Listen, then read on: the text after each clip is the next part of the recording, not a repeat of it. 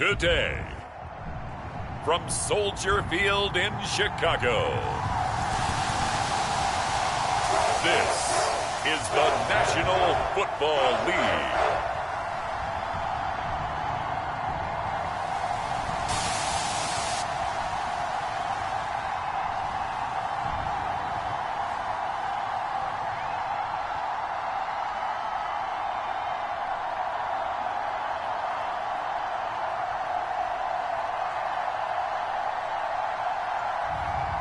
It's the Chicago Bears taking on the Seattle Seahawks.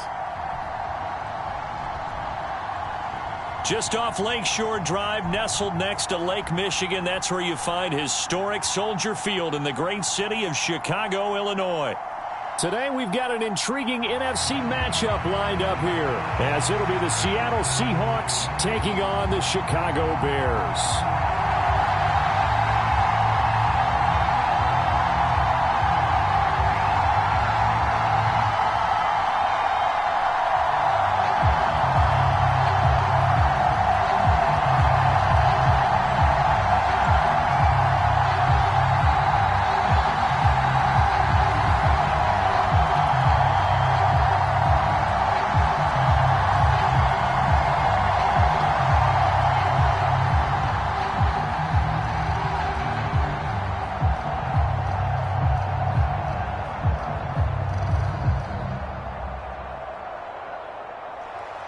Here's the punter, Trenton Gill, now to do the honors, and off we go here at Soldier Field.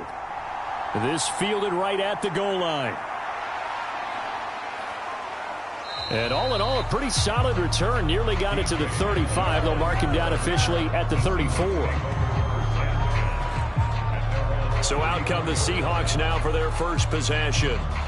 And they're led out by their mobile quarterback out of West Virginia. It's Geno Smith. As I remember back in 2013 when he was drafted out of West Virginia, he was coming off of back-to-back 4,000-yard seasons for the Mountaineers. Hadn't seen as much game time in recent years, but at one point, a capable starter in the NFL.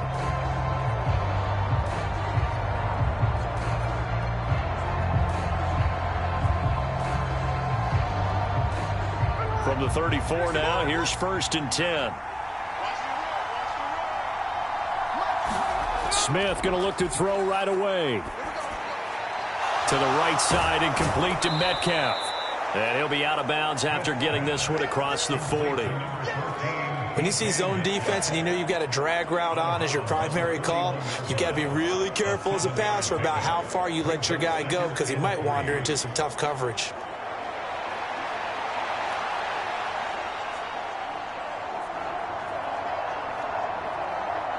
From the 41, here's 2nd down and 3.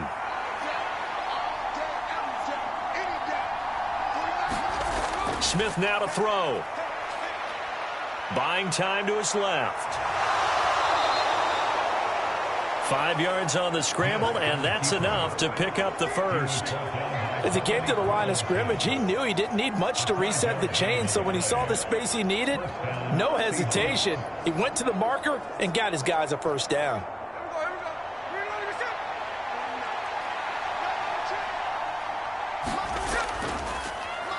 First carry here for Ken Walker. And he's got it across midfield and into Bear territory. It's a 6-yard gain on the ground, and that'll make it 2nd and 4. A quick burst there, and he nicely bit off a pretty decent gain. 2nd down and 4. Sticking with Walker on 2nd down. And that play will go nowhere. Losing yardage back near midfield at the 49. Call that a loss of a yard, and things get a little more difficult here. 3rd and 5. Part of the thinking when you bring in extra tight ends, you're hoping that each of your guys gets those one-on-one blocks and creates a crease for your runner. But the converse is, though, you've got to win those one-on-one blocks. And when you don't, that's the result you end up with.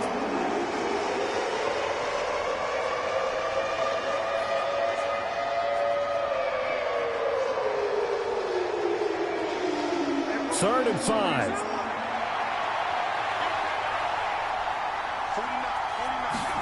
Throwing is Smith. That's complete to his running back, Dallas. And he won't get close. Only a yard, 4th and 3. As a defense, you're more balanced when you're in zone coverage because you're able to keep your eyes on the quarterback and see the play develop in front of you. They're able to keep the quick pass in front of them and stop it right at the line of scrimmage.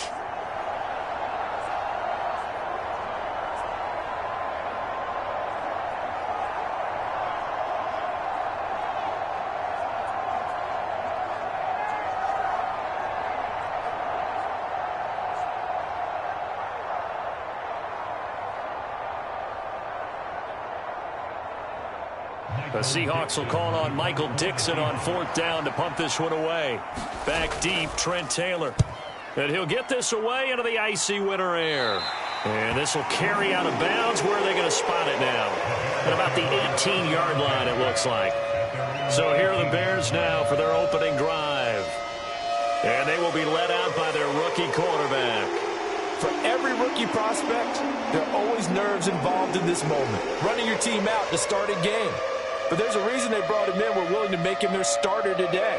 They believe he can overcome those nerves and lead his team to a victory. We saw him do it at the collegiate level and really make himself into a leader and someone you can envision doing the exact same thing here in the NFL.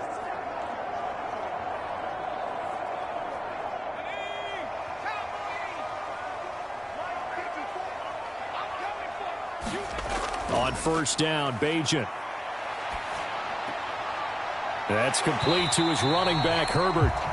And he goes nowhere. He'll lose yardage back at the 17. He was unable to shake free there, and they'll cover him for a loss of a yard. Well, Brandon, we could see that play developing, and they were hoping that he was going to be able to put a move on the first guy and turn it into a big play. But no such luck. The speed on defense continues to get better and better in the NFL. Pretty nice example there of those guys being able to run from their assignments and finish off that play.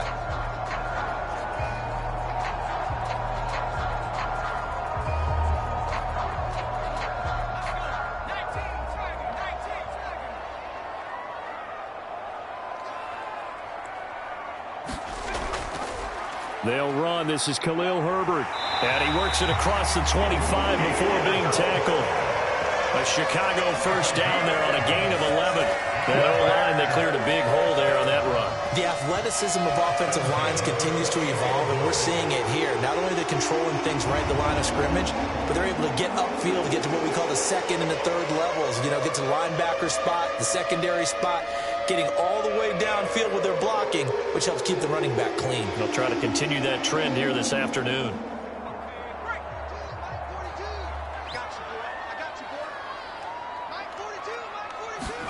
On 1st and 10, it's Bajan.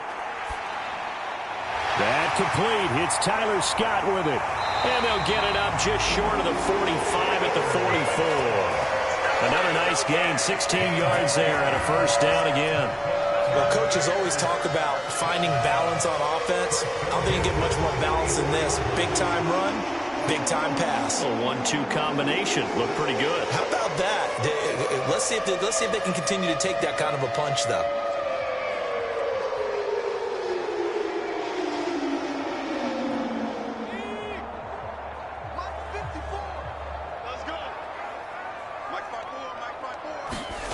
Throwing now, Bajan. The quick throw knocked away. It's incomplete. Moving it a little bit, had them back on their heels, but they earn a brief pause by forcing the incompletion. That gives them a quick chance to regroup and before they're backed up even further. 2nd and 10.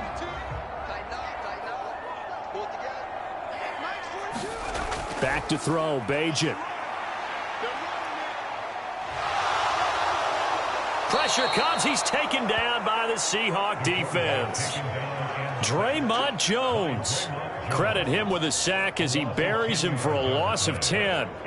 Okay, I'm not sure you could actually draw up a better pass rush than that one right there. Nowhere to go outside. He had to keep backing up and backing up and backing up. Eventually dropped for a huge loss.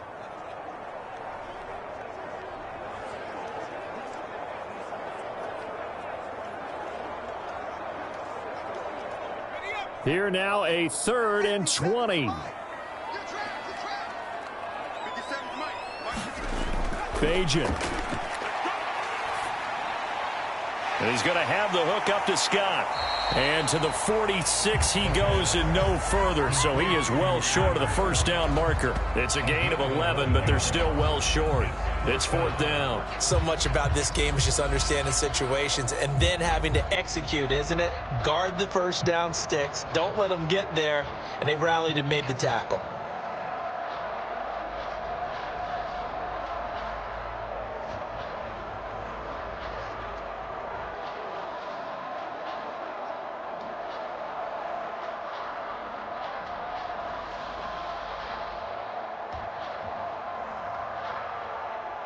On fourth down, Chicago brings out Trenton Gill. And back deep is DJ Dallas.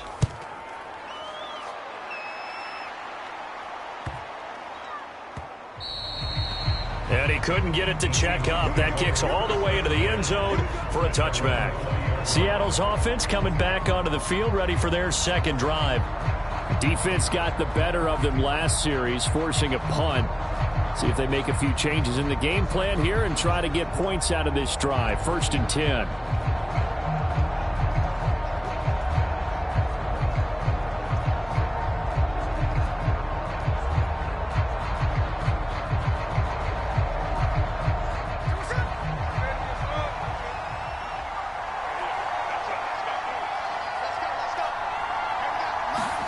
Now Gino on first down. Open man, that's Noah Fant, the tight end. And he'll get this up past the 25 before he's out of bounds. Now that tight end position, it just seems to continue to evolve every year in the NFL. Yeah, you're getting really terrific athletes. A lot of them maybe were wide receivers at one point. They continue to give you speed, great hands, and big bodies, which make them excellent targets for quarterbacks. And Smith's throw into the hands of Fant. And able to get this one across the 45 before he's brought down. Second catch for him today, and it'll wind up a first down. Well, it certainly feels like there are more stars at the tight end position than there were even 10 years ago. And I think it's become more of a glamour position because of the ways it can hurt a defense, and guys want to be involved. They can be in line, close to the line of scrimmage. They can split out like receivers.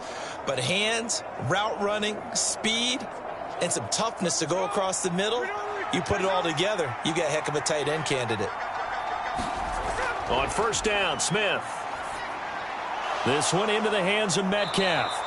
And he'll work it across midfield inside the 45. 10 more there and another first down. We've seen quite a bit of the short passing game here early on first quarter, haven't we? We have, and I think it works a couple of ways for this team because, number one, you throw the short game until they stop it. And if they're not going to stop it, you keep throwing it, and occasionally you'll break a tackle and turn it into a bigger gain.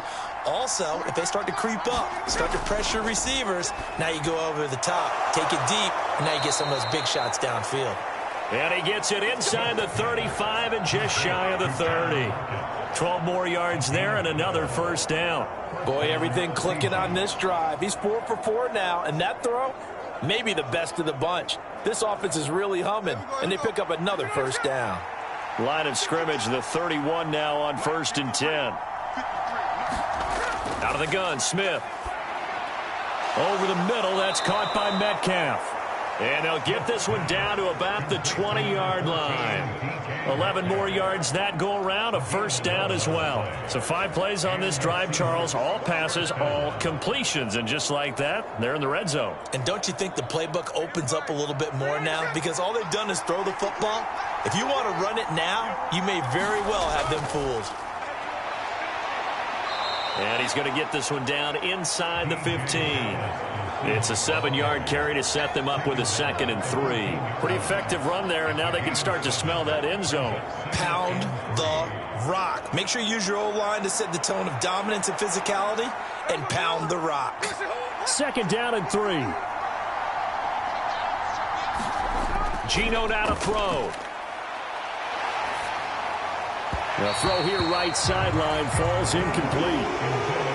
Had an open man that time and ended up putting a little too much heat on it, don't you think, partner? Absolutely. Just needed a touch more air under it. Instead, he fired an absolute bullet. The 8th play of the drive coming up. It's 3rd and 3.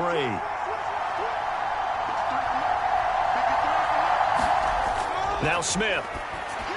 Work in the middle of the field, and he's got a man complete. And the Seahawks are going to have first and goal as they try to finish off this drive with 6 points. And in a lot of ways, that catch is expected. Red zone presence, and that one was realized there. You've got to find your tight end in that situation.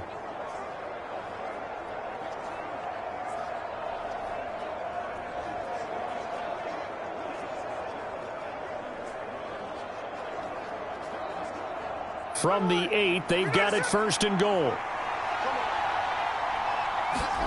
Throwing now is Geno. And it's caught. A gain of 7 that time. Second and goal.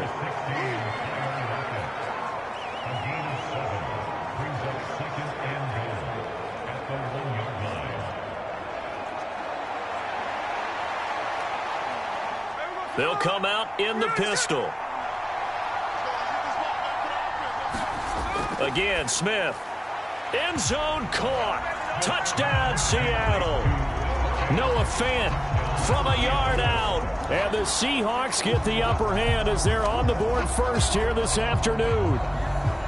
We're still in the first quarter, but it's apparent they're going to have to come up with a different defensive game plan for him because right now he's kind of having his way against that defense and has added a touchdown to the list.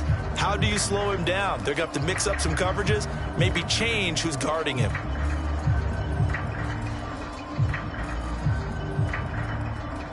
Jason Myers now for the extra point.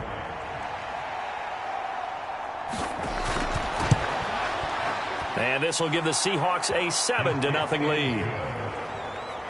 So that drive goes a full 80 yards in 10 plays. And it's Noah Fant who caps things off with the touchdown.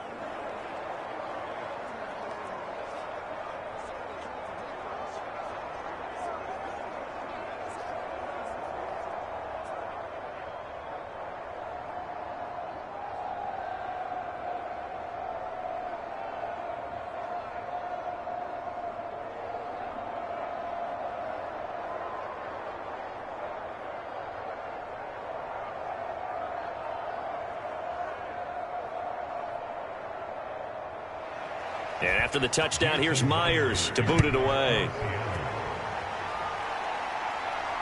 This taken in at the goal line.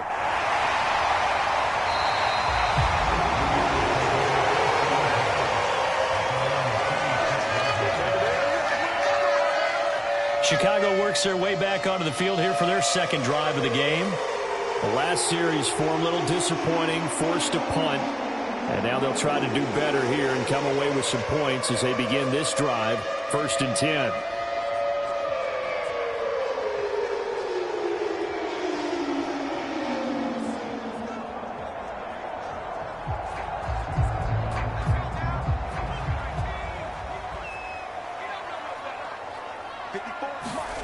Throwing here, Bagent. And he will find the open man. It's DJ Moore. And they're able to get this one across the 35. Right off the bat, it's a first down to start the drive, 12 yards. Well, they brought the pressure, and that meant man coverage behind him, so he's still able to complete the pass. Even as he took the hit. And that's what you have to do, because I was just talking with a coach the other day, and he said, look, it's not always going to be pretty back there. You're going to have to give me completions. Even when you're taking some hits, sometimes you have to be your own blitz control, for lack of a better term. Got to make completions, step up and make those throws, and he did that. They decided the opportunity was there and launched a deep ball, but he was unable to get away from the defender, couldn't create space, couldn't uncover at the end of the route, and that one winds up incomplete. Here's 2nd and 10.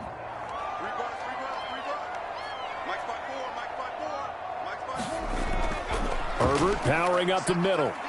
And he'll muscle his way up to the 43 for a pickup of right around 5. That second down play call was not to pick up the first down. It was to accomplish what they did, to get them into a manageable 3rd down, because they had incompletion on 1st down, so they were behind the sticks, so to speak. They needed to make up some ground, and they did. They'll need 5 on this play to move the sticks. Now Bagent to throw. And he will not be able to hang on through the contact. It's incomplete. The coverage strong, and now it's 4th down. One first down here, and that's all, folks. Good work by this defense to hold things in check and force a punting situation. Fourth down, so they send out Trenton Gill.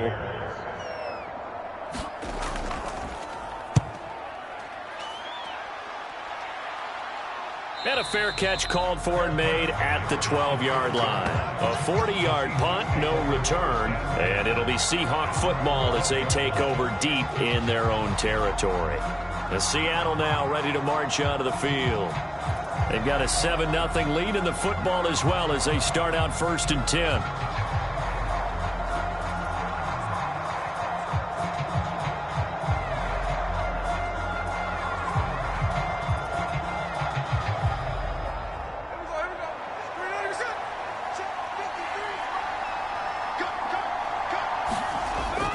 Play action. It's Smith.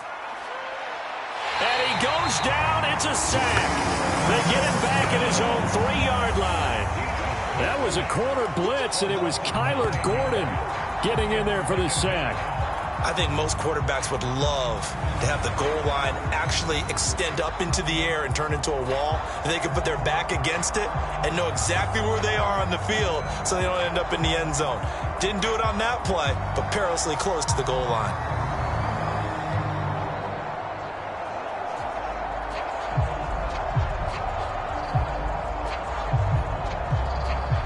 After the sack, it's 2nd and 19, and the road gets a bit tougher from here. Straight ahead, Walker. And from the 4, they get it to the 8 on a pickup of 4. When you find that kind of yardage, you couldn't be more confident as a ball carrier. And guess what? You're going to go back and tell your offensive coordinator, I'd like to keep carrying it, thank you. The Bears bring out an extra defender in the second.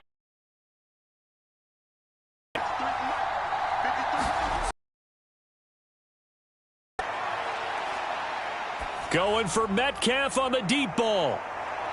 And is this intercepted? It is. It's intercepted. Picked off by Jalen Johnson. And the Bears will take over here as they get it up to the 43-yard line. And I think this is a situation where quarterback coach in the sideline is going to talk to a signal caller and say, listen, it's 3rd and long and it's still early in the game.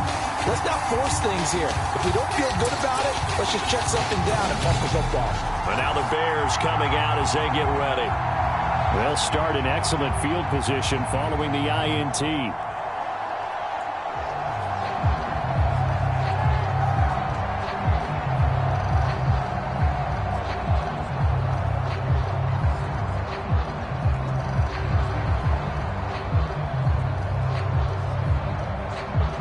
So good starting field position for them here as they come up 1st and 10 at their own 43. To throw is Bajan. Got a man complete. It's Taylor. A huge play there for Chicago.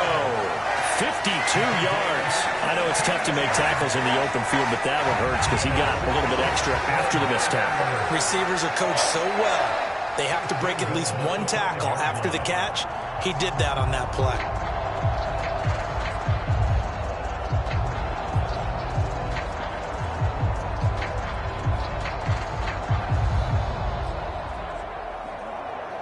Well, that didn't take long. One play, and we're already looking at a 1st and goal situation. And they'll turn to the power game to try to get in. And he is in. Touchdown, Chicago. Kari Blossomgame. A 5-yard touchdown run. And the Bears are an extra point away from evening this one up.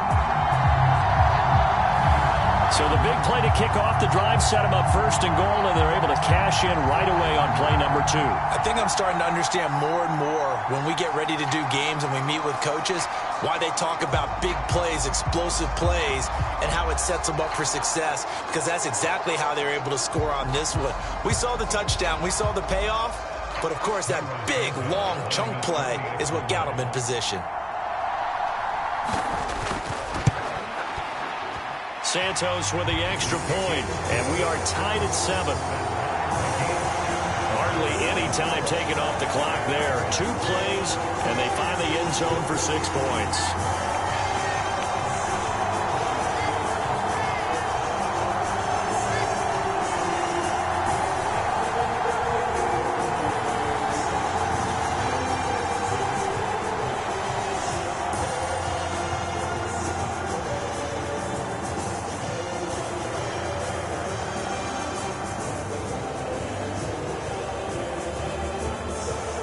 So all even at 7 now as they kick it away.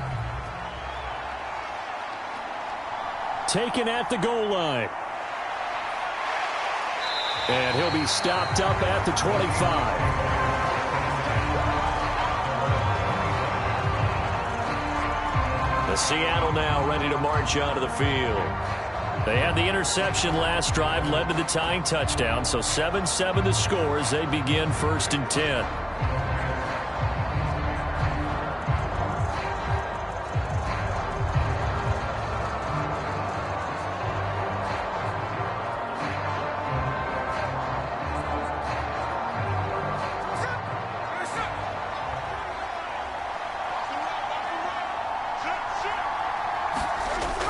They'll run with Walker to begin the drive. And he's taken down, but able to slip across the 35. Give him 13 yards on the opening play of the drive and also give him a 1st down. Usually we see runs like this as the defense breaks down later in the game, but this guy is setting the tone early, running through all types of tackles and put the defense back on its heels.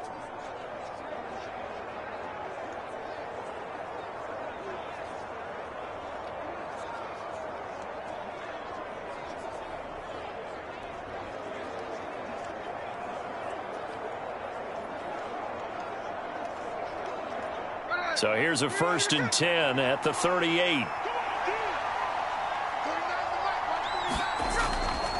Again, it's Walker. And that one goes for about 6 as he's taken down just shy of the 45. Consecutive positive runs for him on the last 2 snaps. He certainly appears to be trying to put the offense on his back and just move them down the field when his number is called. The way he's running it, I keep going back to him. From the 44 now, here's 2nd and 4. Now Gino. This is Fant on the short completion. And tackled down after a gain of 3. Leaves him with 1 yard to go on 3rd down. Not a big window to throw. Coverage wasn't too bad there. Yeah, they had him under wraps pretty well, but somehow able to muscle his way open and catch the ball. So they just need 1 yard here to pick up the 1st down. Smith going to throw on 3rd and 1. A throw out wide going to be incomplete. Well, the gap man coverage on the outside, and my scouting report on these DBs tells me that they love to take matters in their own hands. They want man coverage, not zone. And there was good coverage there that forced the incompletion. On 4th down, ready to punt, Michael Dixon. This is away, but boy, headed straight for the sidelines. And now where will the side judge stop his walk? That's the question. He says it crossed out of bounds at about the 17-yard line. Onto the field now come the Bears. This drive here beginning probably with a pair of motivated groups. Remember, the offense scored a touchdown on their last time out, looking to repeat that in Charles's defense. They were very frustrated after giving up 6 the last time on the field. And frankly, it's just a battle of wills in a lot of ways because you know they're both motivated. They both game plan for this drive, and they both have specific outcomes in mind. To me, it just comes down to who can execute better and which side can step up and assert its will over the other. Meanwhile, they take a shot to start the drive, but this is going to wind up incomplete. Almost feels like anything you can do, we're going to try and match or do better. We've already seen 1 touchdown pass from the opposition. They tried to equal it on that throw. Now a 2nd and 10.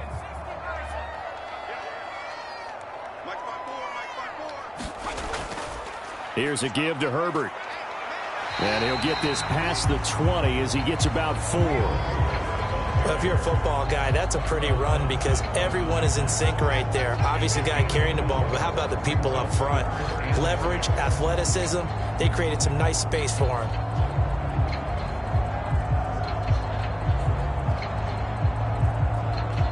Here's 3rd and 6. Here's Bajan.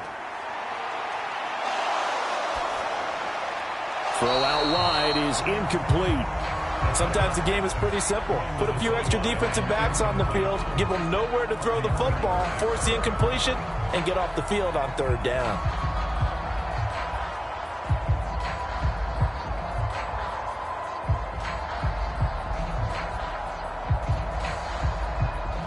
And here's Trenton Gill on to punt. And he's getting a workout here in this first quarter as he gets it away. And a fair catch called for and made just inside the 35-yard line. A 41-yard punt there with no return. And it'll be Seahawk football, 1st and 10. The Seattle now ready to march out of the field. The crowd may be losing just a little bit of the edge after back-to-back punts. They want some big plays. They want to see some offense. They want to see somebody break away, whether it's through the air or on the ground. Now it'll be interesting to see where the patience is on both sides. Each head coach, can you hang in there and not try and force something that could put your team in some jeopardy? Now a first down throw. It's Smith. He'll find Metcalf. And able to break one tackle, but then quickly brought down. But a nice little gain. So the completion good for 6 yards, and that'll make it 2nd down. I think defensively you're okay with that. Here in the first quarter, he's going to get some catches, but they rallied to him quickly. And that's what you count on, and I like what you just said. First quarter, can you do it all game long? They catch it, you tackle them, they go down on the spot. Because when you're able to do that and you don't give up big chunks of yardage after the catch, now you put the offense in a position where every series they have to work hard to pick up first downs, and you tend to stall them out when you do that. It'll be a loss of 2, maybe 3 on the play. 3rd and 7 now. It looked like the defense, they were ready for that one. Really left him almost no room to work after catching the ball. He could throw every move in the book at him. They were there, and they tackle him for a loss.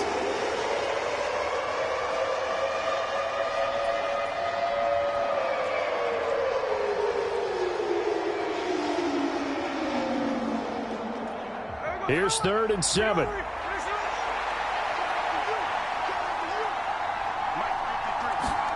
Here's Smith. Going right back to Fant.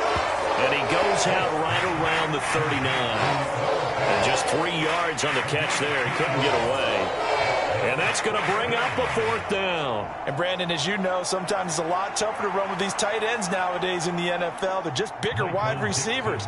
He lined up on the left side of the formation, ran a drag route across the field, and tried to work his way open. He was able to make the catch, but the defenders were there. Couldn't do a whole lot with it afterwards. It'll be 37 yards there on the punt, and the Bears take over. The Chicago offense set to get started. These guys definitely hoping for a better showing than their last appearance. They couldn't really even move the football much beyond the shadows of their own goalpost, Charles. We'll see if they can get a better, more sustained drive going here.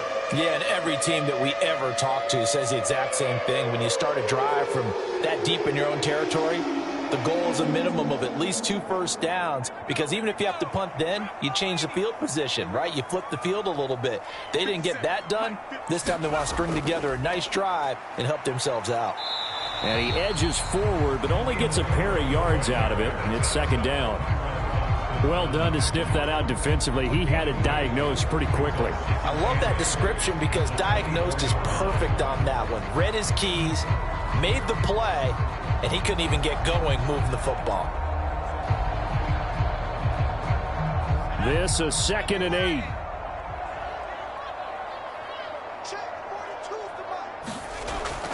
They'll look to throw here. That's to the right sideline, and it falls incomplete. Just nowhere to go with the football. He was forced to put that one into Lake Michigan. I think his receivers have to do a better job of working free because he didn't have anywhere to go at all on that play.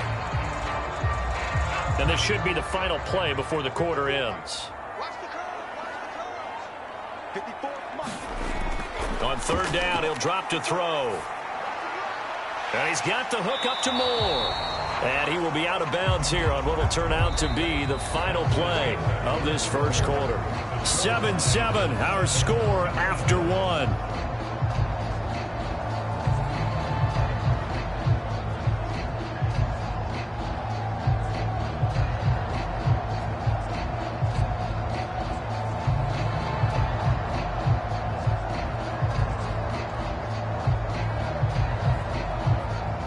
And here's Trenton Gill now.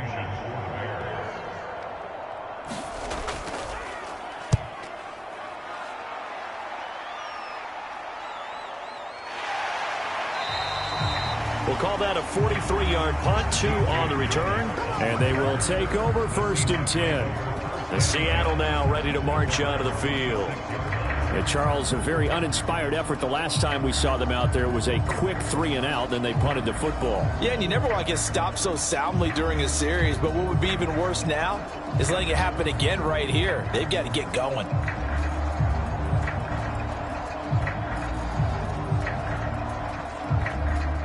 Now Smith and the Seahawks going to come up 1st and 10 at their own 26. They'll try and start this drive in the air. He rifles one, and that's going to be intercepted. Picked off by Tremaine Edmonds, the linebacker. And the return will stop right around the 25. Well, look, we're watching a quarterback here that's obviously been around for a long time. That's a throw he wishes he had back. He certainly does, but as you well know, this is a guy that's used to taking a few chances, used to fitting it into tight windows. These are throws that he's made before. Didn't happen to get it completed in this case. The Bears now ready to take over again. They'll have very good starting field position here as they try to break our tie, and they start 1st and 10.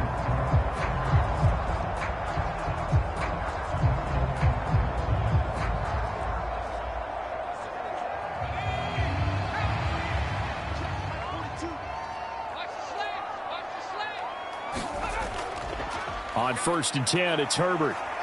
They get him to the ground right on the cusp of the red zone after a pickup of 5 or 6. And that's exactly what you want on a first down run. Pick up 5 yards, bring up 2nd and 5. The defensive line, though, they've got to figure out a way to out-leverage the guys up front because the offensive line is winning at the point of attack. From the 20, here's 2nd and 5. Draw play, a give to Herbert. Nifty move. And they've got it inside the 10 at the 8. It's a nice pickup of 12 yards, and it gives them a 1st and goal. The defense was dialed into the pass. They overlooked the draw play. And how often do we talk about the oldies are still goodies? Because that draw play comes straight from Coach Paul Brown's playbook, going all the way back to the original Cleveland Browns.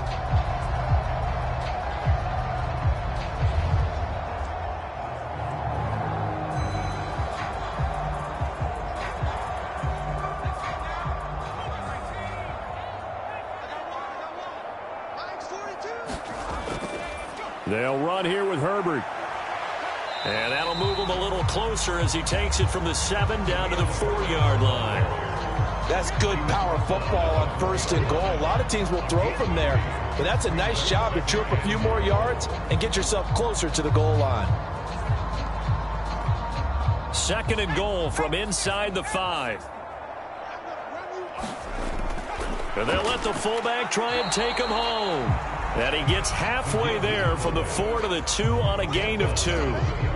Well, big man with ball met bigger man on the other side of the line. A really nice play for the defense.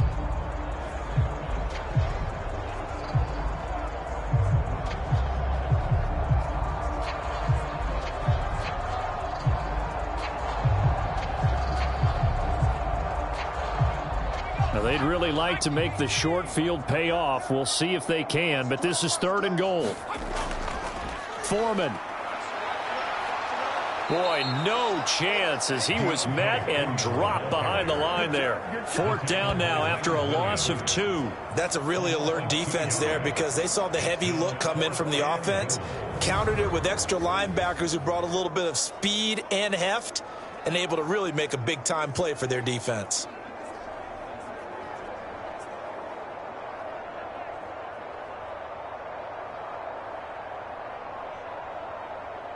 So on 4th down, Cairo Santos on now for the Bears field goal. This will be just a 21-yard attempt. Santos' kick is up and through, and they take the lead here now at 10-7.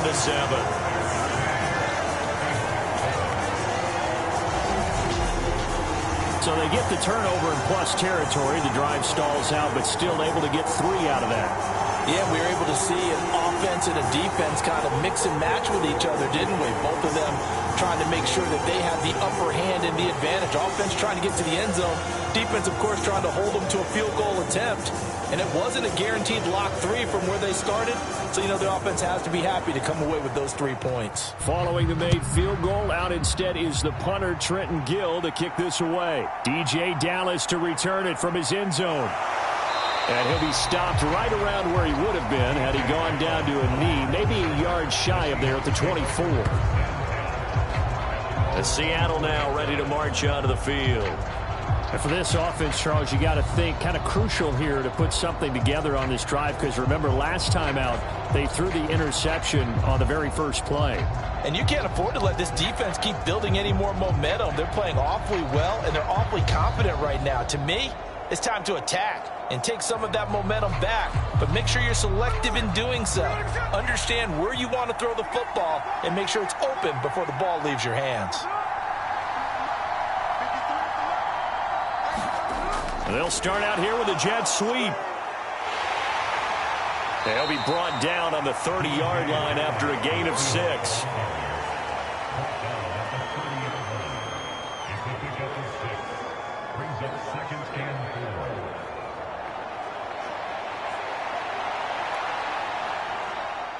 Now the ball on the 30. Here's 2nd and 4. Here's Smith.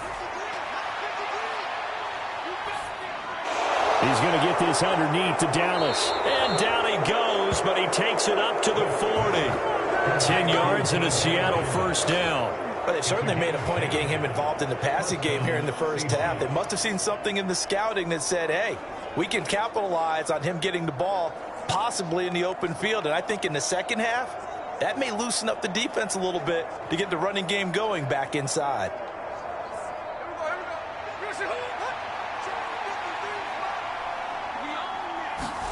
Smith on first down. As it complete to Jackson Smith and Jigba. And they'll get this well past midfield before being stopped just before the 35. Call that a very strong gain of 24. Well, there's no disputing. He's made some poor throws in this first half, but this was a good one. And you can bet this is an offense that isn't going to pull back. They believe in what he can do. So all you can do is look forward, and they pick up a first down.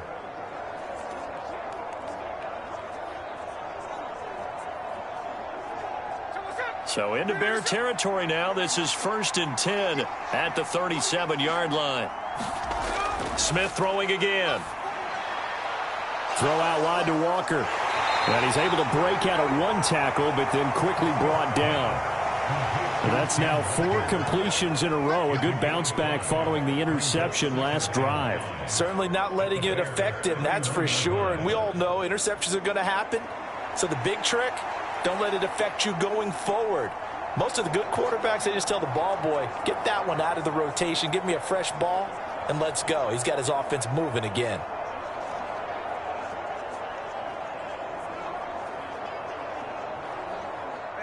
Here's a 2nd and 5.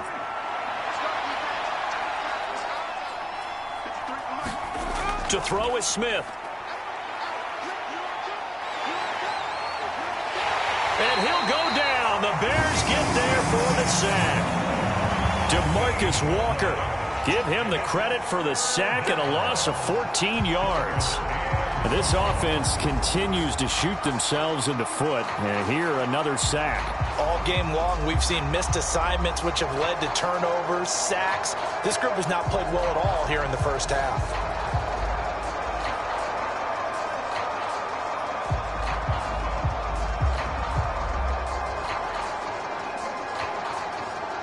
Now a tough spot for Geno Smith and company after the sack. It's 3rd and long. He'll look to throw.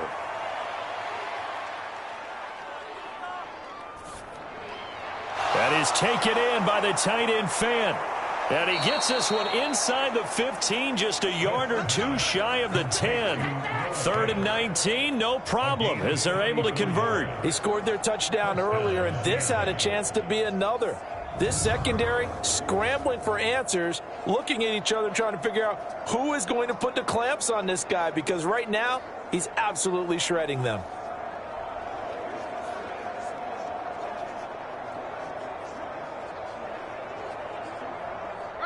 So how about this for field position after the big play? Inside the 15 now as they come up on 1st and 10. Up the middle, here's Walker. Down to the 6-yard line on a pickup of 6 as he gets halfway to the goal line. That's a strong pickup right there on 1st down. And as this drive goes on, we're seeing an offensive line and running game imposing its will.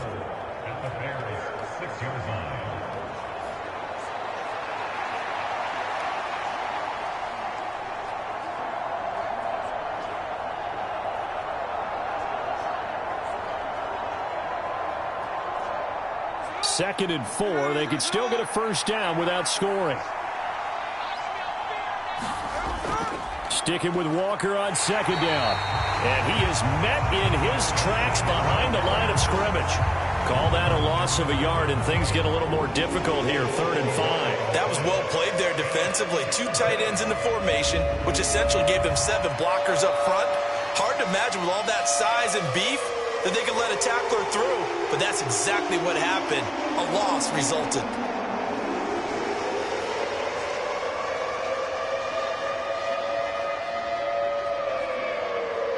The Seahawks on 3rd down. They've converted just 2 for 6 thus far. This will be 3rd and 5.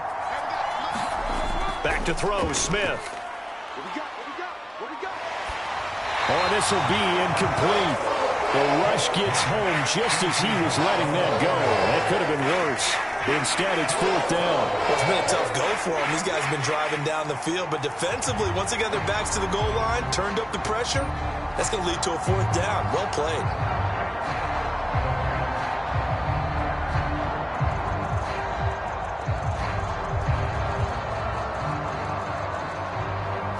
On comes the Seahawk kicker here on 4th down. It's Jason Myers from the right hash, and this one just a chippy. Myers' kick is good, and that will knot us up at 10.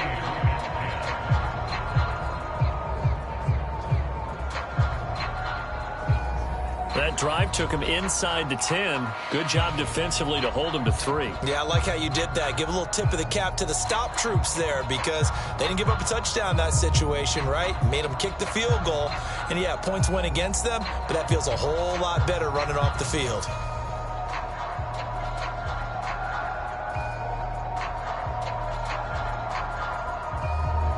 All level now at 10 apiece as the kick's away. This fielded right at the goal line. And ultimately, he stopped right where he would have been if he had simply gone down to a knee at the 25. And now Chicago getting ready to go as they take the field. Their drive last time, it stalled out. They were forced to take the short field goal. And the key phrase, you nailed it. Forced to, because you know coaches look at these short field goals as a last resort, right? To them, that's not how drives are supposed to end. You're supposed to put 6 on the board. That's a consolation prize, like going to the county fair. You don't get the big stuffed animal on that one, do you? No, you don't go top shelf. That's bottom shelf material.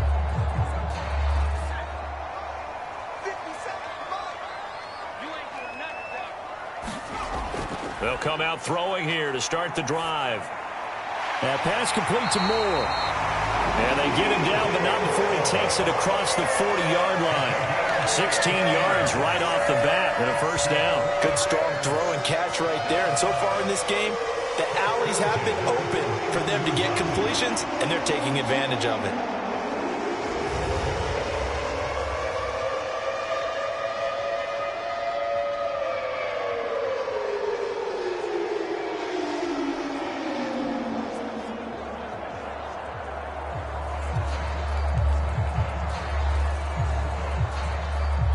One play has him up past the 40 already, and another 1st and 10.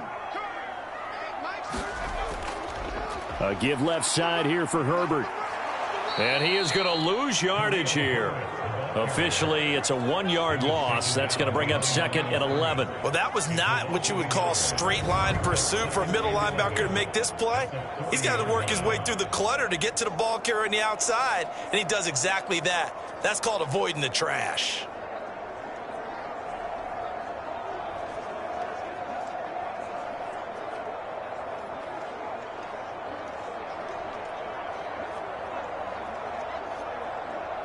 Looking at a 2nd and 11 now after the loss.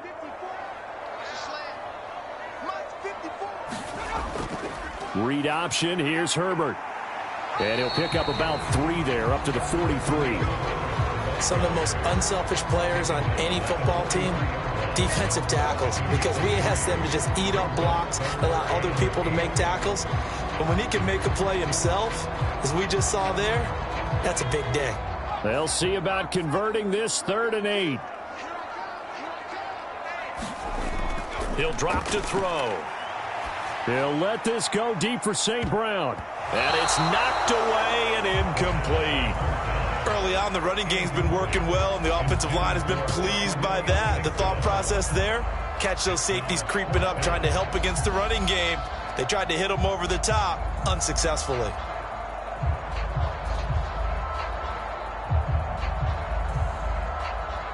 Here comes the Bears punter now, as he's on for the 5th time here today.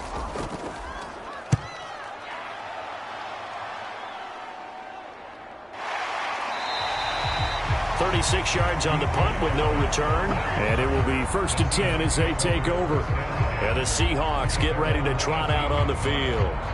And last time they got 3 points, but it was a chip shot field goal. And when you go to the sideline after a chip shot field goal, maybe the offense not too happy. It's a balancing act, isn't it? Because you're exactly right. They're none too pleased that they didn't punch it in for 6 points. But they also have to remember they did put points on the board. 3 points is 3 points. And in this league, you take points when you can get them. Not easily done. Now Smith and the Seahawks going to come up 1st and 10 at their own 18. From the shotgun, he'll look to throw. A quick throw there is incomplete. I think he's got to be careful not to force anything into coverage right there. There weren't really any throwing lanes. But the best part for him, he's got 2nd and 3rd down to fall back on.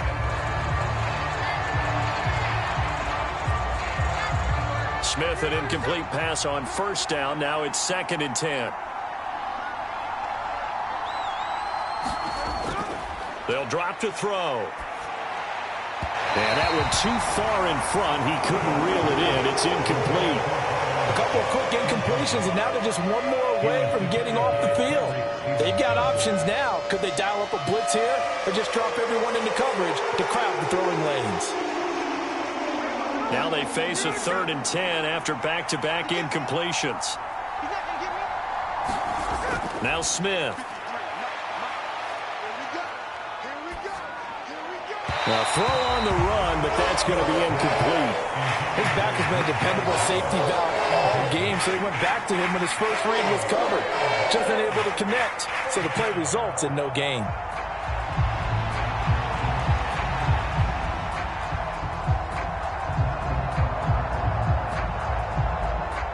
Here's Michael Dixon now to punt.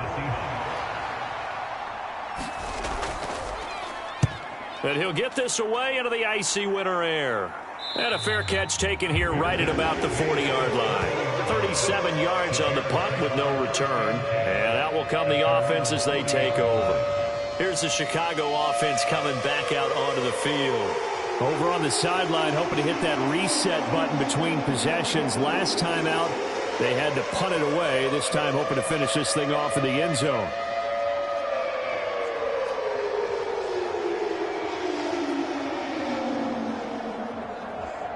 The Bears in good field position to start out 1st and 10 at the 40. Now Herbert to start the drive. And this play will be blown up. He'll lose yardage back at the 38. Boye Mafe got through the line like a knife through butter. He buries him for a loss. I like the strategy. Extra tight ends, extra beef. They want to run the football, but that means they probably want to run it inside. If you get strung out on the perimeter, you're in peril. Yeah, we saw the result. Negative yardage.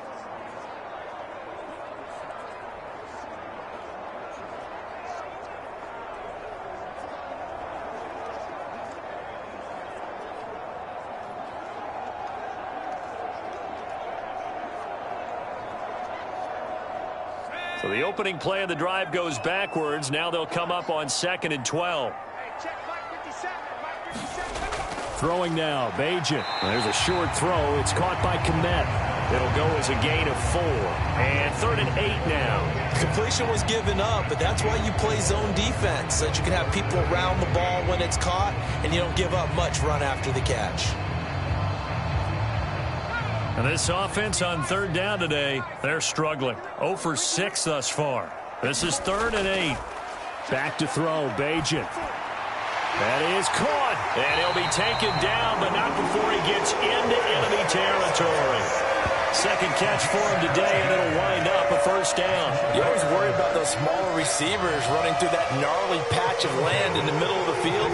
But he did a really nice job there holding on to the football and protected himself as best he could while completing the play.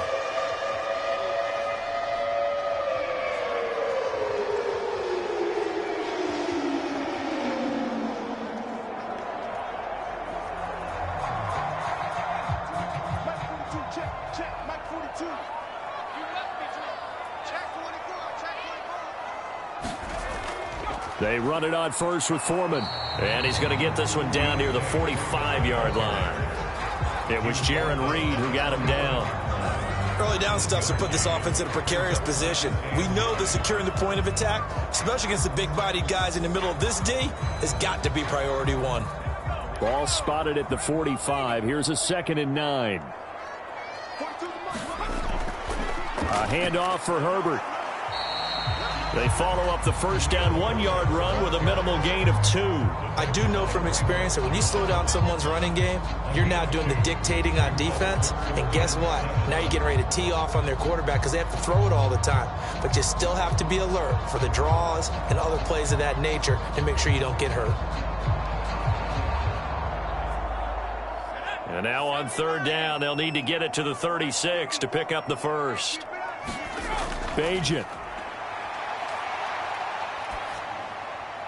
Able to find the open man. That's complete. And that'll wind up moving the chains again as the tackle's going to be made at the Seahawks' 24-yard line. 19 yards that time for number 19.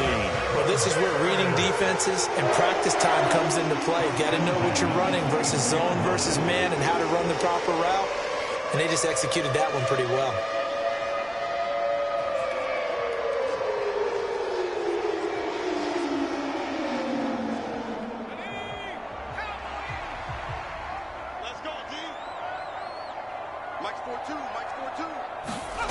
On 1st down, Bajan. And his throw's going to be incomplete. Nice progress down the field was halted by that incompletion. They could try for some safe yards here to get things moving again, or keep throwing it and pushing it downfield to try and pick up bigger yardage. 2nd and 10. We're all knotted up at 10, but it appears that may change soon. Only question is, will they have to settle for 3? There's the stiff arm. That'll leave them with a 3rd and 2 coming up. They got 8 yards there. That was a nicely run slant route, and what the receiver's trying to do is make the defender think he's going upfield for a deeper route, and then breaks it off, usually after about 3 to 4 steps, and cuts towards the middle of the field. And now what he's trying to do is use his body to keep the defender away from the football and give the quarterback a really nice target. He's got his target. That's complete. And stopped a few yards shy of the goal line at the 3. They're able to convert on 3rd down, and that sets up a 1st and goal. And that could be one of those turning point plays in a ball game. A field goal gets you the lead here, but they want to make a statement and get 6 points. And they're certainly going to get that opportunity as they get the conversion and set up 1st and goal.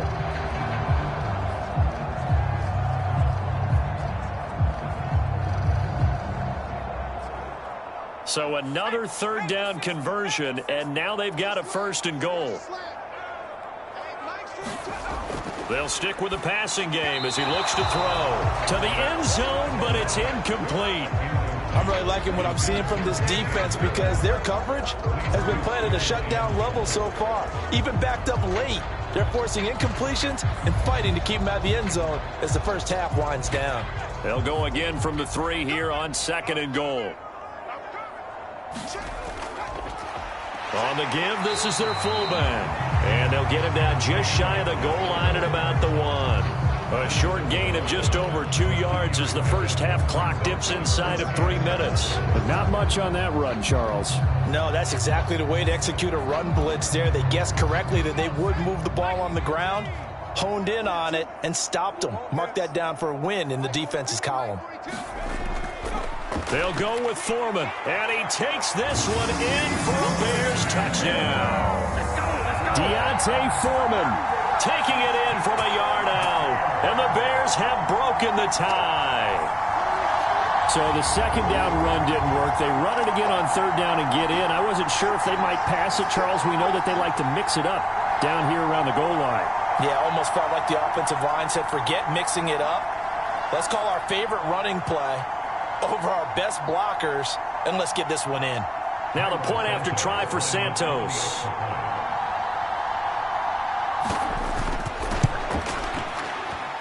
He's got it as they go up by a total of 17-10. So that drive, 12 plays in length, and it was finished off by D'Onta Foreman on the touchdown run.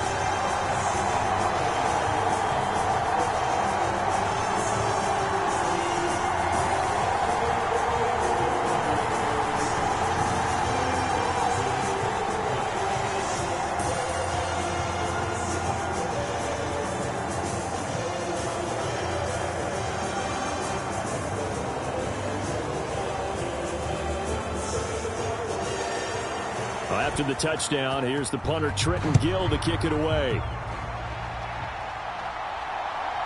Dallas now to return it from his end zone. And ultimately cannot get this out to the 25-yard line as he's dropped it to 23. And out now come the Seahawks. They find themselves down 17-10 as they come up on a 1st and 10.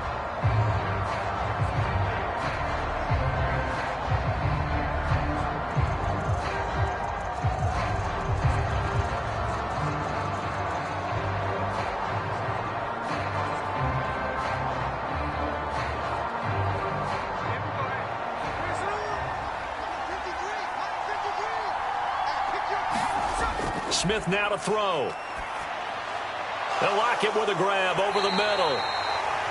The result, only 4 yards there on the play, and it'll be 2nd down. Well, it's time for them to be good teammates right here, and what I mean by that is possess the ball for a little while, get at least 2 first downs, give their defense a chance to settle down a little bit after they give up a touchdown. 2nd and 6. Now it's Smith. And for the 3rd time here in this half, it's intercepted. Picked by Kevin Byard. And they will score a pick 6 for a Bears touchdown.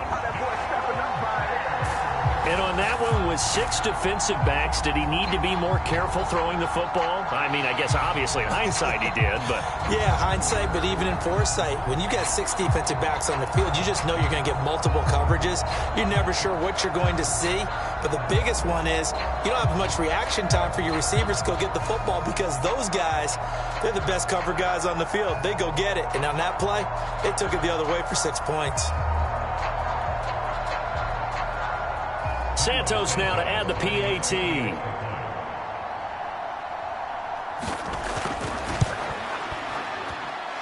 And the lead is up to 14. So the defense creating some points, not only getting the interception, but then returning it to the end zone for the pick 6.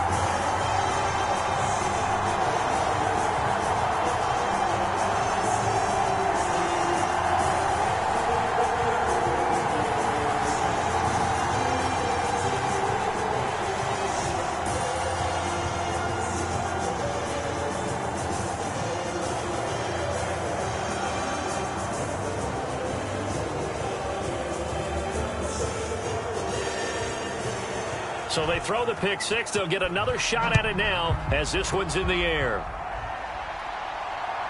This taken in at the goal line. Oh, a good-looking return set up here.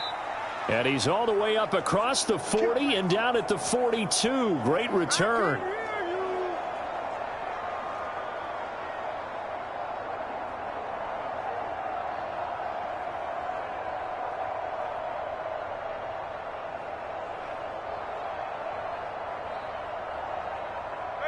Here's the Seattle offense ready to get this drive underway. Now remember, they were just out here a moment ago through the pick six, so we'll see if they can take better care of the football this go-around. Yeah, and sometimes, partner, I think it's almost better that you just throw the pick six and you come right back out on the field. You're not over on the sidelines dwelling for it for very long. You're not hearing everyone say, hey, you'll get them next time. Hey, don't worry about it. All that stuff just goes right out the window. You're right back out on the field with a chance to atone. Smith trying to get him to the line quickly with the clock rolling. Geno now to throw. This is the tight end Fant. And he's corralled, but not before getting it inside the 35. First down, Seattle, 16 yards the gain there. Well, these guys have definitely been outplayed in the first half, but I like their countenance. I like the way that they haven't panicked out there, the way they're carrying themselves. They're starting to move the ball, and what you have to do, maintain your poise and start to put together some drives.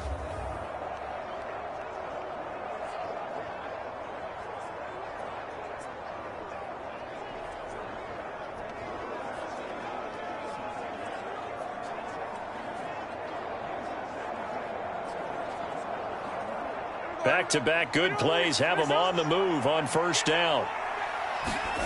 Now Smith. He completes this to Walker. Now the Seahawks going to use the first of their timeouts as they'll stop it with just over a minute to go before halftime.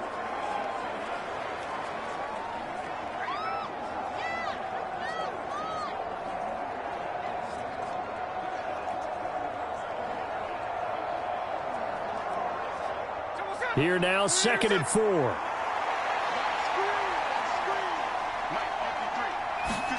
Smith. This one into the hands of Metcalf. Now the Seahawks call the second of their 3 timeouts as the clock will stop with 55 seconds to go until halftime.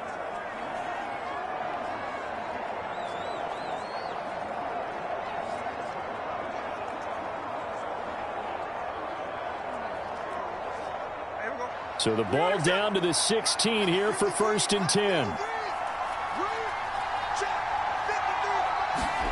From the red zone now, Smith. That's complete to his running back, Dallas. And he'll get it here to the 10-yard line. And that's good for a gain of 6, and it's 2nd down. And we see another pitch and catch there to the running back. This position just continues to evolve. They become just as critical to the passing attack as a lot of receivers, tight ends, because their ability to make people miss in the open field can really generate big plays for an offense. 4 yards remain on 2nd down. Ball on the 10. To the air again, Smith. He finds Smith and Jigba in the end zone for the Seahawk touchdown. 10 yards on the touchdown pass. And the Seahawks get a late score here in the final minute of the first half. I think everyone in the league talks about finishing, don't they? Doesn't matter whether it's a quarter, a half, a game, a series, whatever. But they're finishing the first half in fine style, putting that one in the end zone. They did, and they didn't leave much time on the clock either. Well done. Now Myers for the extra point.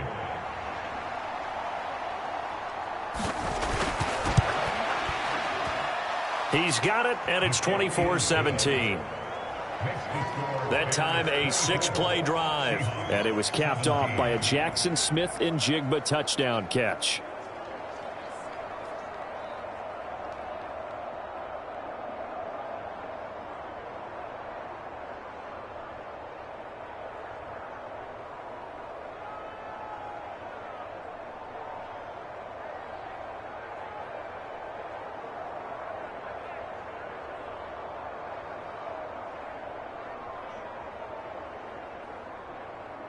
And after the touchdown, here's Myers to boot it away.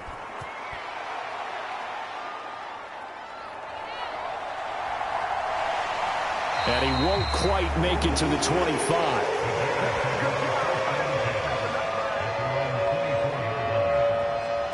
The Bears going to get one more possession in this first half.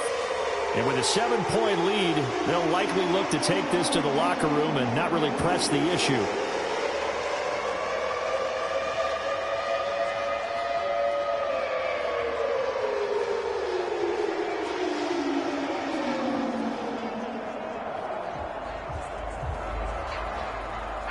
A little over 20 seconds remaining in the half as they'll line up here 1st and 10.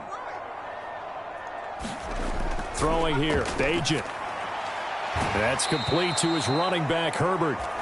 And he will lose yardage here back at the 23-yard line. He was unable to shake free there, and they'll cover him for a loss of a yard.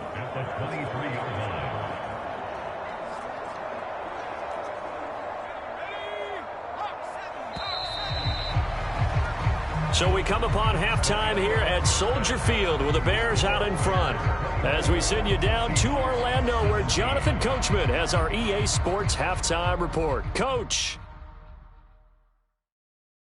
All right, Brandon, thanks very much. Welcome, everyone, to our brand new studios here in downtown Orlando in the EA Sports Halftime Report.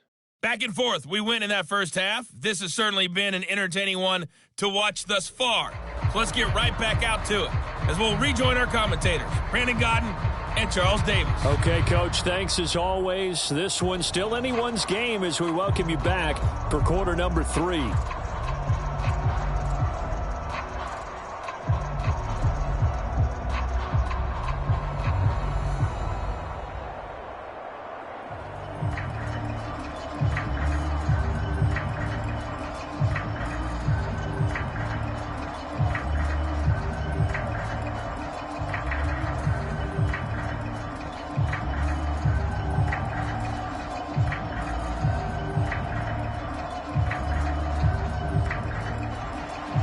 These offenses have been in fine form. What will the second half bring us as we are underway in quarter 3?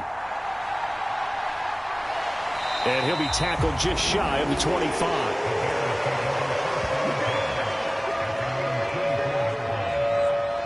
So here's the Bears offense now as they get set to start this third quarter. They have played so strongly. You look at the scoreboard, you probably, with the way they played, you would think the margin would be a lot bigger, right? You would. And in your experience, how many times have we run into coaches where they've talked about, hey, we just want to put it in the hands of our defense and have them win the game? In this case, yeah, not the case. Not at all. You want to put it in the hands of your offense, but you always feel better about seeing defense because you think defense is a constant and offense kind of comes and goes. Today, this game, no, they need their offense to stay on a really hot level. They've been hot so far. On 1st and 10, it's Bajan. Now that'll be caught by St. Brown. So give them 5 yards there on the pitch and catch, and that'll bring up 2nd down. One thing you're hoping for when you run drag routes, you're able to hit a receiver in stride, and he can pick up a lot of yardage after the catch. But in this situation, the defense was effective, able to stop him before he could get a good head of steam going. Now Bajan to throw. He'll go right back to St. Brown. And they get him down, but not before he takes it across the 40-yard line. 14 yards and a Chicago 1st down. Well, if you like the matchup and that connection works to start the drive, no reason to go away from it. Let that defense prove that they can stop you. And here, it's 2 throws and 2 first downs. Here's Bajan. Open man is Kmet, the tight end. And they'll get this well past midfield before being stopped just before the 35. A good pickup there, 21 yards. Whatever the discussions were at halftime to try to slow down this offense, it has not worked to this point. Yeah, I have a vision right now of everything that was discussed at the half just being torn in shreds or being erased off of the Microsoft Surface tablets because none of it is working. They are really locked in on offense. Man, I just love being in this stadium. So much history, tradition, so many great teams and games, and we're seeing a pretty good one right now, hotly contested in the third quarter. And he'll be brought down on the 30-yard line after a gain of 6. That play wasn't quite as big as the play that preceded it, but still, gotta like the way they're moving the football, partner. Absolutely. Pretty good room to run on that last play. Yeah, they didn't get a first down, but still, you'll take runs like that each and every time, won't you?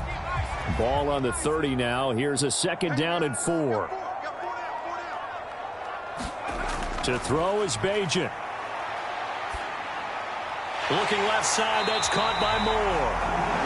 He continues to deliver a first down here. He had 4 catches in the first half, and this one number 5. This has to go down as one of the simpler routes in the playbook, but oh so effective. Nice completion there. Keeps the sticks moving.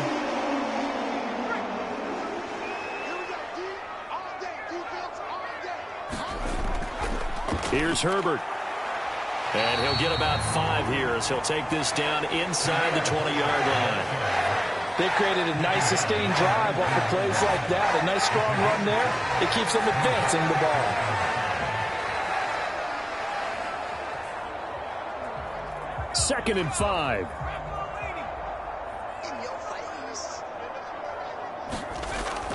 Herbert once more. And they'll bring him down at the 13-yard line. 61 yards rushing for him in the ball game now on 14 carries. Looks to me like maybe there's a little attrition setting in with this drive, because when you see that type of a run, I get the feeling the defense gets a little bit tired. And that's the last thing they need, especially when they look up at the scoreboard. From the 13 now, they work on 1st and 10. Back to throw. Quick hitter here, it's complete. And he's going to get a solid gain of 9 before being brought down. Second and right at a yard. Nice rhythm throw there on 1st down. He located his tight end, made it a nice easy pitch and catch. Hoping he can break a tackle or two. Wasn't able to do that there, but still good yardage.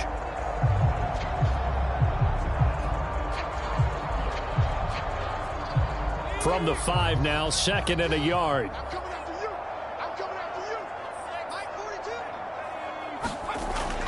They'll look to throw here. Touchdown! DJ Moore, a 5-yard touchdown. And the Bears take the opening kickoff of the 3rd quarter and drive right down the field to extend their lead. Circle that drive because that might be one to remember. Well executed to give them a little cushion. Well, let's take it into the boxing ring. You talk about them commanding it, keeping the fight where they wanted to, whether it was in the center of the ring or putting them on the ropes because it was jab, jab, jab. And finally, the haymaker to put that drive away. Now the point after try for Santos.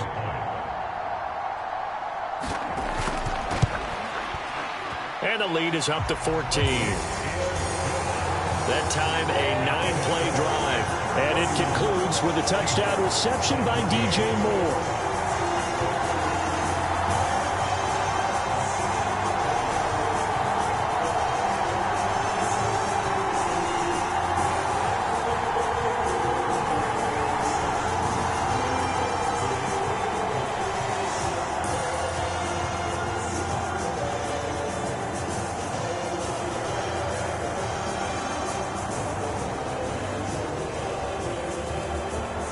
After the touchdown, here's the punter Trenton Gill to kick it away.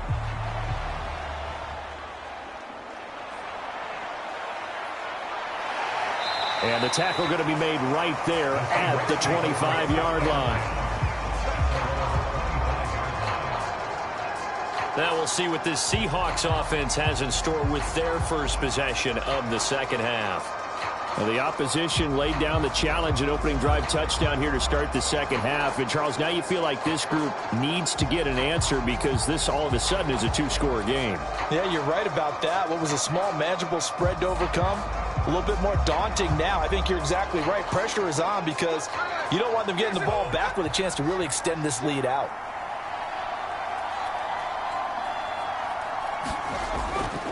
Here's Walker to start the drive. Yeah, this will leave him a yard short. Nice pickup of 9 yards on 1st down. They'd love to just strike back with a touchdown right here, and if it's a long play, so be it. But the main goal, get a couple of 1st downs, run some plays, run some clock, allow their defense to get a chance to catch their breath, settle down, and relax a little bit after they just gave up a score. Throwing is Smith. This is Fant on the short completion. And he'll be taken down, but not before he works it past the 50. The catch and run, good for 18 and a 1st down. But when you hit him on the move like that, and he's able to get into open field with a full head of steam, oh, boy, it's going to be tough to get him down. Yeah, there was a big window. They're lucky they did get him down.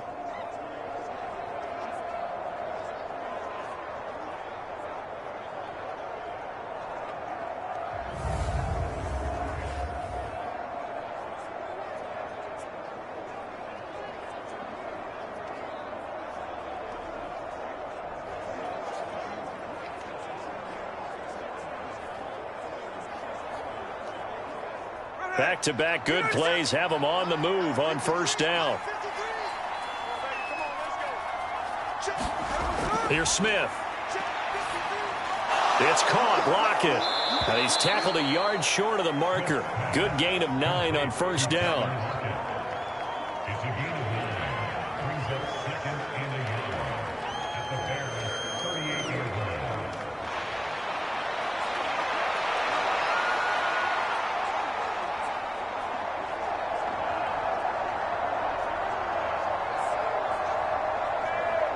Second down and a little more than a yard here.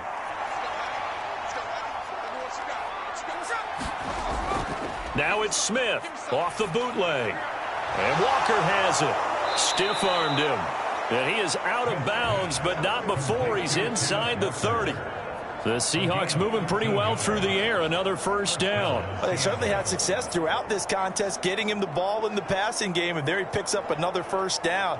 Whatever they saw going into this one, they've been able to capitalize on it, and no adjustment has been made to take it away. Again, Smith. This complete to Lockett. And down inside the 15 he goes.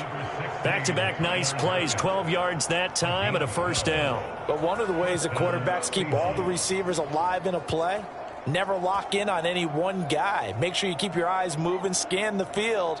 And here he finds the open guy for a nice pickup.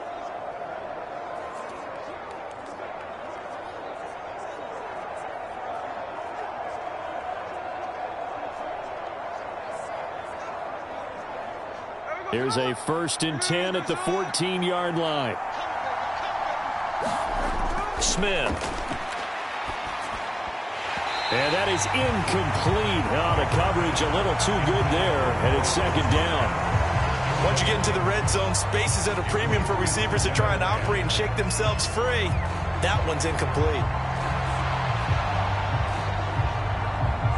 Smith, an incomplete pass on first down. Now it's 2nd and 10. Now Gino. He's got it. Touchdown, Seahawks. Kenneth Walker, a 14-yard touchdown. And the Seahawks have got it back to within a score.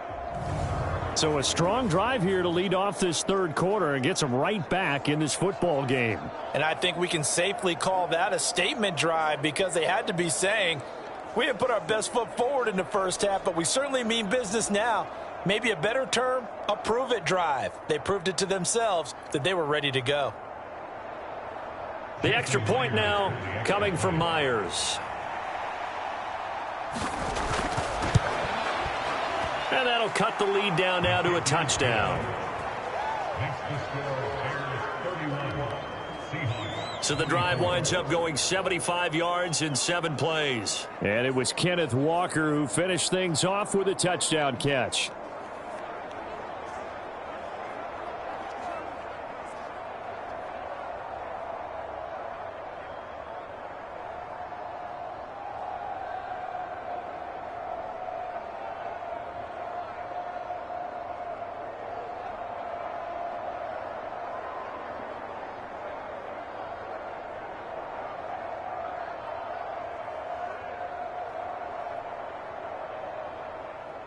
And after the touchdown, here's Myers to boot it away.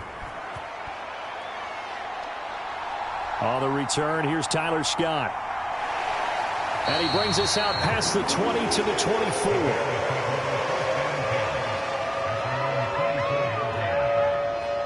Now we get a peek at the captain of this offense heading back out there. He's been pretty solid, pretty consistent, just the one touchdown pass, but I think he's managed the game well, no? I would agree with you, and that's what you're looking for out of your field leader, making sure that you're playing well and not making any big mistakes. Oftentimes, that's how you're judged. How big a mistake and when it occurs. No interception so far. They'll like that. I just want you to know that you agreeing with me, that's going to get me through this third and fourth quarter. Are you touched? He's patting his heart, boys and girls. He's touched. Respect. Oh, and this one may need to go back to the drawing board. He's going to be swallowed up right away. call it a gain of 4 on first, and that'll make it second down. Defensively, they had that one pretty well figured out. Yeah, and one of the things about this play, it can be even more effective when you run a lot of motion, and there's plenty of times you don't hand it off.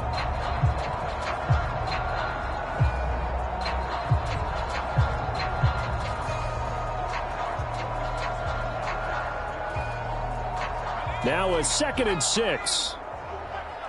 Let's go, defense. Let's get out the field, defense. Looking to throw. Throwing the out route incomplete. That's Scott. And he'll be out of bounds across the 30-yard line. It'll be a gain of 5.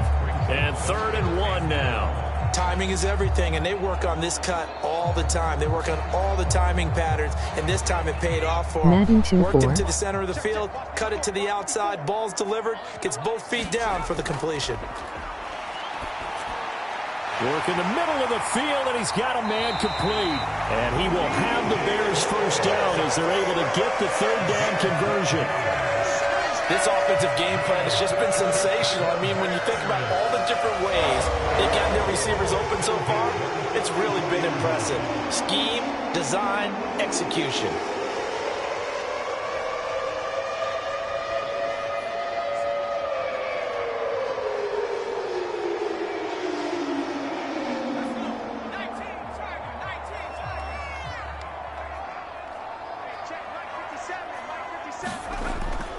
And off right side for Herbert.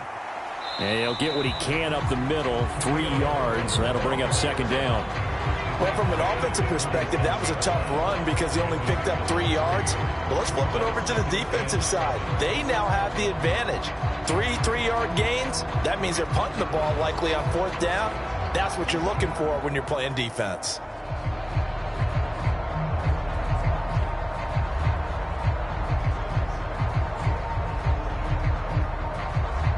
From the 47 now, they work with a 2nd and 7. They'll go again with Herbert. And a good push there defensively as they stop him at the 48. Gain of just 1. When we talk about defenders, specifically linebackers, keeping their eyes in the right spot, he had that eye down the entire time. And you know that's not easily done because they throw a lot of misdirection at you. They try and fool you and get your eyes in the wrong place. But you're right about that one. He correctly figured that one out and made a really nice play. They are in need of 6 yards here if they hope to move the chains. On 3rd down, he'll drop to throw. Man open, it's St. Brown. He's got it. And that'll wind up moving the chains again as the tackle's going to be made at the Seahawks 39. The Bears on the move. They've got another first down. I'll tell you what, a lot of those mid-range throws have been available because sometimes teams get too concerned about the deep ball and they leave too much space in front of them. And these guys have been taking advantage so far.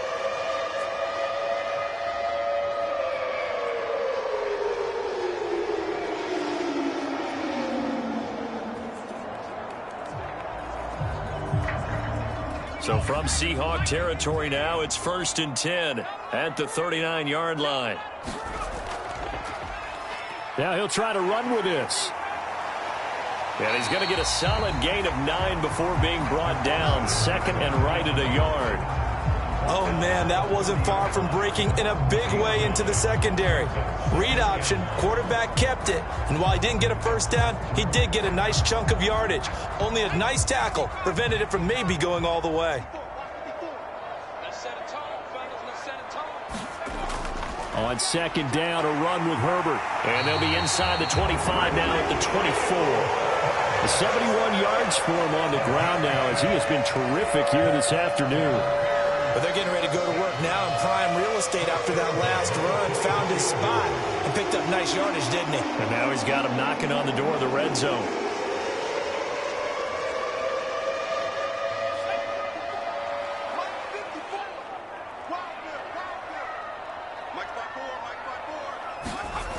Now on 1st down, he'll drop to throw it. That's complete right side to Komet. Will go down as a gain of 6. And it'll be second down. And he's the epitome of what we call the move tight end. A guy that you can line up anywhere. In the slot, out wide, in tight. Doesn't really matter because he has such great skills. You want to utilize him in all aspects of your passing offense. And there he was in the slot for the catch. 2nd and 4. This is caught. Touchdown Bears. Khalil Herbert from 19 yards away. And the Bears go up by 2 touchdowns. That seemed pretty ideal there for the offense, Charles. You take a little bit of time off the clock here in the 3rd quarter, decent length drive, and you pad your lead as well at the end of it. And what it does is let you feel like you're in control of this game, even more so than a 2-touchdown lead, right? Because you have taken that time off, as you noted, which means they couldn't get you off the field. You ran your playbook the way you wanted to, and you gave your defense some rest. What a big-time drive in that situation. Santos able to tack on the extra point, and the lead now up to 14. A 10-play drive that time, and it culminates in a touchdown for Chicago.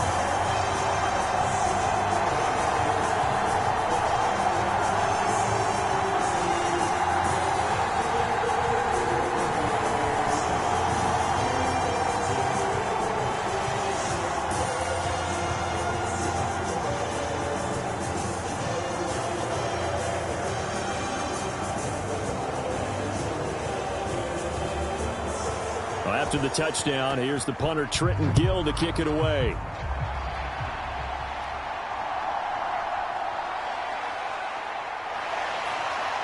And out a little across the 25 to the 27.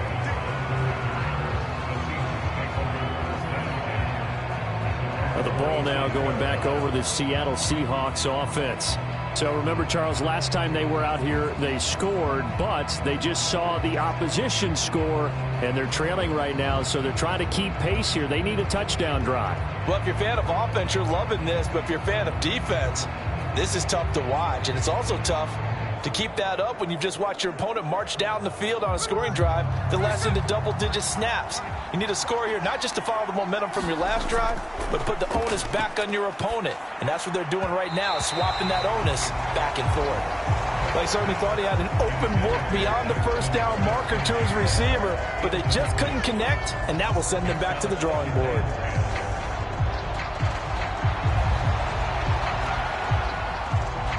Glad you're with us from Soldier Field in Chicago. 3rd quarter here, 2nd and 10. Here's Smith. He's going to leave this for his running back. It's complete. And he'll be out of bounds across the 30-yard line. They get 6. That'll leave them with 3rd and 4.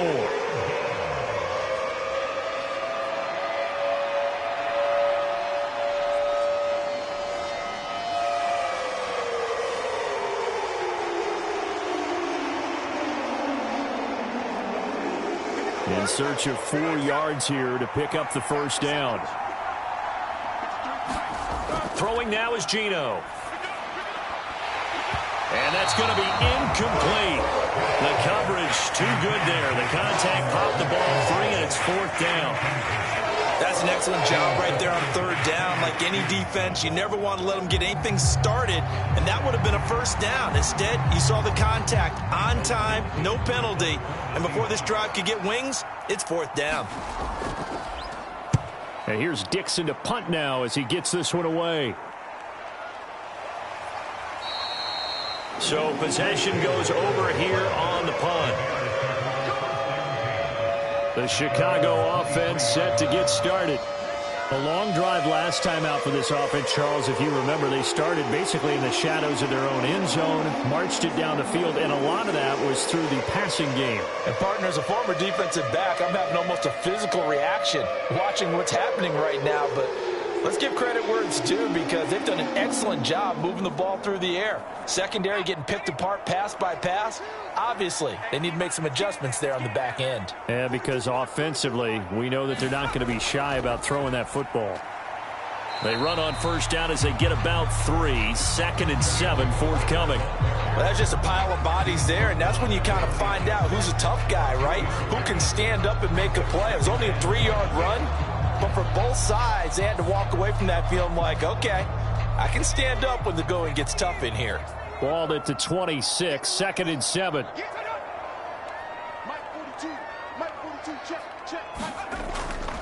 Foreman powering ahead.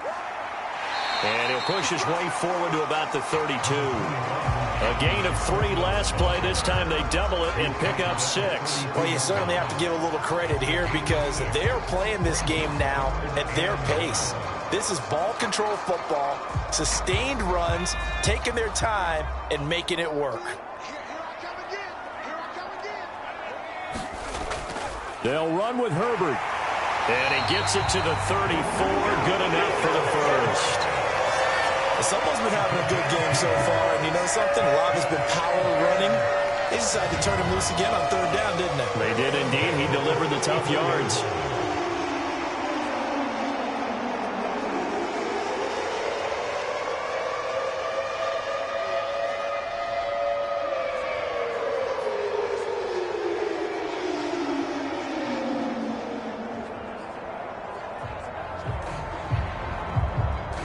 From the 34 now, here's 1st and 10.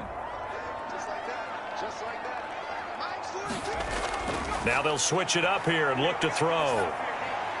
There's a short throw. It's caught by Kmet. So 5 yards here, 5 on the play. And that's going to bring up 2nd down. Well, the strategy was evident there. Get it to your tight end and make it a one-on-one play with a cornerback. Who's usually going to win that one? The tight end, but not there. Not in this situation. How about the corner defeating that logic and making a really nice tackle?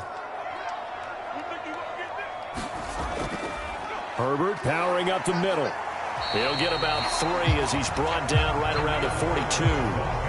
So where'd all that running room that he had in the first half go? Because it looks like it's drying up a little bit here. Someone made some adjustments, it appears, at least on this drive. They need 2. Here's 3rd down. Here's a give to Herbert. On a determined run there as he's going to take this all the way down near the 40. 96 yards rushing for him now as he's toted it 21 times. I think we're seeing the effect that runs like that are starting to have on this game. They're a little bit slower, that front 7 reacting to the football, almost like body blows in boxing, slowing them down, and they're really starting to take over in this game.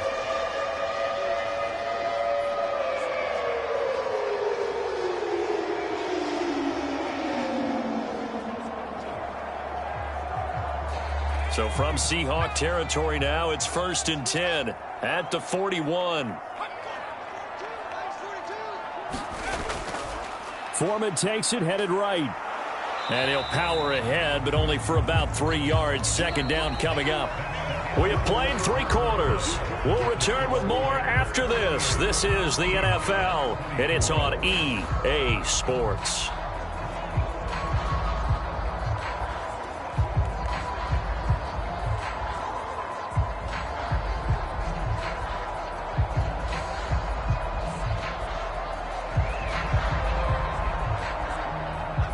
Here's 2nd and 7.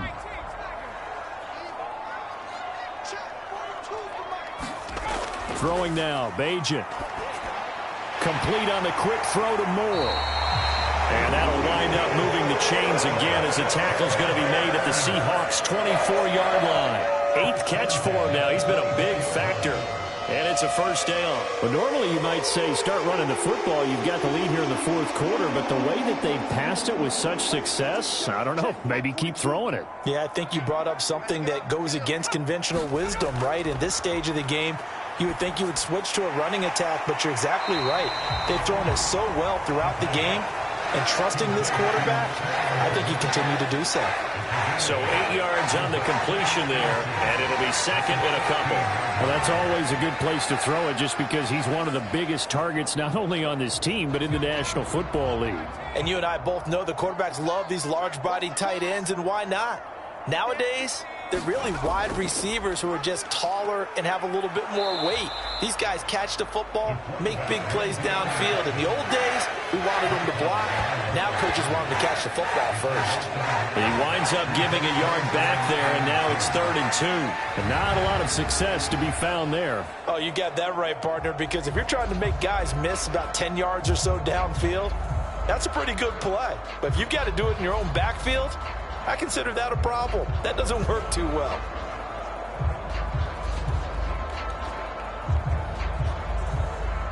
So they need 2 yards here on 3rd down. Remember, they're already 2 of 2 on 3rd down conversions on this drive. And boy, he is very close to a 1st down, but from where they're spotting that football, he's going to be a foot or so short. I'll bet they thought they had picked that one up because it was a 3rd and 2 call, and they got awfully close. Now we're at 4th and inches. I wonder if they think they're feeling lucky here and maybe want to go pick it up.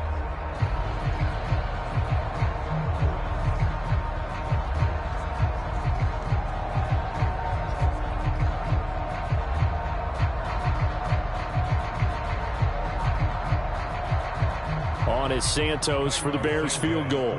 This to make it a 3-score game late. Santos' kick is up and through, and that will extend their lead even further.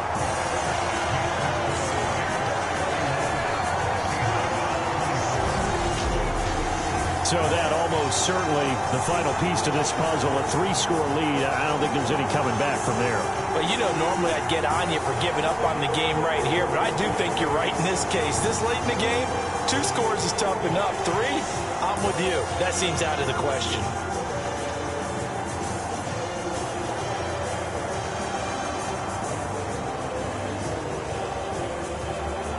Following the made field goal, out instead is the punter, Trenton Gill, to kick this away.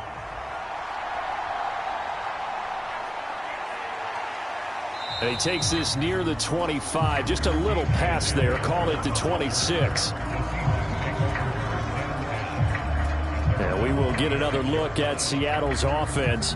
Where we stand right now in the 4th quarter, this one pretty much out of reach. And, Charles, I know they're going to be disappointed about several things with this ball game, but the self-inflicted wounds, they've had several turnovers. You would have to think that's going to be something they're going to discuss heavily in the film session in the coming days. You're absolutely right about that, partner, because they're going to have to sit in that film room and watch every error that they made and figure out how to not do it in the future. And mentally, I think a lot of the guys are already starting to think about, okay, how do we put this behind us and get better for the next time out? This, they'll use as motivation for the rest of the time that they play to hopefully never be in this type of situation again. Give him a gain of 5 on the completion, and it'll be 2nd down. You got the big lead defensively, willing to give him that underneath stuff, right? And this is why you work on your tackling. Tackle them after the catch, inbounds, keep the clock running. Just go ahead and bleed the game out that way.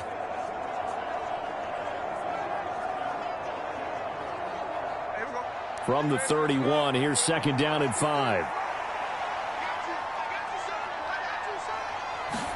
Back to throw, Smith. On the slant, here's Smith and Jigba.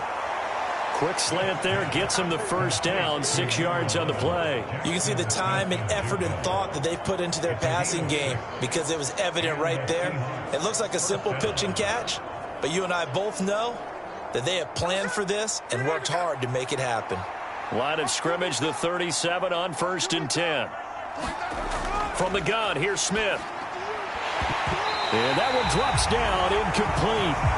Good coverage there, forced the ball free, and it's 2nd down. That incompletion is not a surprise with the way that this one has gone, and the frustration of body language is evident everywhere. This team, they've really been put through the ringer in this one.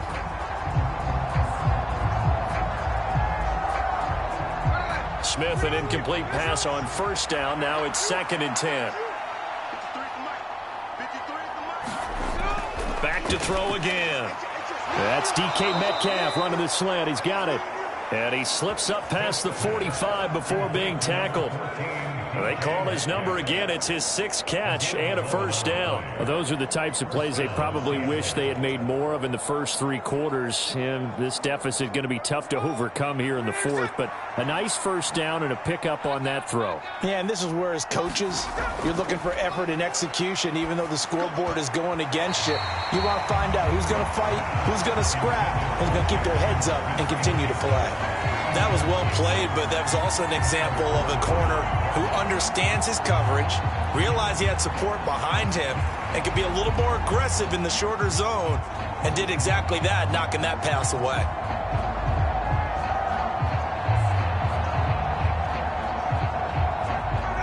Now a 2nd and 10. Now Smith. Left side here taken in by Metcalf. And he's going to have another first down as the tackle's made here at the Bears 40. 12 yards there as they move the chains. Well, I can put my defensive cap on right now, and I know they're saying don't give up any big plays now. They've controlled this game throughout, and all they want to do is see it through to the end. I think they let their guard down a little bit with that last completion. Sometimes when you're trying not to give up bigger plays, you don't react as fast as you should on other throws. Staying on his feet. Now he's flushed out left. And he slides and covers up at the end as he's going to be able to pick up decent yardage. Nice work to get 7 out of that, and it's 2nd down. I like how he hung in there and went through his progressions, but eventually his internal clock went off and told him it was time to make a run for it, and he ends up sliding down with a solid gain. To throw is Smith. And this throw incomplete. And the defender all over him that time, and it's going to lead to 3rd down. At this point, down big, you'd have to imagine this defense, they're just going to sit back, blanket the field as best they can. Yeah, this is actually the easy part of the game for them because, just as you noted, they can sit back, keep everything in front of them. But they've blanketed the field the entire game using a variety of coverages. Smith on 3rd down. Pass taken in by his big tight end. And all the way in, touchdown Seattle. Noah Fant with his 2nd touchdown of the afternoon. And the Seahawks have got it back to a 2-score game here in the 4th. So a little bit of a letdown there defensively. I mean, look, you're still 2 scores to the good, CD, but things may be a little more uncomfortable than they had hoped. Yeah, if you'd kept them out of the end zone there, this game's over. You've locked the door on them. Instead, it's still open a little bit, and they've got a puncher's chance. Now Myers for the extra point.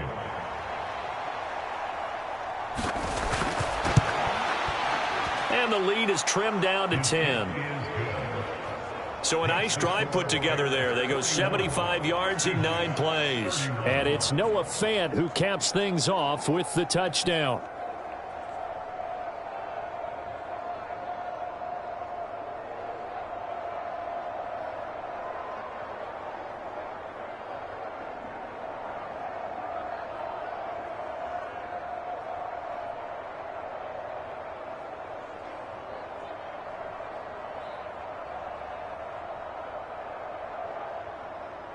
And after the touchdown, here's Myers to boot it away.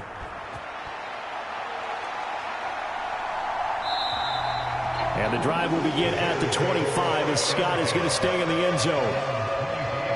Another drive coming up for this Chicago offense. Well, there are 2 scores on the plus side. Still time here in this 4th quarter, but maybe you start thinking about playing keep away? Yeah, I think here's the situation. You're not thinking touchdowns anymore. You're just thinking first downs. To keep up with your theme there, playing keep away, first downs, they can't touch the ball.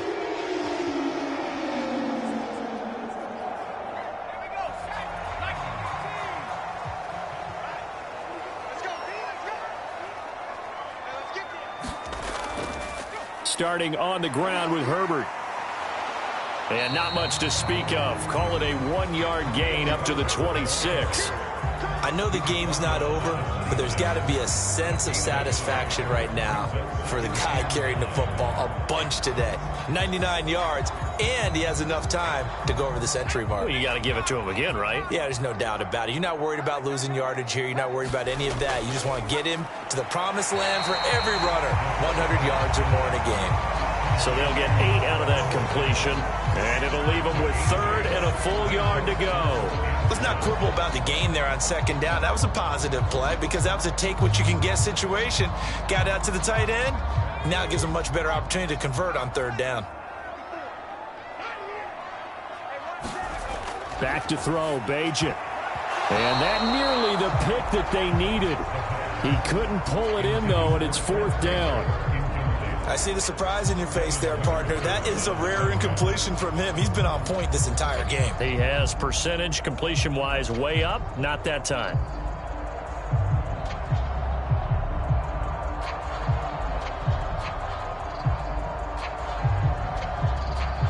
Here comes the Bears punter now, as they're forced to kick for the 6th time today.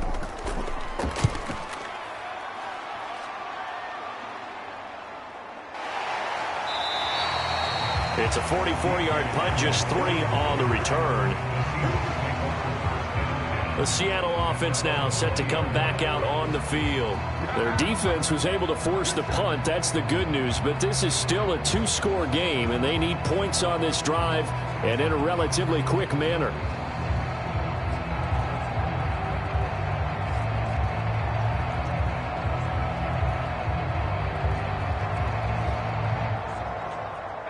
Now Smith and the Seahawks going to come up 1st and 10 at their own 20-yard line. Geno now to throw. Left side here, that's the tight end fan.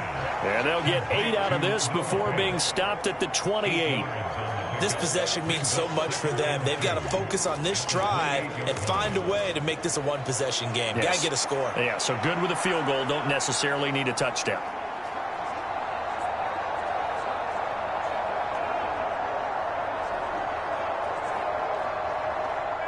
Line of scrimmage, the 28 now as they come up on 2nd and a couple. Out of the gun, handoff to Dallas. And he's able to get out to the 32, brought down there. 4 yards the pickup, 1st down. Now, yes, a 2-possession game, but a good chunk of time on the clock, so they have the ability still there to run it on 2nd and short, but maybe they need to pick it up a bit. You're right. They did pick up the 1st down there, but they, as you mentioned, they have to pick up the pace now because it's a 2-possession game. They've got to get there twice to make sure they have a chance to win. Pressure, and he's taken down. A Bear sack. It's Gervon Dexter who got in to drop him. They were trying to set up a screen there, but that one just too slow in developing. Yeah, too slow in developing and well read because that ends up being a bad feeling for the quarterback. When he's got no blocking in front of him, his guys are just going to let defenders go, and they're coming for him. So if it's not there, you just got to throw the ball at the turf at your running back speed.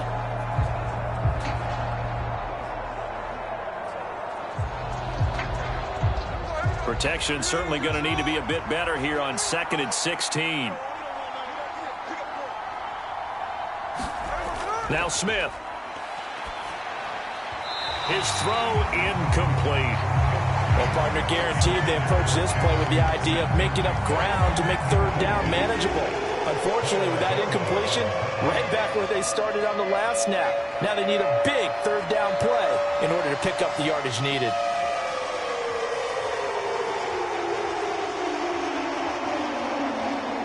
This offense so far on 3rd down, they're hitting it just 30%, 3 for 10. This is 3rd and 16.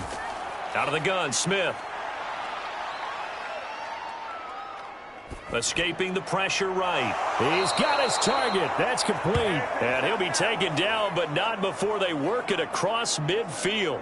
That was no 3rd and 2. That was 3rd and 16, but they get the conversion anyway. And in a 2-score game, obviously, every play, every 3rd down, like we saw there, magnified, big pickup. It was a huge pickup. What they really want, though, is to not even get to 3rd down. They've got to maximize time and conserve as much as possible. So into Bear territory now. This is 1st and 10 at the 46. Smith. And that one going to be off target and incomplete. Yeah, their back's up against the wall a little bit, and they come through by forcing an incompletion.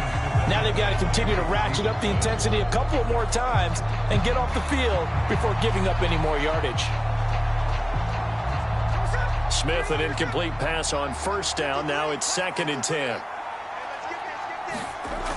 Again, he'll drop to throw. Smith and Jigba with a grab. That'll leave them with a 3rd and 2 coming up. They got 8 yards there. That's tough to play zone defense when they can just curl up right there in front of you. Yeah, absolutely. Well, we talk about finding the soft spot. Defensively, how do you make sure they don't find the soft spot like they did there? Tough to do, because what they normally will do is run routes that'll pull you out of that spot that they want to get into. That's what we call not taking the cheese, right? Don't go for the mousetrap. But it's hard to do because when you see a guy cutting that in that direction, you tend to go towards him. Oh! Still going, and all the way in, touchdown Seattle. Ken Walker, his 2nd touchdown of the afternoon. And the Seahawks have made it a one-score game again here in the 4th. And that CD, one heck of a run. He just refused to go down. And that's where determination comes in, because he had at least a couple of guys had really good shots at him, but he just said, I don't think so. Speed, power, elusiveness, all on display right there. Look like you, partner, back in your salad days in Evansville. Myers connects on the PAT. And now things get a bit more interesting here in this 4th quarter.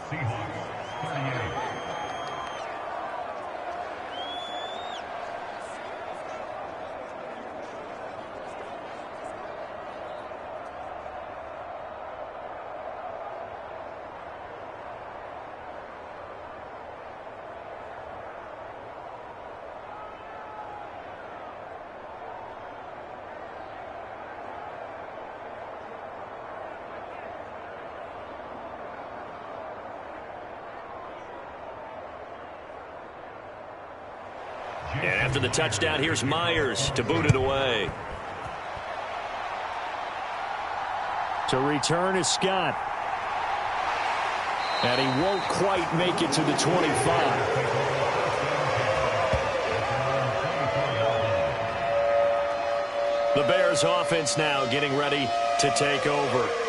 This game has really flipped on its head. 2 unanswered touchdowns by the other side, and now they take over here with just a very slim one-score lead. And we've seen this how many times now?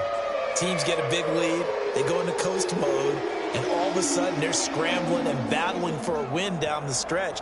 They've got to put something together right here, otherwise they're in danger of doing the old snatching defeat from the jaws of victory. On first down, Bajan.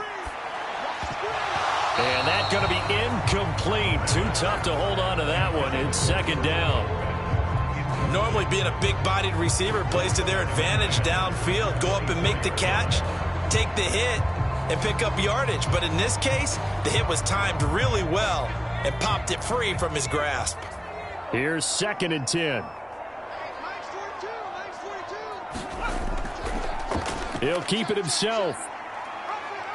And he'll fight forward to about the 27-yard line.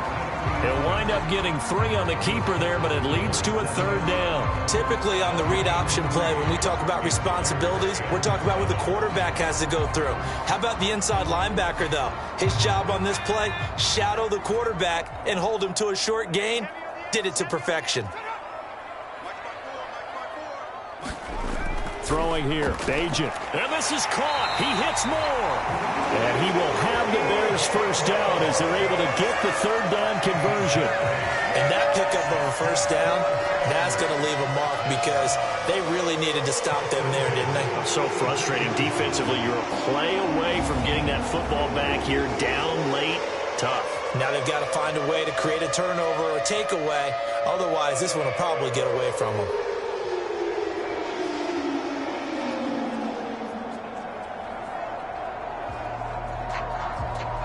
So from the 36 now, 1st and 10.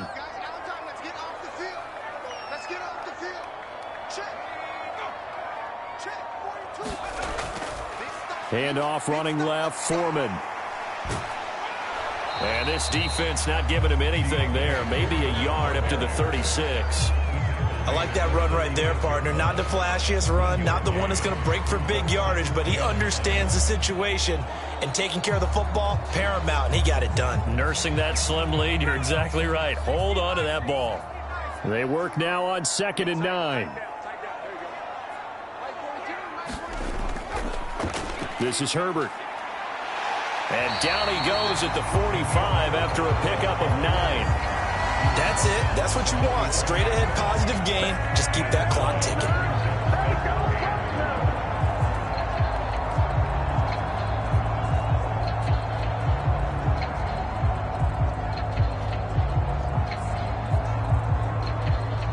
Here we go, 3rd and 1. Gut check time on both sides. Now Herbert. 4 yards on the pickup, good enough to extend the drive. I like a guy who understands the situation. I also like a guy who you look at him and you say, that looks like a guy who knows the coach is going to say, guess what? You drop this one, you'll be carrying around a training facility for an entire week. Maybe flashback to high school or college, carrying it around campus, right? The old gauntlet drill, right? Anyone get the ball out while he's sitting in class and bring it back to the coach? He's in big trouble. 2 first downs have them up near midfield now on 1st and 10.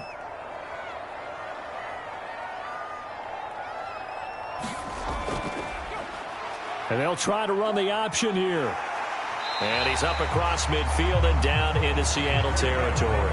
6 yards there on the keeper and 2nd down. A little run right there and a nice gain. And I like that he knew that was about all he was going to get. So he did a nice job of protecting himself, took care of the football, took what the defense gave him. If they continue to allow him to do that, they'll find their way taking what they can all the way to the end zone. Bajan. Oh, no, he lost the football.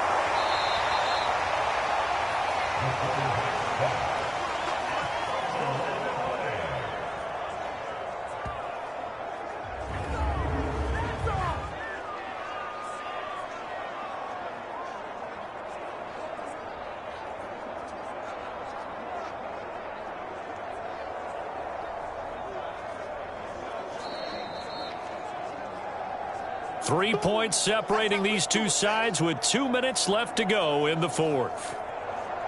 So the Bears with the football here as we welcome you back. They're facing a critical 3rd down now as they try to hold on to this lead. They'll come to the line here needing 9 yards to pick up the first. Now Bajan to throw. Able to find the open man. That's complete. And now right out of the 2-minute break, we'll get a timeout used defensively with 1:56 to go.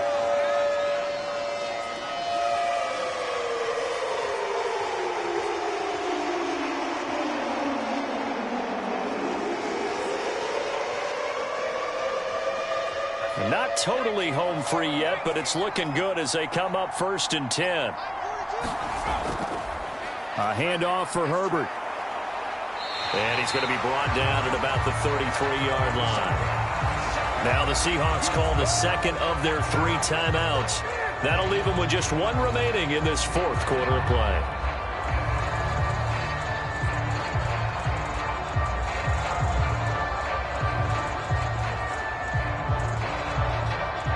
So they come up on 2nd down. If they can get another run like we just saw, would likely put an end to this thing.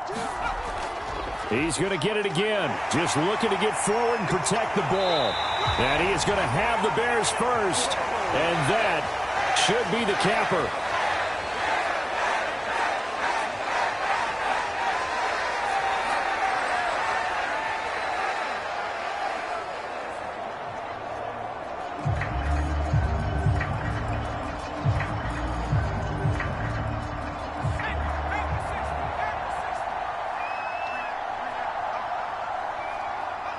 And they will take a knee here.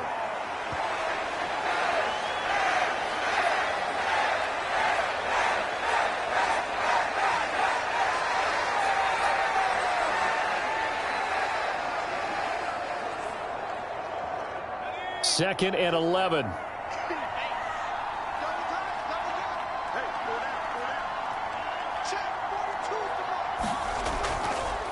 They'll run here with Herbert. And he will be brought down at about the 6-yard line. It'll go as a gain of 12, and that should just about wrap this one up. This defense needs a big play in the worst way because so far they're not putting up much of a fight. If they don't get a stop here soon, this game could be over for them.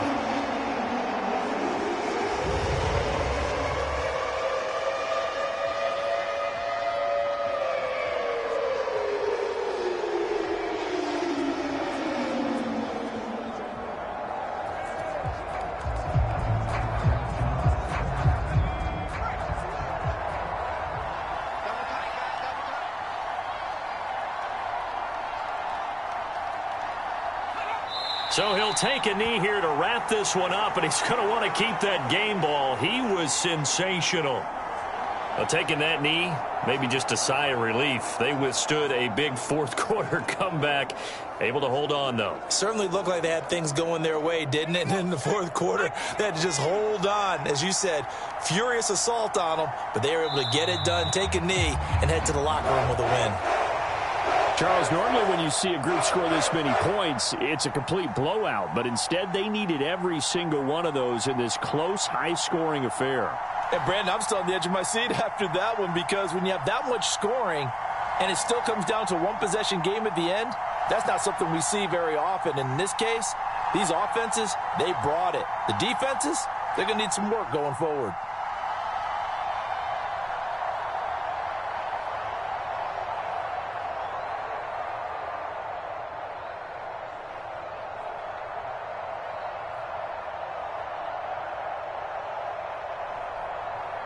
So that'll just about do it for Charles Davis. I'm Brandon Gaudin. You've been watching the NFL on EA Sports. For more, log on to easports.com.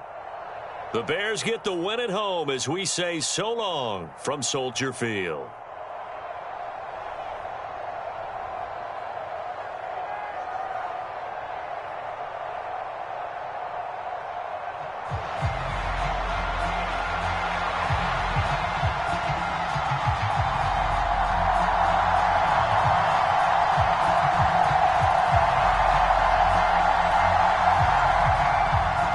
Here's the punter, Trenton Gill, now to do the honors, and off we go here at Soldier Field.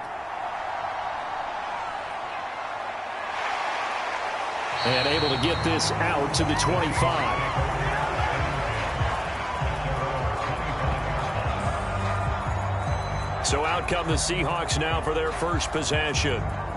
And they're led out by their mobile quarterback out of West Virginia. It's Geno Smith. This guy's leadership is so important to how this offense functions. He doesn't shrink from any moments on game day, and everything he does with confidence. He sets the example in practice, off the field, and is the guy leading everyone out for each possession.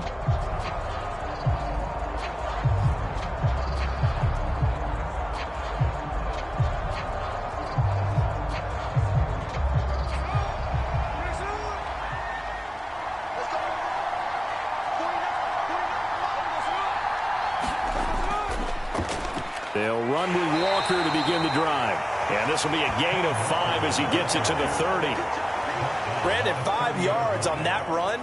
Let's get back to the huddle and make sure if you're a back, you spend time with your offensive line and give them credit. Hard to move those 300-plus pounders at the line of scrimmage, and they did for a significant chunk of yardage.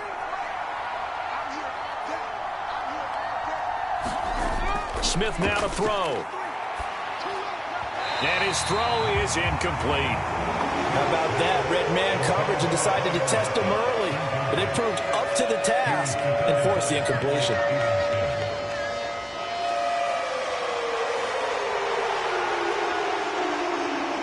Third play here, this opening drive as they're up against a 3rd and 5. Now it's Smith. And complete to Smith and Jigba.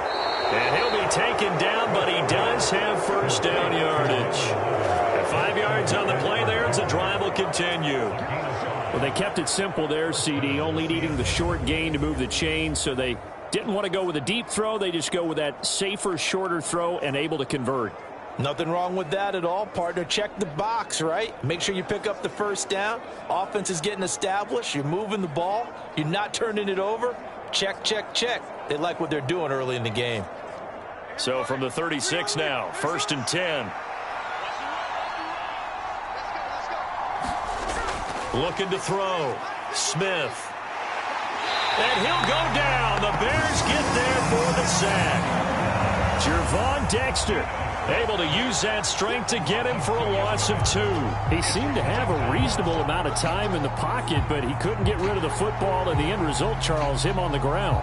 Yeah, he's got to keep an internal clock to go along with his offensive line. When you're talking about 3, 4, 5 seconds, that's a reasonable amount of time to expect to deliver the ball downfield. So great to try and complete a pass, but it's equally important to know when to throw the football away, too.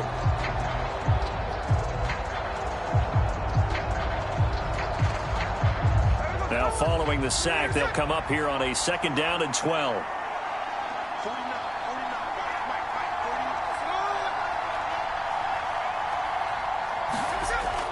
Back to throw. Smith. Now this is taken in by the tight end, Bryson Hopkins. And he'll be out of bounds after getting this one across the 40. A gain of 8 there on the play.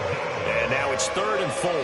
I know sometimes we can get fooled when we watch him make catches, as we just saw him do there, because he really looks like a wide receiver the way he goes about his business. Yeah, 230, 240 range. Yeah, not super huge. Maybe not counted on to be that inline point-of-attack blocker that we used to have in the good old days, but you can flex him out. You can run wide receiver routes with him. You can make him a primary target, and that's how he'll shred a defense. And he's going to have another 1st down as the tackle's made here at the Bears' 45-yard line. The drive stays intact with a pickup of 13. So opening drive 3rd down, they complete the slant to move the sticks. And ordinarily, it's a high percentage pass when you throw it. And receivers like to run that route because it gets the ball in their hands pretty quickly. Just a couple of quick steps upfield, break towards the middle, and the ball should be there. And then they can do some work afterwards. So into Bear territory now. This is 1st and 10 at the 45-yard line.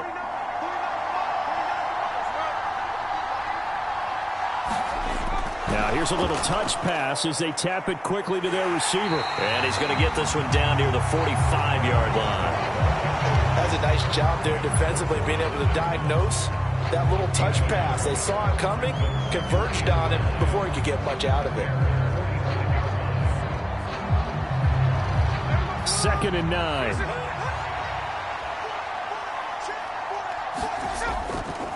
Running left is Walker. And he'll go out of bounds after taking it a little further down inside the 40.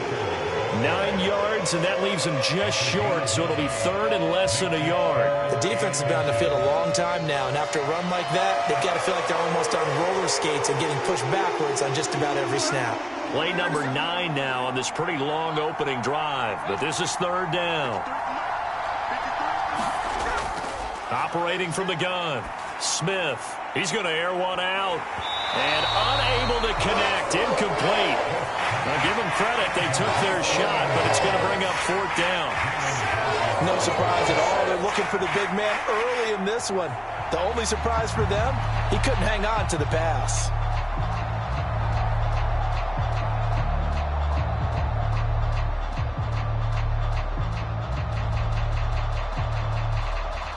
On comes the Seahawk kicker here on 4th down. It's Jason Myers.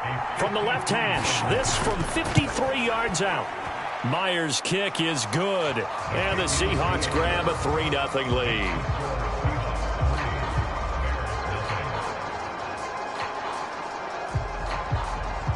They were probably hoping to get him a little bit closer for a shorter field goal, but he was able to get it done from deep. Nice little tester for him to begin things, huh? I think he was open for a little bit more of a chip shot. Instead, they made him stretch it out a little bit, but he's got to feel great now that he put it through the pipes.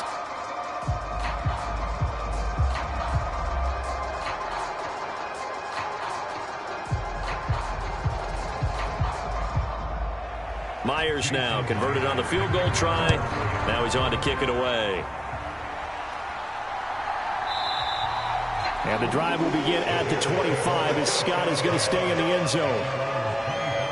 So here are the Bears now for their opening drive. And they will be led out by their rookie quarterback. Tell you what, partner, he might just be a rookie, but he certainly looks the part of a veteran NFL starter, and he carries himself like one leading the offense out there. In a lot of ways, he is advanced as a first-year quarterback, and he came in and was right at home with this offense.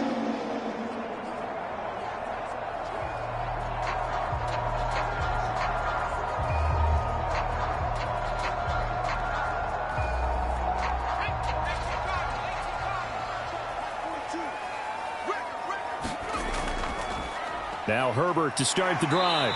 He's going to be dropped following a pickup of 7 past the 30 to the 32. That run right there was an offensive line coach's dream, wasn't it? Guys picked up all of their assignments, created a nice gap for the running back to get through, pick up 7 yards.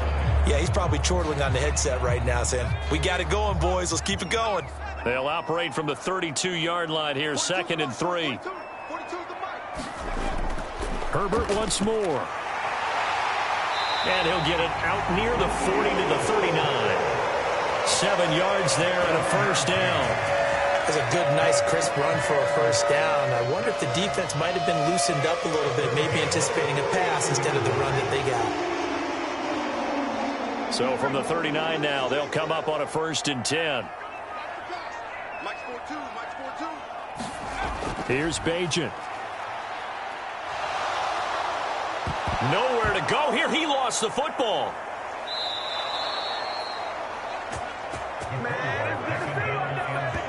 We always hear a lot of veterans on the defensive side of the football. They talk about smelling blood in the water, putting pressure on a rookie. They got to him there to force it free, but couldn't recover it. And you mentioned the pressure. Rookie quarterback, you're going to bring more pressure at him at all times because you don't know how he's going to hold up. He was fortunate there. Luck was on his side, able to recover that fumble.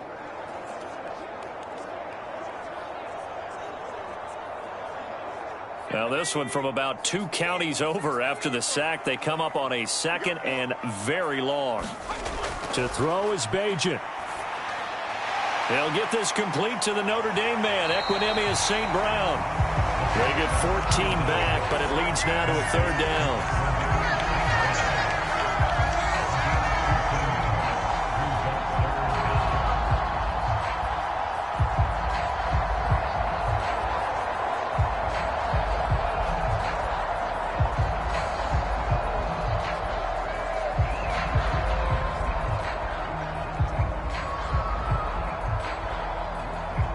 Not an easy spot here. They'll be in search of 13 yards to try to pick up the first. Now on 3rd and long, they'll look to throw. That is caught. And they're going to have this across midfield and inside the 45. A big play there as they get the conversion on 3rd and 13. Well, on 3rd down, he wanted to go to one of his most dependable targets, and that's who he found, his tight end there to pick up the first, Charles. And you used the proper word there, dependable, and sometimes spectacular, because tight ends nowadays, they can do it all. But they're the guys you trust, especially across the middle of the field where there's traffic. He delivers, and they pick up nice yardage. So from Seahawk territory now, it's 1st and 10 at the 44-yard line. The throw over the middle taken in, and he works it past the 30, almost to the 25. Another big hitter there. This one good for 18. But give the rookie another one on this opening drive and a first down with it. A nice start, Charles, for the first-year passer. He's come out, made a few plays, nice plays to begin this contest. He certainly has, and if he finishes off this drive with a touchdown pass, I vote we don't call him rookie anymore. We'll move him right to veteran and continue from there.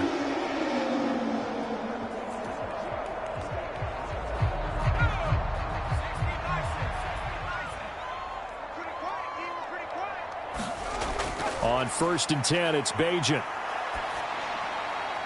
That'll be caught. It's St. Brown. And brought down, but not before they get it inside the 10 to the 7. It's another first down as they look his way again, this time 19 yards. Just picking up yardage in bunches here these last few plays. They have moved right down the field, and just like that, they can be set up with a 1st and goal.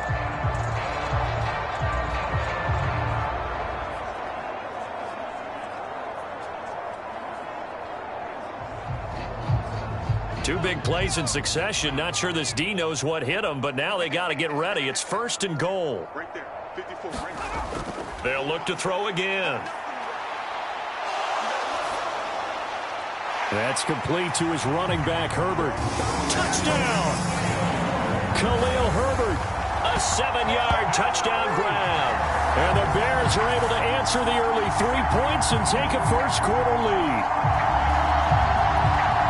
Walking into the stadium, we saw a ton of people donning the jerseys of this rookie quarterback, so you know they love that opening drive, and he throws a touchdown pass. You get a little bit of confirmation about what they had hoped, right? Because they thought they had a quarterback. They're thinking they have a quarterback.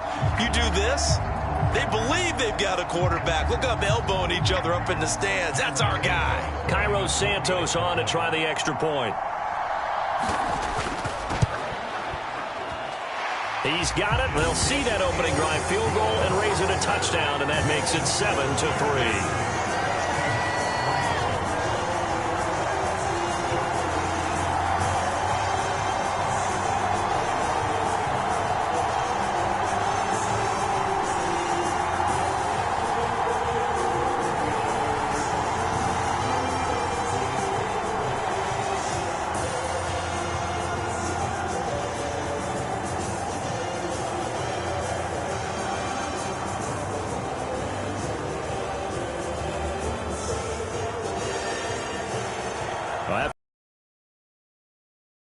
Kick it away.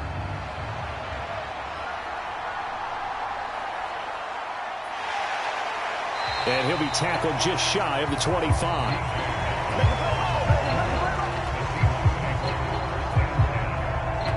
Seattle's offense coming back onto the field, ready for their second drive. Last time out, you remember their drive stalled, but thanks to their kicker, booted a long field goal to at least get them 3. Now here they'll try to do better and find the end zone. And in our experience, how much fun is it for coaches to know that they've got a kicker who can nail it from long distance? Now, the hard part is, as an offensive play caller, you don't want that in your head too much where you're relying on it, and he goes out and gets the job done for them. But I'm quite sure he would be content to just kick extra points from here on out. Yeah, absolutely no question. I think his teammates would be okay with him just kicking the extra points as well. Takes it to the 26, just a 1-yard gain. Well, sometimes you just have to give credit to the defense. Great job there at the point of attack, holding up. They won their battles at the line of scrimmage, left him no space to try and run. A really nice job swarming to the ball carrier. Now 2nd and 9. A shotgun snap for Smith. Open man, that's Noah Fant, the tight end. And he's upended at the 33, following a good pickup of 8.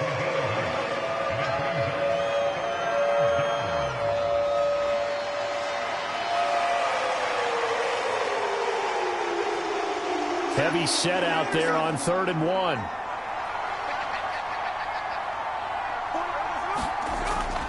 They'll try for the first with Walker. And he'll be brought down shy of the 40 at the 38-yard line. 5 yards is the pickup there as that extends this drive. But it wasn't a goal line situation, but how about the goal line formation on 3rd and short? They went in and went heavy. No surprise on who was going to get the football. How about the power exhibited there? Yeah, that was just put a hat on a hat, drive forward. Nice job to pick it up.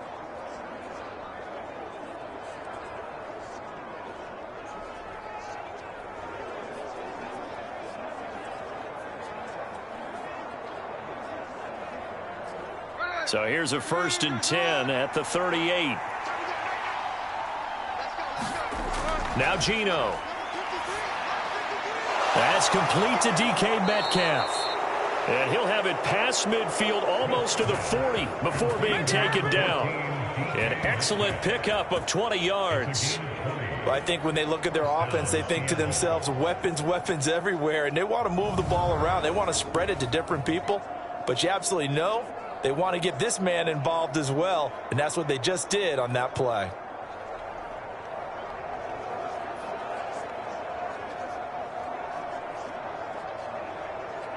So into Bear territory now. This is 1st and 10 at the 42-yard line. Smith. He's got his big tight end, Fant. And he's going to get this down near the 30-yard line. Another strong gain on the last two plays. They've moved it a combined 33 yards. Well, certainly as a fan, you get a little bit nervous when you see him make those kind of throws. But they work on that in practice more than we know. And most of them now know their limits and know what they can get away with. And there's a completion right there. They had to settle for 3 last drive, hoping this second go-around ends in 6. In good position, 1st and 10. Stopped at the 24-yard line after a gain of 5. Brandon, all things considered, they have to feel pretty good about getting that type of a gain, considering the blitz that they just had against them.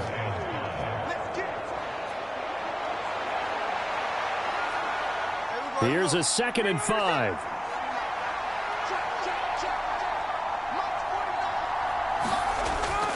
Sticking with Walker on 2nd down. Trying to turn the corner, but he's going to be stopped right near the line of scrimmage. They'll say no gain on the play there, and now it'll be 3rd down. That's a really good job right there. Just kept stringing that play out, pushing him further and further towards the sideline. Really good fundamentals by that defense. He was trying to put his foot in the ground and turn upfield. He just couldn't. No, they really had a picket fence in front of him. No room to find to get upfield.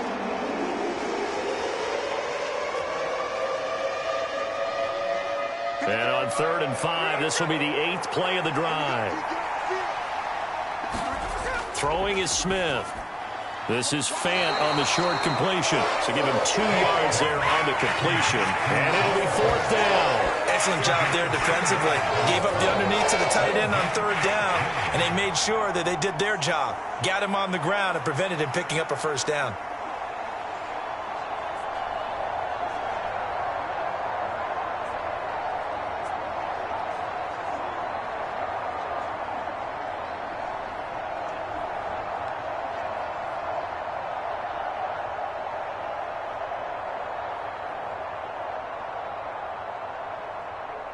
Now here's Jason Myers. He gets set for the Seahawk field goal. He hit us first. This one from 40 yards out.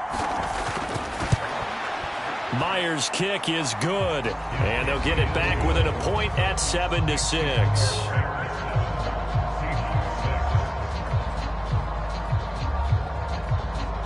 He might be being set up here for a busy ball game. Already 2 kicks here in the first quarter, and he's knocked both through the posts. And for now, you know they'll be happy getting those 3 points. But what they really want is to find a way for him to kick extra points instead of field goals.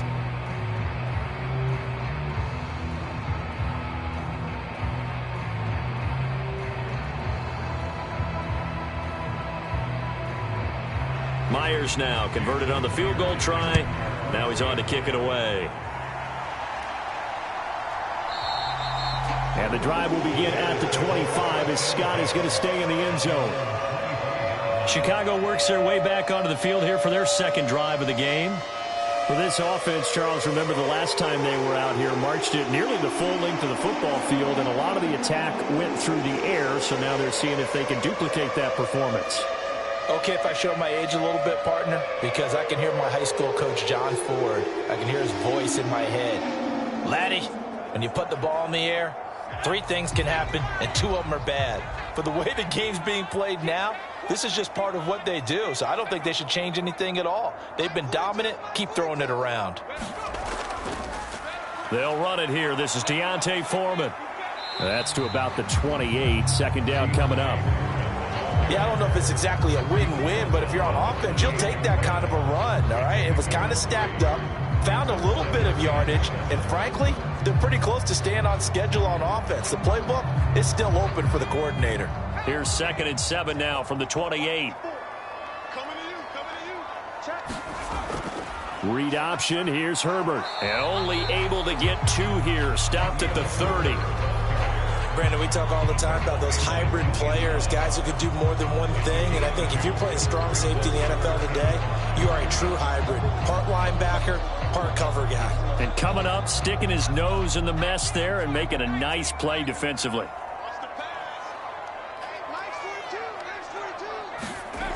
Out of the gun now on 3rd down. Over the middle, and that's caught by Kmet. And he will have the Bears 1st down as they're able to get the 3rd down conversion. That was a route run not just with dexterity, but with intelligence. Found the hole in the zone, made sure the quarterback saw him, and was able to make the sure catch and flip the down marker back to 1.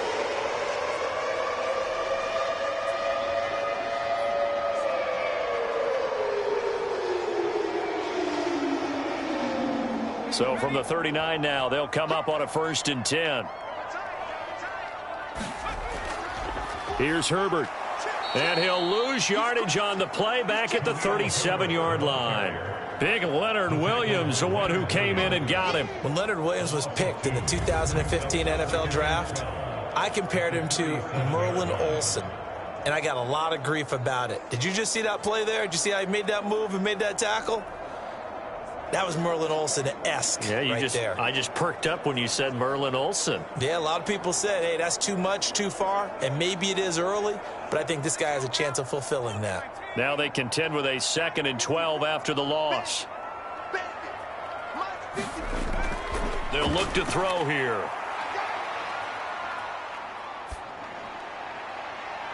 And this will be caught at the 30. And all the way down to the 25-yard line. Last play, they didn't even get back to the line of scrimmage. Now they gain almost 40 yards here. There's the arm strength that we saw in college and during the scouting process. And really, it's not just the arm strength there, but the placement as well. To me, that was an excellent combination of arm talent and accuracy.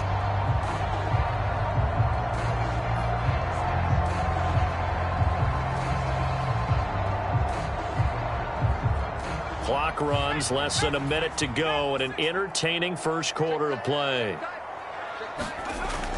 On 1st and 10, it's Herbert. He'll get a nice chunk there on the first down run, and it's 2nd and 4. This drive is turning into an extended one, and the guy carrying the ball, he's becoming more like a body blows guy. Every carry is putting some damage on the defense. So after a while, I'm not too sure how many guys are going to want to run up and tackle him. 2nd down and 4. And motion left goes a tight end. On 2nd down, here's Foreman. And he is going to be stopped cold behind the line of scrimmage. Call that a loss of a yard, and things get a little more difficult here. 3rd and 5.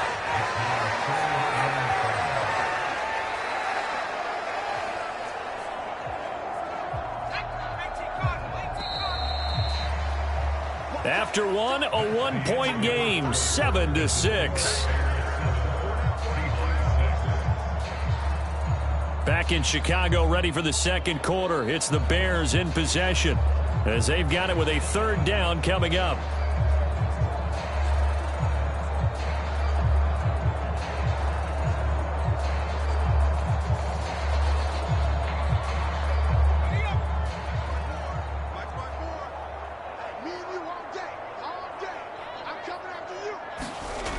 Throwing now, Bajan. And this one is incomplete. Just what Seattle was hoping for. The coverage holds, and now 4th down. Smart move to throw that one away. You're in field goal range, so you definitely don't want to be loose with the ball. And that's great work by this defense to force a 4th down.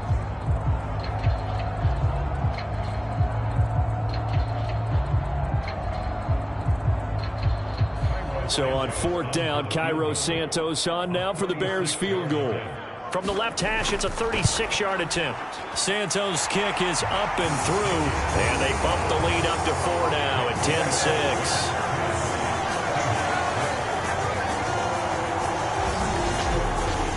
So they're able to end that drive with 3 points in this one-possession ball game. And ideally, you want to end every drive with points. Most quarterbacks would tell you, let's end it with a kick, right? A PAT, that's number 1. Field goal you'll take. Punts, you really don't want to do that. In this case, they'll take the field goal and get prepared for the rest of the game.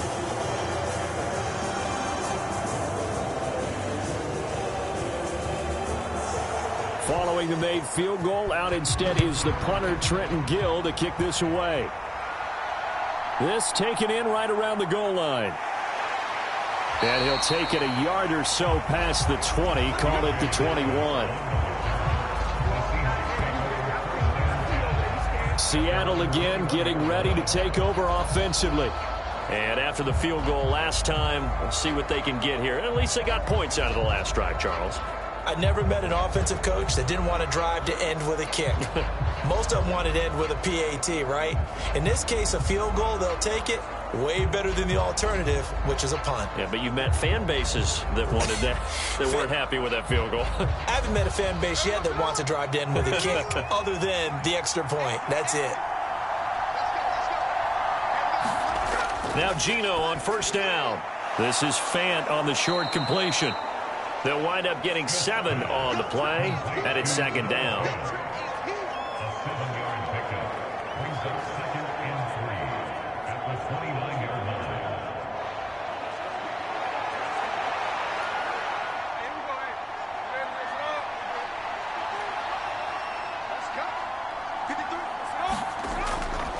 Up the middle they run. It's Walker. And he'll get it up to the 33-yard line. 4 yards the pickup, first down. Sometimes I get almost mesmerized watching these runners who have great vision. You know, those eyes that carry their feet to open spaces, make people miss. I just love watching those guys go to work. So they'll come up first and 10 now from the 33. Throwing now is Gino. Outright to Smith and Jigba. So the completion good for just 3. And that will bring up second down. Oh, it's time to give a little credit there to the defense. They played that very well because it was a drag route, and he ran a little shallower than normal as he worked straight across the field. He was hoping he'd get lost behind the defensive line. But once he made the catch, nowhere to turn upfield and gain any yardage. Here's Smith. Now a quick throw there, but it's going to be incomplete. You've always been very good about checking my math. Am I correct? That's the first time that it's been incomplete when they've thrown it to him? Yes, he had caught every other ball coming his way. So they feel like they've got something really good going there, and they're going to continue to go there until the defense makes an adjustment and takes it away. Well, they finally made an adjustment there. We'll see if they can build on that stop. Throwing on third down, Smith. Throwing quickly there, but it's incomplete. Yeah, offenses always try to be smart about when they're trying to dial up a screen to the running back because they understand you can only go to the well so many times in a game without the defense starting to anticipate the call. The Seahawks will call on Michael Dixon on fourth down to punt this one away. Back deep, Trent Taylor.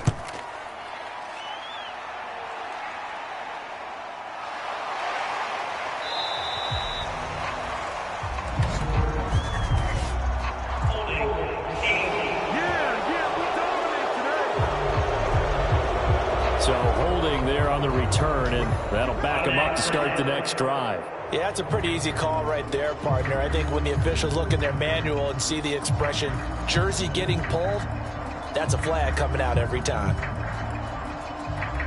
So the hold on special teams backs them up all the way inside the 15 to start.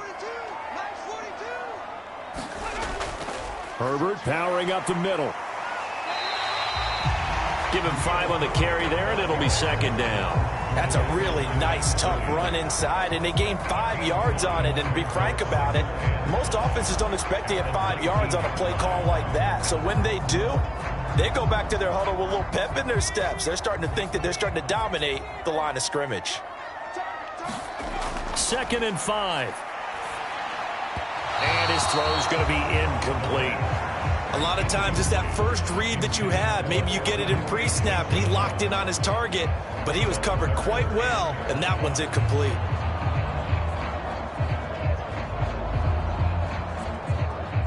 The Bears on third down. They've been okay, 2 for 3 thus far. This will be 3rd and 5. Here's a give to Herbert. And a short pickup there as he'll take this up to right around the 20. Only a yard on the pickup there, and it's going to leave them with a 4th down. Well, this was just simply excellent defense. On this 3rd down, they had to be alert for the possibility of a pass, but that didn't stop them at all from understanding what was going on when they decided to run the football, and they just swarmed and stuffed them for almost no gain.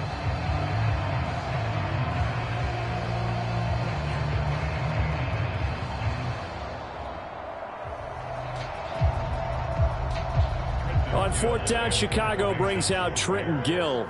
And back deep is DJ Dallas.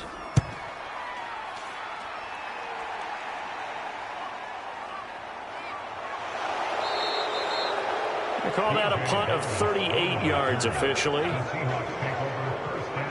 And Seattle now ready to march onto the field. Now they're about to come up on drive number 4, but so far just 2 field goals on drives 1 through 3. Wondering if the head coach has talked with his offensive coordinator and said, look, let's go ahead and press this a little bit. I'm giving you 4 downs on just about every occasion to try and get this offense kick-started and have it culminate in touchdowns. You know, maybe someday to press it a little bit. This might be the case. Now Smith and the Seahawks going to come up 1st and 10 at the 45. Hands it to Walker to begin the series. And he's got it across midfield and into Bear territory. A solid run on 1st down. Gain of 7 leaves him with a 2nd and 3. Well, no matter how they phrase it, staying on schedule, staying ahead of the sticks, whatever you want to call it, 7 yards on 1st down. That fits the bill. From the 48-yard line, here's 2nd and 3. Sticking with Walker on 2nd down. And tackled down after a gain of 3. Leaves him with 1 yard to go on 3rd down. Just not a whole lot of room to operate there on that carry. No, not at all. They did a really nice job staying in their proper places and not allowing any lanes to open up. Here now, 3rd and a yard.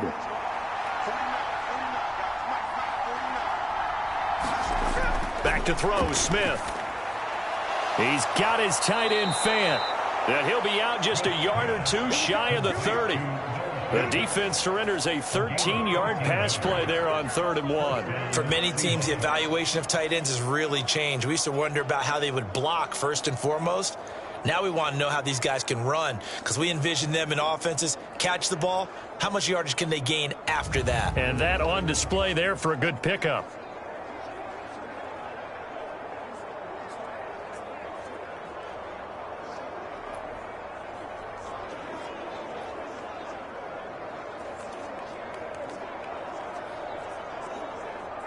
From the 32 now, here's 1st and 10.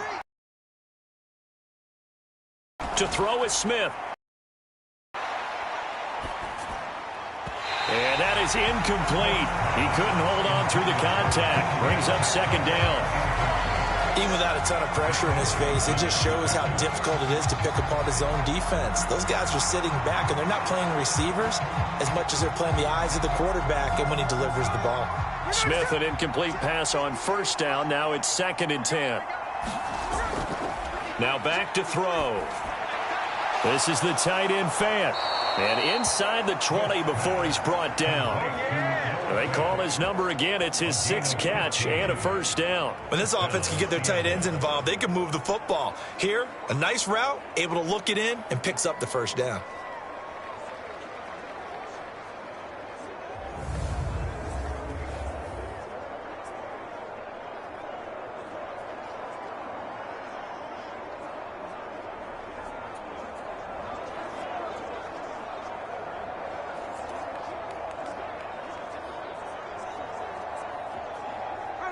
So from inside the 20, here's 1st and 10 at the 18.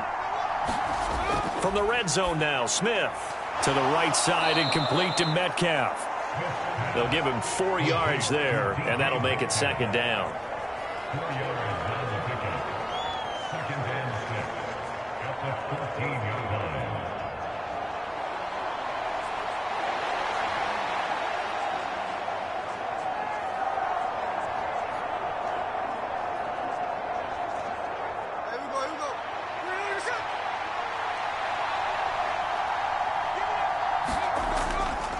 Trying the left side with Walker. And he'll get about 3 just outside the 10, stopped at the 11.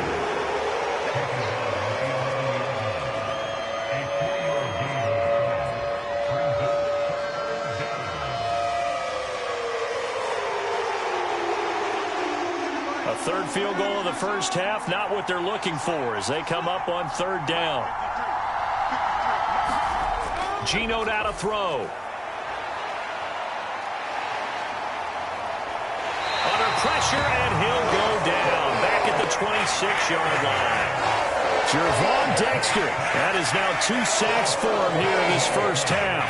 Well, many times when you talk about mobile quarterbacks, you get the sense that they feel like they can get out of any bad situation. They keep moving around and trying to emulate guys like the Scrambler or the Dodger. Instead, they keep losing yardage and digging themselves a hole that they can't get out of.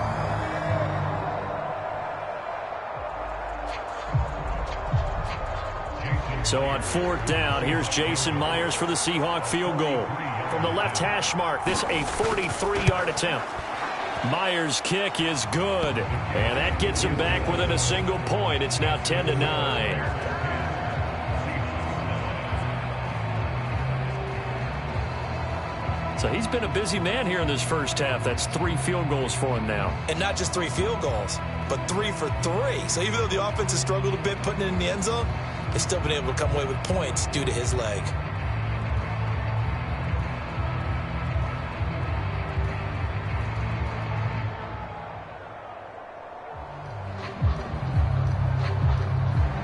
Myers now converted on the field goal try. Now he's on to kick it away. To return is Scott, taking it about the 1. And able to take it past the 25 and up to the 28-yard line.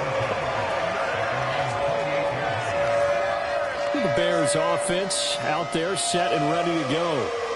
No points last time out. They were forced to punt, if you remember, but no time to dwell on that. They've still got the lead here and a chance to add to that here. 1st and 10 as this new drive starts.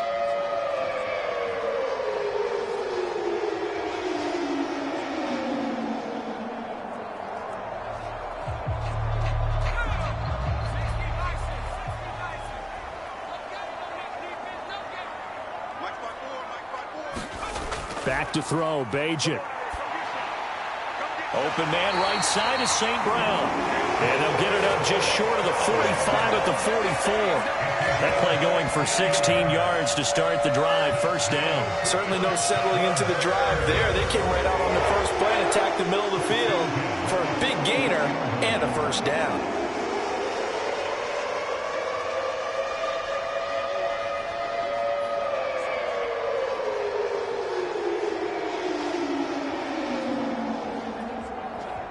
Took just 1 play to move all the way to the 44 as they try again on 1st down.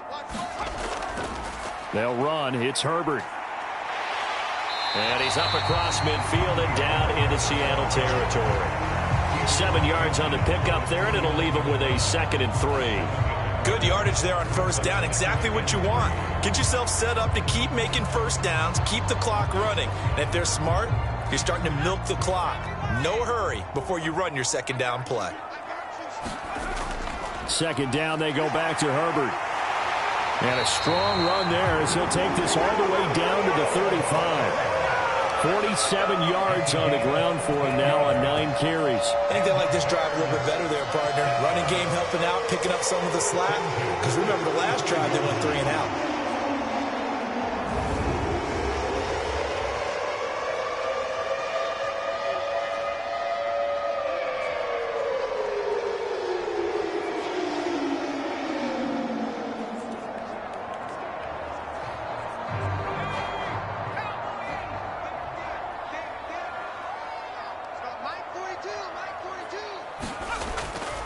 They'll go again with Herbert. Room here to run. And an excellent job of finding the opening as he's got this now all the way down to the 22. Another nice gain, 13 yards that time, and another 1st down. I'm not sure how much more evidence they need, partner, than to understand that if they don't start to slow him down, it's going to be a long afternoon here at the stadium because he is just shredding them at this point. And let's face it, coming into the game, they knew he would be the focal point of their attack. This is going to take an 11-man unit on the defensive side to start making plays. Now they'll switch it up here and look to throw. That is caught by Herbert. And he'll get it down this time to the 17. So give him 5 yards there on the pitch and catch, and it'll be second down. He's already proven to be a factor in the running game on this drive. Now he gets involved in the passing game. I think what we're seeing here is the modern version of workhorse in the NFL, being able to run it and catch it with equal proficiency. Now 2nd and 5.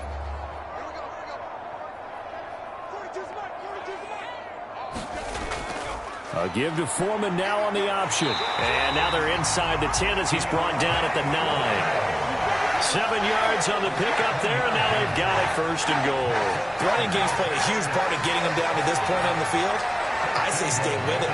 Keep pounding the football. Keep driving. Keep grinding. Yeah, even down in the red zone, keep going for it. No doubt about it. Dance with what brung you.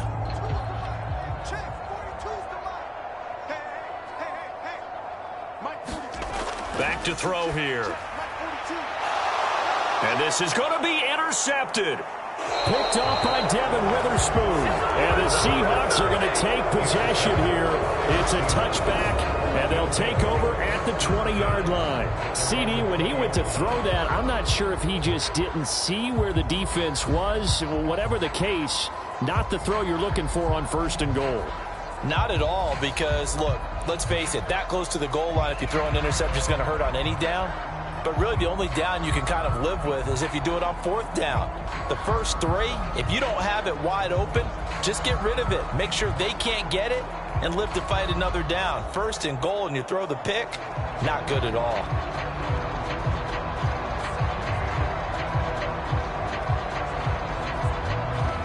Now Smith and the Seahawks going to come up 1st and 10 at the 20.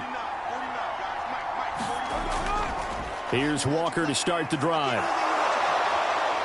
And he is out of bounds right around the 34. 1st down yardage on the first play of the drive. Give him 14. We use the word relentless a lot with guys who are aggressive on the field. In this case, it really fits, doesn't it? How about his ability to break tackles and his feet never stop moving?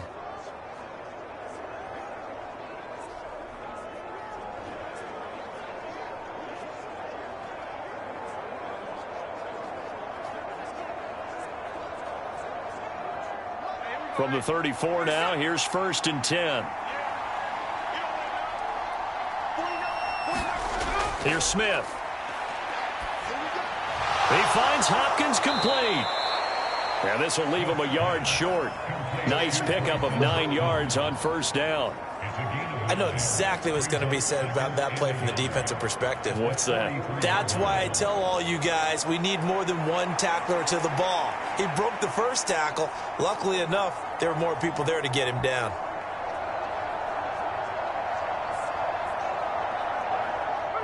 From the 43, here's 2nd down and a yard.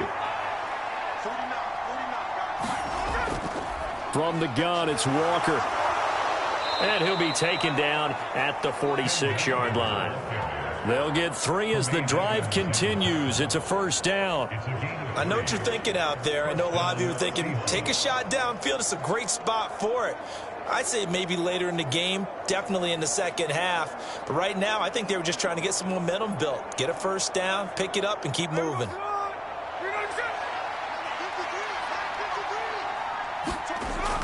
Back to Walker on 1st down. And a strong run that time as he's across midfield and down to the 43.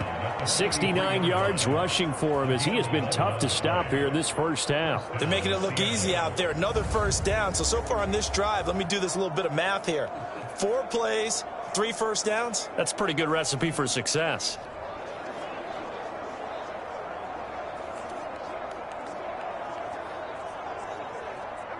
So into Bear territory now. This is 1st and 10 at the 43. Again, it's Walker. And this time they were ready for him as they'll stop him right at the line of scrimmage. No gain on the play there. 2nd down. And as a defensive end, getting off a tackle, that's what we saw right there. Because you know those defensive ends, they're just headed straight for the quarterback. That was good recognition on that play to hold him to no gain. He finds Smith and Jigba.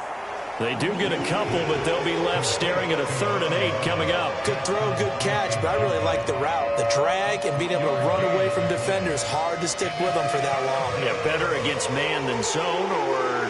Better against man, because now you're running away from someone and you're not running into a defensive player in another zone. Oh, he had him. He was open, but he couldn't get it to him. It's incomplete. As defensive coordinators around the league tell me all the time, that throw is not for every quarterback because you've really got to drive the ball downfield. It's going to be a tight window for him to fit that one into. In this case, unsuccessfully. So they're forced to punt on fourth as this one's away. And this will be out of bounds. Now it's a question of where they'll mark it. And they'll say it crosses at the 11-yard line. We switch the attention now to Khalil Herbert as this offense comes out for their next drive. And he's well on his way to a 100-yard game. He's already more than halfway there. We're only in the second quarter.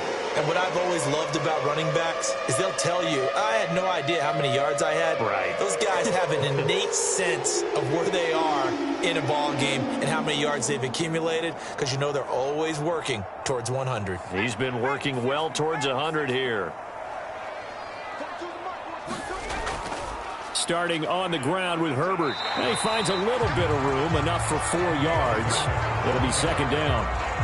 Well, on every play call, you realize it's not going to go for a touchdown. So a lot of your calls are setting things up for maybe later in the game, trying to establish the inside run with toughness now, hopefully get to the perimeter later. And let's face it, you could do worse than a 4-yard run on first down. And we've hit the 2-minute mark in this first half of action.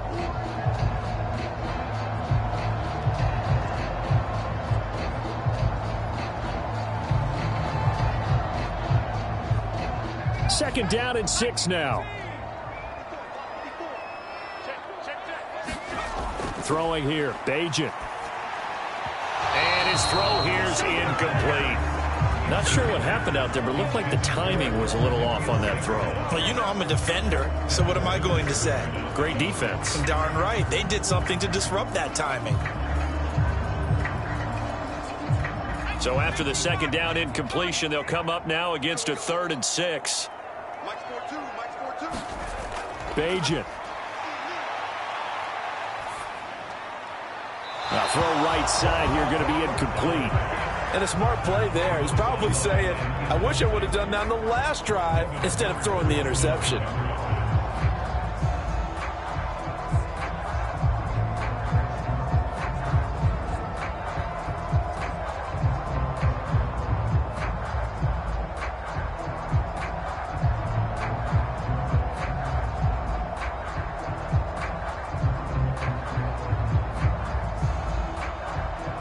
Fourth down, so they send out Trenton Gill.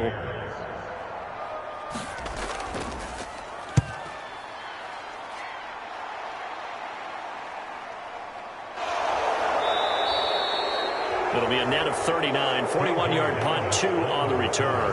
And it'll be Seahawk football, 1st and 10. Now the ball now going back over to the Seattle Seahawks offense. As we eke closer and closer to intermission, Charles, remember last time out they punted. They would love to get points here, especially if this is going to be their final possession of the first half. Yeah, and this is what close games feel like because the pressure is on both sides, but sometimes the pressure is a little bit higher on the team with the slight edge because they're trying to hold on to that, trying to increase it. Let's see how this one continues. On 1st and 10, Smith. Catch is made by Metcalf. And he is out of bounds, but not before he's inside the 30. A really good pickup of 28 yards. Any questions of how they'd approach this drive were answered right there. They come out throwing, and they get a nice pickup here toward the end of the first half.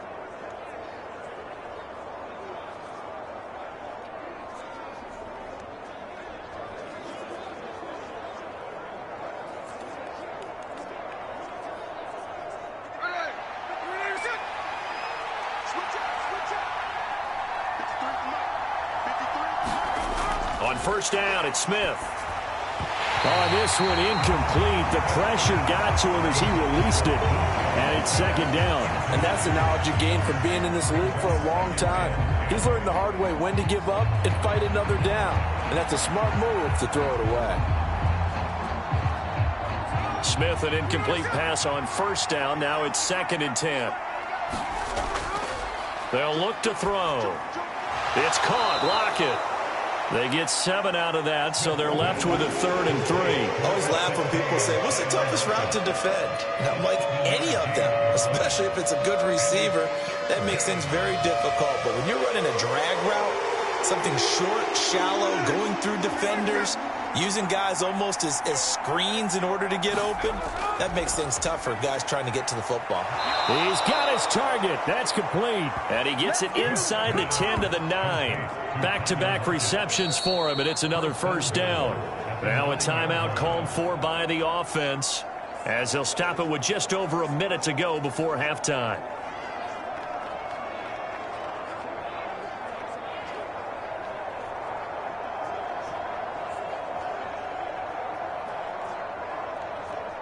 So it's 1st and goal and a great opportunity to get that lead back before the break.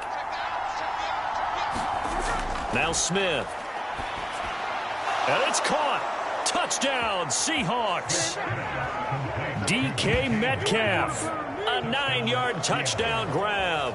And the Seahawks will take the lead here in the final minute of the first half.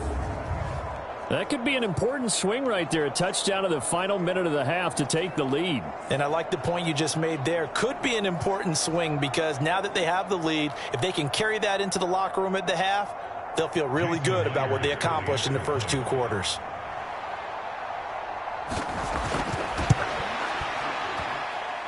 Extra point up and through by Myers. And that'll make this a 6-point game.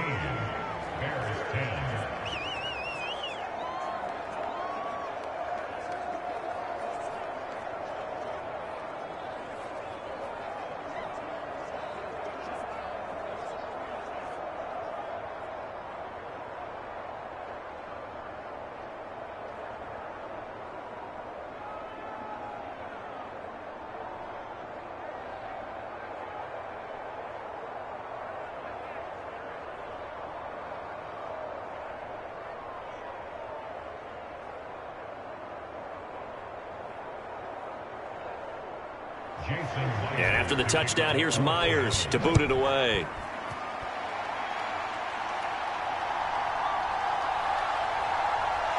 And he'll take it up past the 25 to the 26-yard line.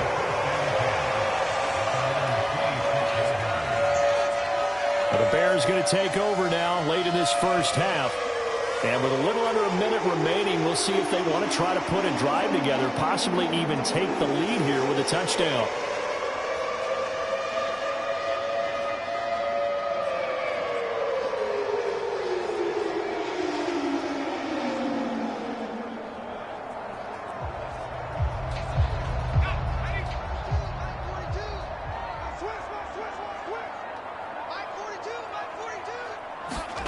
On first down, Bajan. And the Seahawk defense gets to him, and they bring him down. Now the Bears going to call the first of their timeouts as they get the stoppage with just under 50 seconds remaining in half number 1.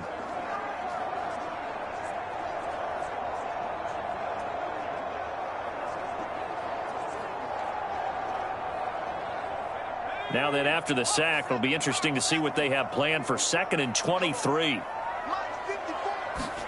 Here's Bajan. They'll set up the screen to Herbert. And they'll bring him down here up at about the 22-yard line. Now the Bears going to use the second of their timeouts as they'll stop it with just over 40 seconds to go in the first half.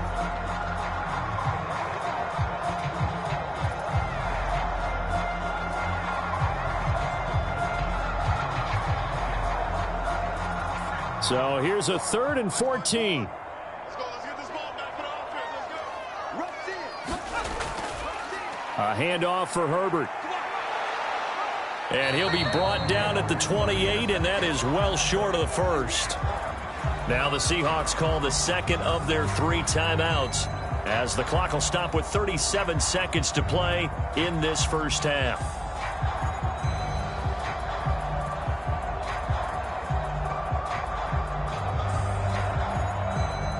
And here's Trenton Gill on to punt. He's been a busy man here in this first half as he gets it away. Fair catch called for and made right at the 25-yard line. So a change of possession here on the punt. And they will take over 1st and 10. The Seahawks going to take over now late in this first half. And we'll see how this is played. Offensively, they've got the lead. Not a whole lot of time left. What do you think, Charles? Well, it's tempting to try and add to your lead, but a mistake there, that could change things in a big way. I say go ahead, take the knee, get on out for the half. Just over 30 seconds to go in the half. They've got it 1st and 10. Now it's Smith. And that is incomplete. Tyler Marcotte was the target there. And it's 2nd down.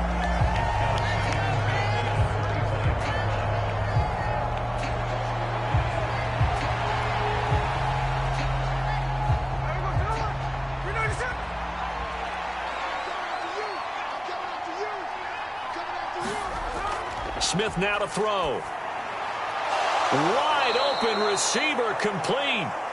Now the Seahawks forced to use their 3rd and final timeout as the clock will stop with 21 seconds to go here in the first half.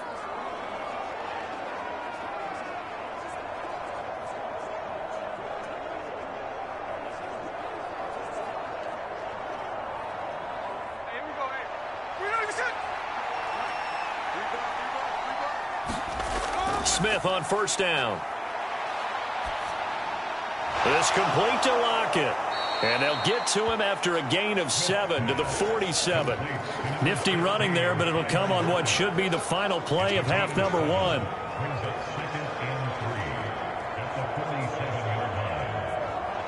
So we've come upon halftime with the visiting Seahawks. They're out in front.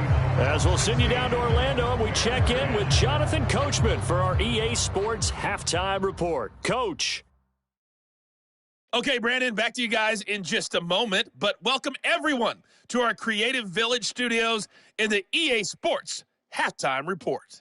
This game's had a little bit of everything thus far, and certainly plenty to look forward to as the teams are right back out there for the second half. So we'll get right back out there as well, as we'll turn it back over to Brandon Godden.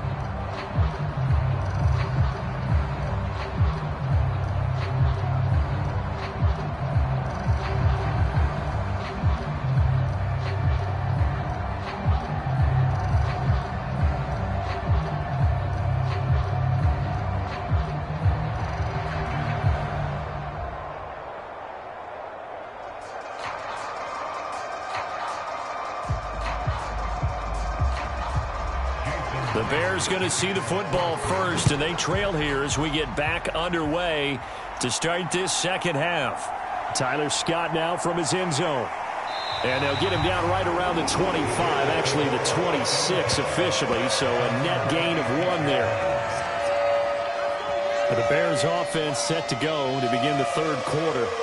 Well, Charles, we saw a pretty entertaining first half, close ball game. Remember there toward the end of the second quarter, the opposition scored to take the lead. Now we'll see if these guys can get a score of their own to regain that lead. Yeah, they want to have that type of a response, don't they? Because they want to find a way to take control of this ball game one more time. Gauntlet's been thrown down. They want to see if they're ready to answer it.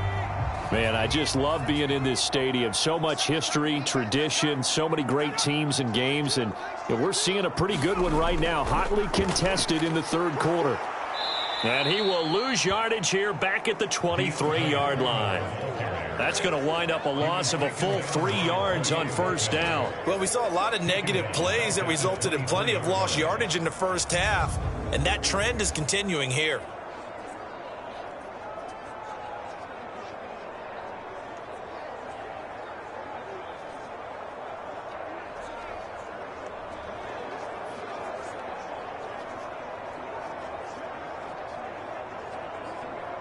So now they have to contend with 2nd and 13 after the first down run goes backwards. Herbert now on the option. And he'll get it up to the 33-yard line.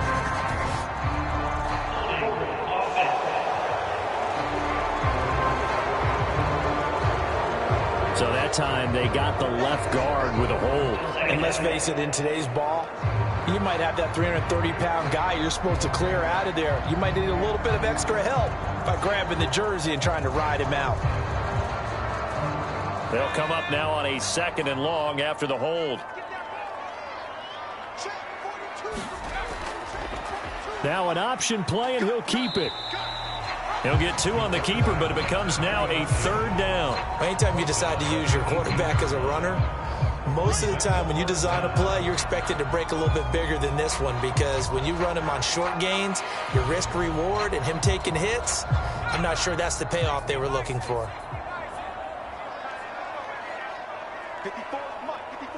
Moore, the man in motion.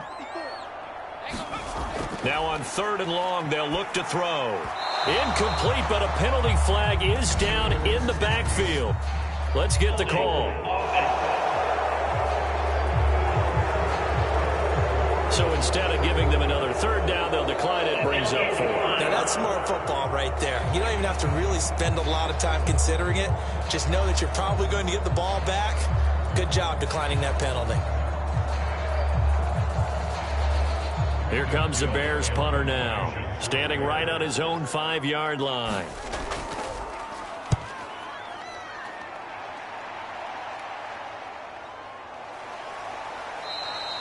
It's a 45-yard punt, just a 1-yard return, and it will be 1st and 10 as they take over. Now we'll see what this Seahawks offense has in store with their first possession of the 2nd half. We have not seen much on offense here from either side these last few drives. We've hit a wall, so to speak. And have hit it hard, haven't we? Because the defenses right now, they seem to be a step ahead, don't they? Beating them to the point of attack, beating them to the punch. These offensive guys, they're tinkering like crazy. What's it going to take to get back on track? Yeah, both sides searching for adjustments. They'll run with Walker to begin the drive. And he gets this up across the 35 before he's out of bounds. 3 yards on the pickup there, and it'll be 2nd down. They did a really nice job there defensively. They strung the play out, didn't give him a cutback lane. On each play, you have guys what I call our BCR players. Guys are responsible for the bootleg, for the cutback, and for the reverse. They played that one perfectly. And rode him right out of bounds. And they'll come up 2nd and 7.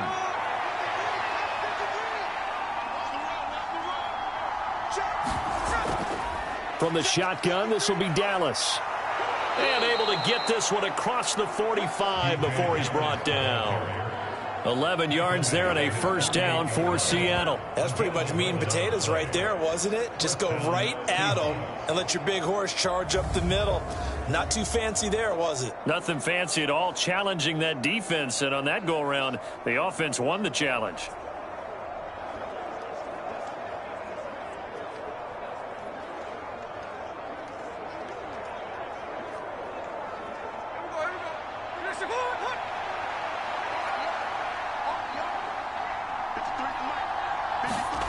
On 1st down, Smith. And Walker has it. And they get to him after a gain of 6 to the 46. Caught that look from you there, partner. I think we're on the same page on that one. Just his first catch. I think we both thought he'd be a little more active in the passing game. Let's see if that's the start of them trying to get the ball to him a little bit more here in the 2nd half. This 2nd and 4.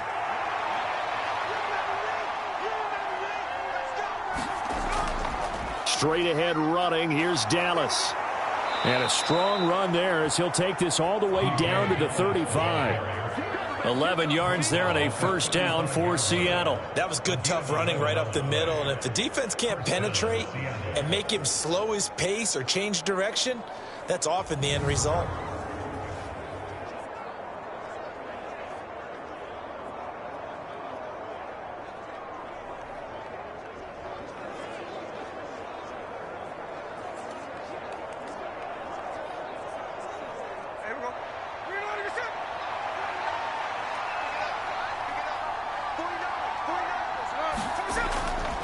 Walker now on 1st and 10. And he is going to lose yardage here.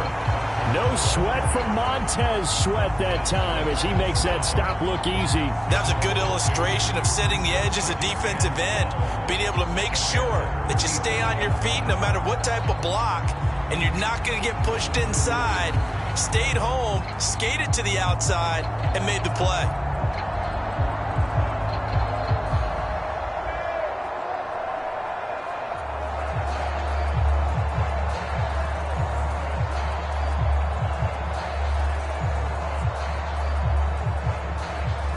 So the first down run lost a couple. Now they come up 2nd and 12. Now Smith. Eluding the pressure right. And he gets this one inside the 15, just a yard or two shy of the 10. Big yardage there on the scramble. It gets him a first down. He's been patient this entire game, waiting for the perfect moment to surprise them with a quarterback keeper. There he catches him off guard and converts his first rush of the game into a first down. Gotta love that efficiency.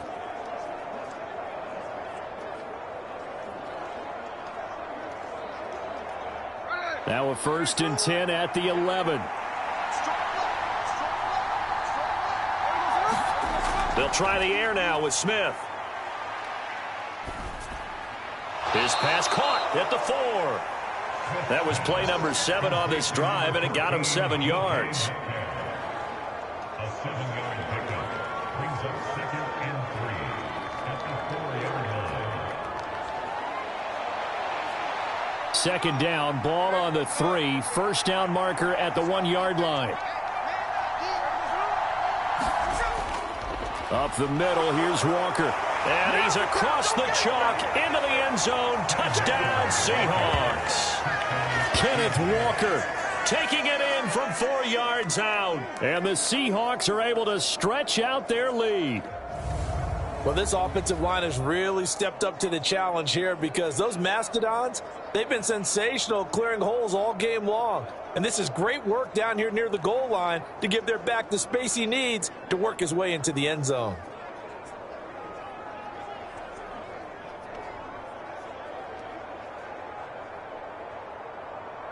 Pete Carroll in that familiar hands-on knees pose. His guys will go for 2 here.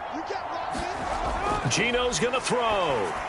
And he will get into the end zone to extend the lead by 2 more. So they go with a pass, and it works there on the 2-point try. Charles, just in general, what are your thoughts passing versus running on 2-point conversion? Situational? It is situational, and you have to know your team. What is your strength? Because so many people think you have to throw the ball in a 2-point conversion, but the stats will tell you that running it is about as proficient. So know your team and go to your strength.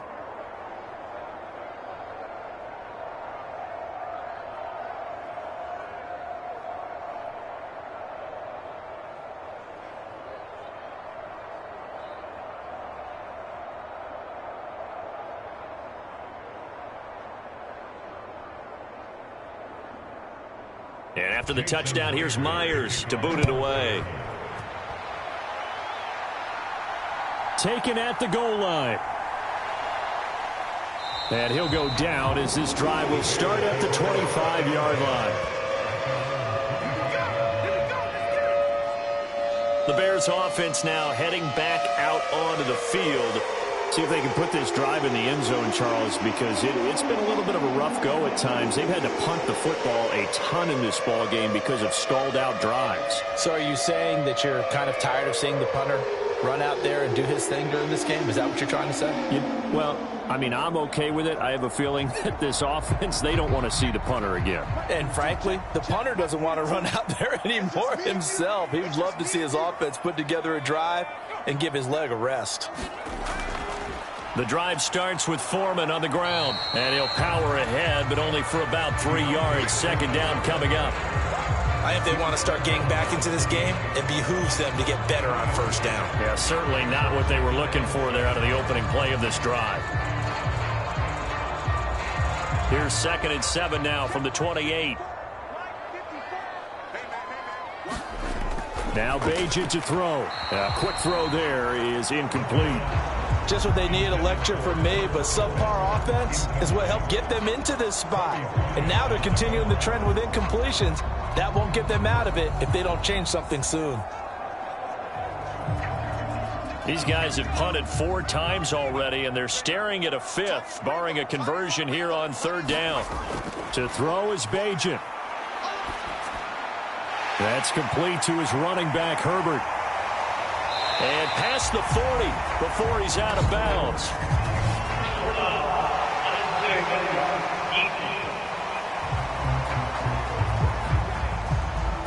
A little too much extracurricular there. When you have a game with a lot of contact, tensions are going to run pretty high. You're going to be emotional, but you have to harness it somehow, and he didn't on that play.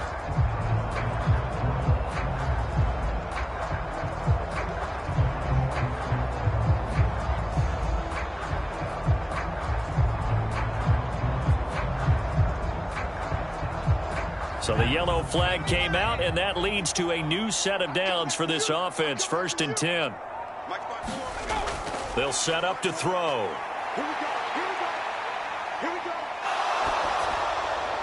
And that one too wide and incomplete. With a rookie quarterback out there, you're definitely going to find out how he handles adversity, because this one so far hasn't gone according to plan. He's got to fight through it and show him what he's made of. 2nd and 10. Here we go. He's going to try and do this himself. And he probably should have given that one off, as he's going to get hit and taken down behind the line. It'll go as a loss of a yard, so now they deal with 3rd and 11. Boy, the pursuit there, terrific from the linebacking core. Oh, it certainly was, because so many times on an option play, you'll see a linebacker make a beeline for the quarterback and then zip, one cut, and he's grasping at air. But this time, he locked in on him the whole way, took an excellent angle, and his grasp came up with the quarterback.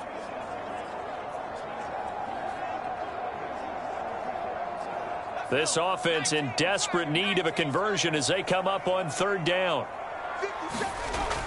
He'll drop to throw. Pressure comes. He's taken down by the Seahawk defense. Jared Reed able to get in there for his 2nd sack of the afternoon. I don't care if you're taking it in round 1, you're undrafted, whatever. As a rookie quarterback in this league, you're going to have games where you face adversity like this. Lessons. All the time you're going to face these lessons. The key for this guy is, will he be able to bounce back in the next one? Because right now, this has not been his game.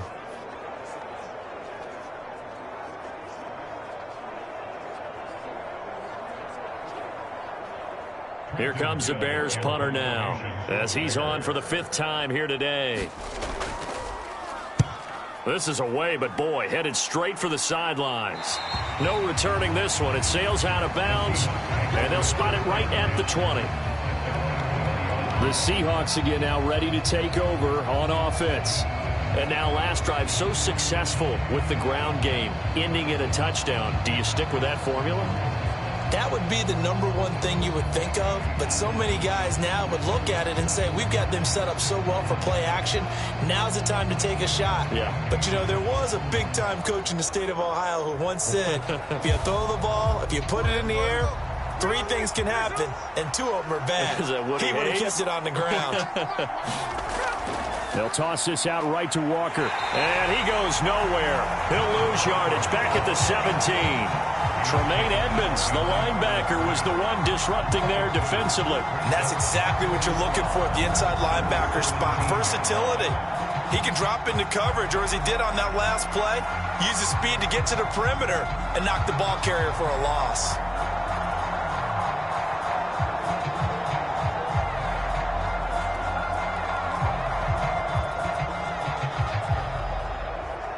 First play of the drive goes the wrong way. Here's 2nd and 12. Now Geno. He'll find Metcalf. And he gets it here to right around the 24 before he's out of bounds. People worry about throwing the out route because often it can get jumped, and that can turn into either an incompletion or an interception. But not on that one. Everything came together, and he catches it and goes over the sideline. Now a 3rd and 6.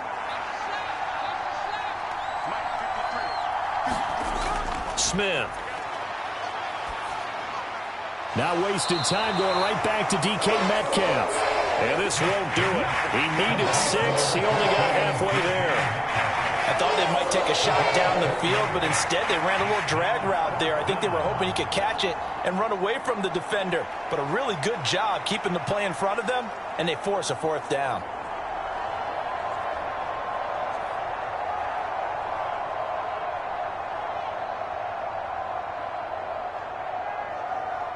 Now here's Michael Dixon as he'll kick it away for the 2nd time. And he'll get this away into the icy winter air. That'll be a 43-yard punt, just a single yard on the return. And the Bears take over. And now Chicago getting ready to go as they take the field. Now, if you're a fan of punting, and I know that not many people are, but this game kind of turning into one for you. Well, it's okay if it's a skills contest, right? We're really into it then, but not during the course of an actual game. This has turned into a field position game, though. Sometimes the better punter may actually determine the outcome.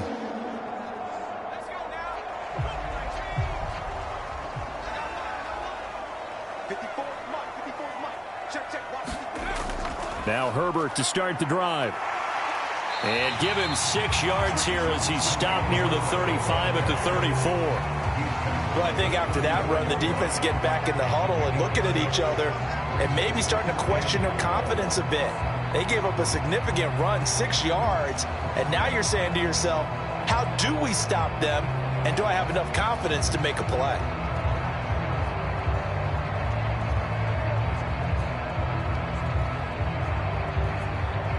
And from the 34, here's 2nd and 4.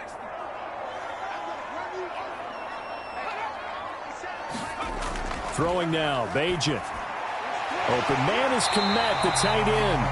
And they'll get it up just short of the 45 at the 44. That'll put him at 77 yards receiving for the ball game. It's a 1st down. And the tight end is certainly a position built to move the chains because they can control space underneath. If they've got good hands, then, of course, they're a dynamic target. But one other thing is they're right in the sight lines of a quarterback on just about every play, and that makes it easier for the quarterback to pick him out and deliver. On 1st and 10, it's Herbert to about the 48-yard line. I feel like I could see what he was thinking on that carry. Wanted to follow that big tackle through the hole.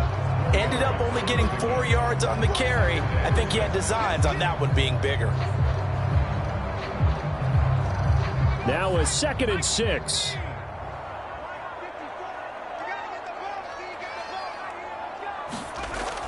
Back to throw. And he will find the open man. It's DJ Moore. And that'll wind up moving the chains again as the tackle's going to be made at the Seahawks 38-yard line. That his 1st catch so far. They've held him under wraps, but he's got a 1st down there. And that's one of the better plays we've seen this offense put together so far. They haven't been able to get on track much at all. But listen, they're only down a couple of scores with the rest of this quarter and the entire 4th remaining. So stranger things have happened. And he gets forward up the middle, but only for a couple. It'll be 2nd down. Now, that's a mountain of a man that just made that stop, isn't it? But he's more than that. This guy's nimble and quick. More than a space eater, he just made a great play there. This is 2nd and 8.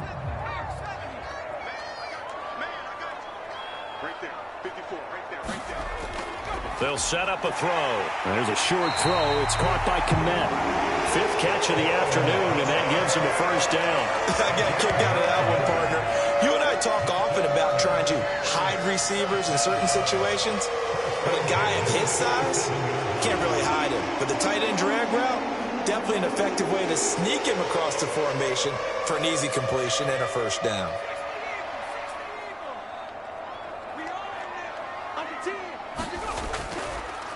A give left side here for Herbert. And he sneaks his way forward only for a couple here. 2nd down. Not too many offenses want to turn down long drives, but when you're down what they are, they've got to pay it off with some points.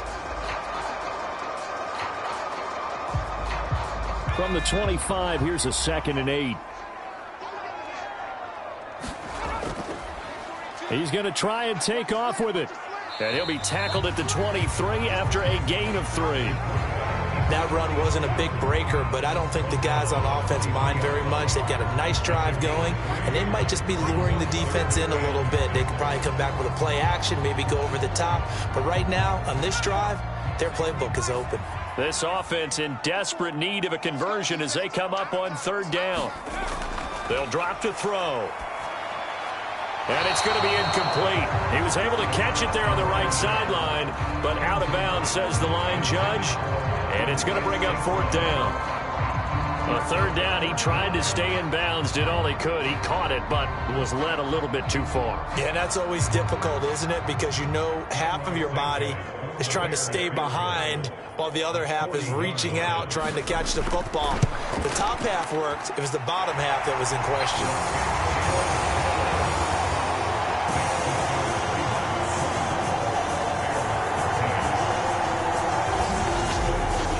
So the response to that touchdown on the other side to begin the 3rd quarter. Look, just 3 points, but still a response nonetheless. You're exactly right about that, because I think you needed to answer back with something, even though it's not 6.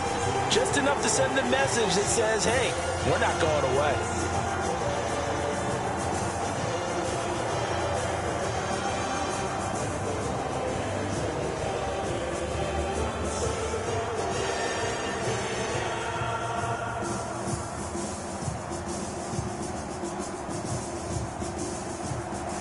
Following the made field goal, out instead is the punter, Trenton Gill, to kick this away. This fielded right at the goal line. And he brings us out past the 20 to the 24.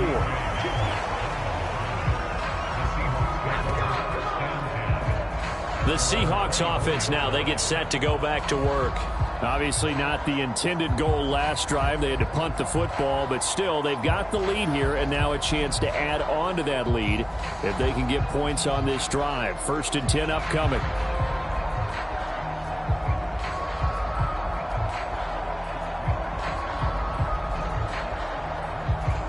Now Smith and the Seahawks going to come up 1st and 10 at their own 24.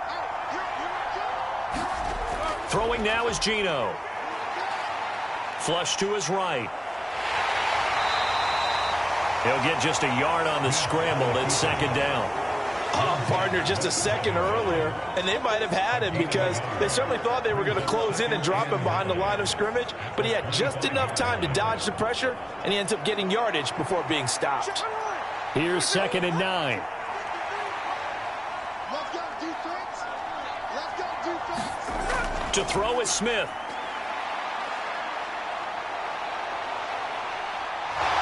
And he'll slide to a halt here, still a little shy of the 1st down marker. 6 yards there off the scramble, but it'll still leave him with a 3rd down. The defense did its job of taking away a quick throw, but that's only half the battle because they've got to get to him before he can make a run for it. A little bit late containing him there, so he makes a nice gain out of a play that looked like it was in trouble. Here's 3rd and 3.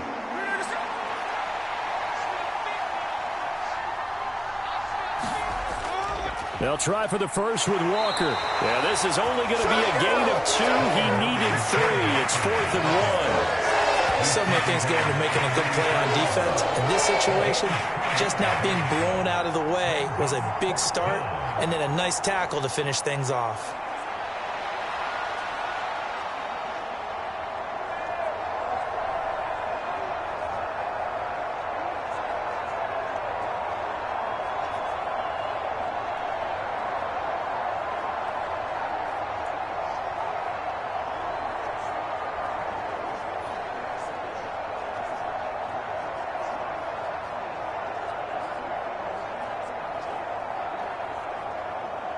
Now here's Michael Dixon as he's on to punt for Seattle.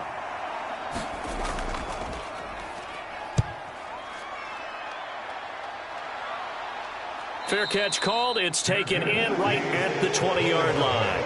So possession goes over here on the punt. And out will come the offense as they take over. The Chicago offense set to get started. And tough to win games if you're going field goal, field goal, field goal here. They got field goal last time. Now they'll be looking for a touchdown. They're looking for the big chunk now because, as you noted, the field goal way of doing it makes it that much harder and puts more pressure on every possession for you now. Go ahead and get 6 and feel a lot more comfortable about the position they're in. Bigger chunks. We'll see if they can get the score. On 1st and 10, it's Bajan. Now that'll be caught by St. Brown. And he'll go down at the 26 following a gain of 6.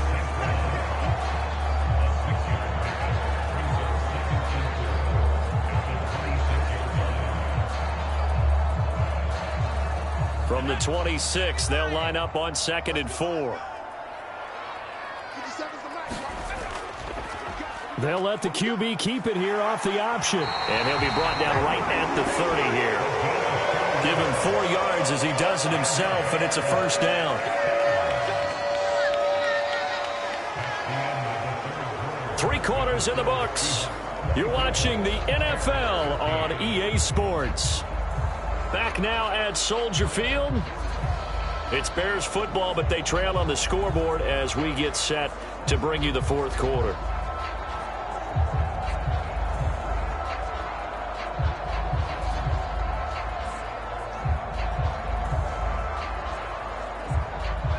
So 1st and 10 now from the 30.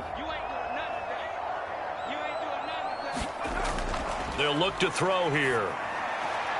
This pass on target. Velus Jones with it. And past the 40 before he's out of bounds.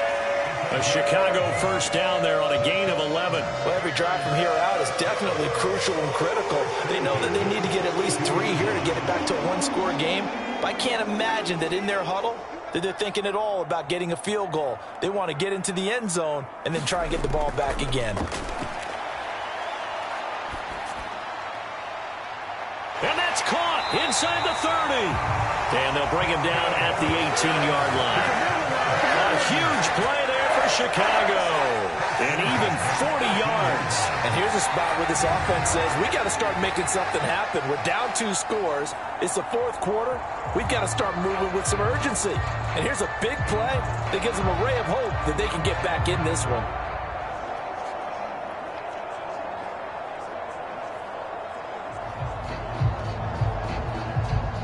So the big play means just like that, they'll operate from the red zone now on 1st down.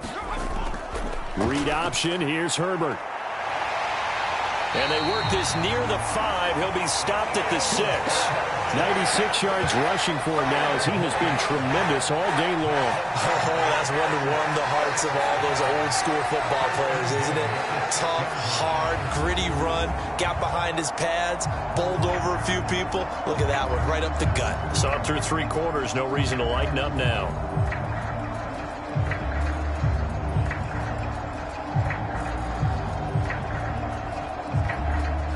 First and goal, and they got to be thinking a chance to get right back into this football game.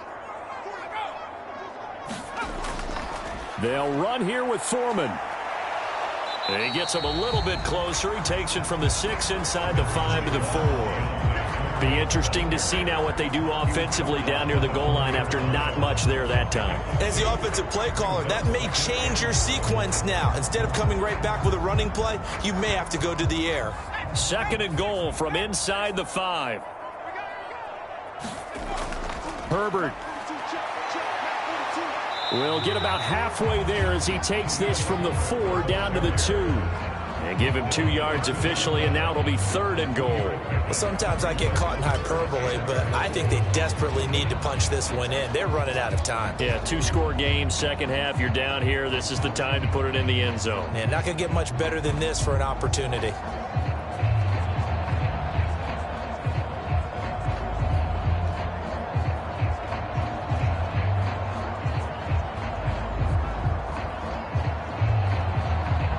This Seattle defense, they haven't broken yet. Coming up here on a 3rd and goal situation. Now here's a look for the end zone, but that one's going to wind up incomplete. The coverage keyed in on him since that last completion his way. He earned a little more attention on that route, and that made it a lot tougher to get a clean throw his way. On is Santos for the Bears field goal. From the right hash at a bit of a tight angle. Santos' kick is up and through, and that'll make this an 8-point game.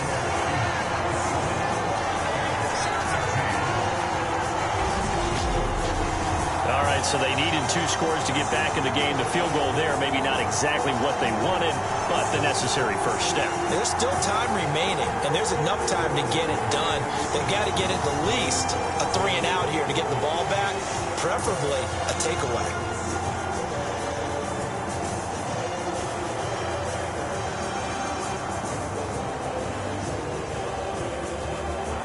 Following the made field goal, out instead is the punter, Trenton Gill, to kick this away. This taken in right around the goal line. And able to get this across the 20, but not much further as he's dropped it to 23-yard line. Here come the Seahawks now, set to take over on offense. Their lead back down to 1 score after the field goal a moment ago, so they'll be looking to string together a few first downs, likely on the ground as they begin 1st and 10.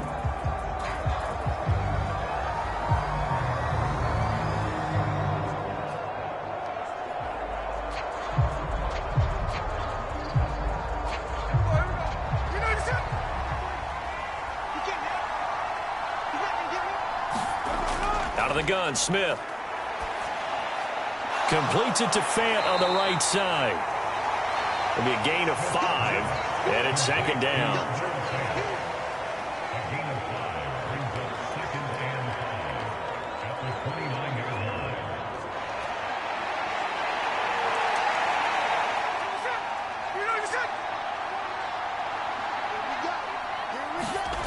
Gino now to throw. Oh, now he's stripped. He lost the football. And this is picked up by the Bears. And to the 43. So down inside the 45 to the 43-yard line. That's where they'll take over.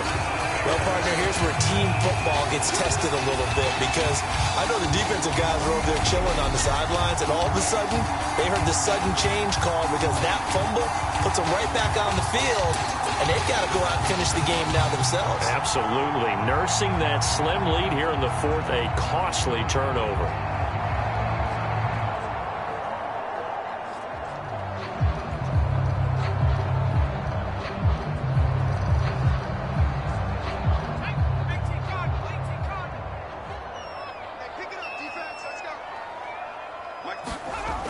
They'll toss it outright to Herbert.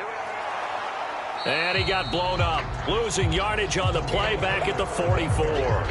He'll lose a yard there, and it's 2nd and 11. I know that speed is the hallmark of today's NFL game, but the key to good rushing defense is still having your linebackers set the edge.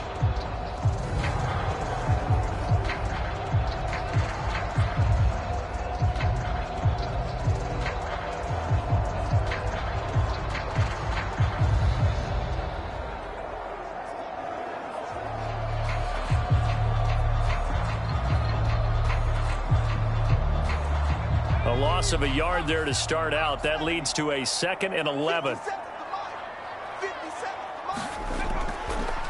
Here's the option. Oh, no, he lost the football. But this will get out of bounds, so possession will stay the same.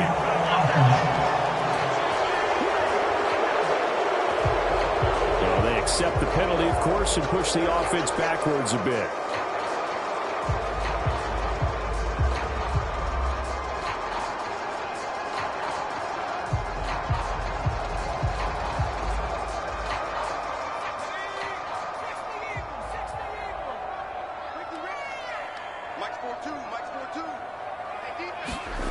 Back to throw, Bajan.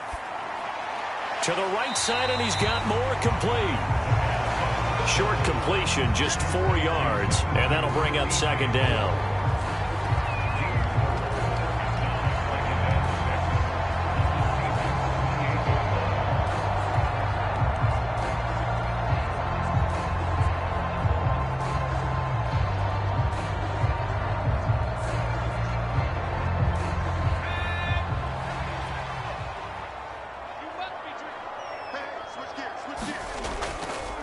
Herbert powering up the middle.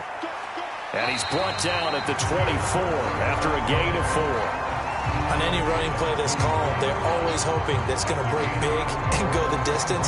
But when you get a nice gain like that, you're able to do so many things anyway. You can come back and run essentially the same play again, continue to move the ball on the ground, or you can decide to throw the ball now because usually you have the defense back on its heels.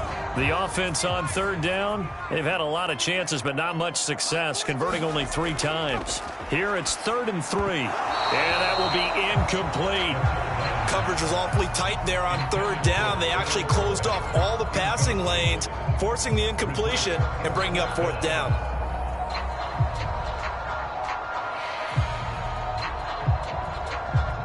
One score down. Here we go. They're going to go for it here on 4th down. As expected, they're going for it to keep the drive alive. Able to find the open man. That's complete. And he is going to have the Bears first down. And they pick it up rather easily. A gain of 9 on 4th and 2. Give them credit. They knew what they wanted to dial up on 4th. They executed it for 9 yards, and the offense stays out there. A new lease on life after the 4th down conversion. Here's 1st and 10. Here's a give to Herbert. And maybe a measure of revenge there. He's had his way in this one, but this time they get him behind the line. Officially, it's a 1-yard loss. That's going to bring up 2nd and 11. Well, that was one of the few times they've been able to contain him thus far. He's over 100 yards for the game, but he lost a bit off his total on that carry.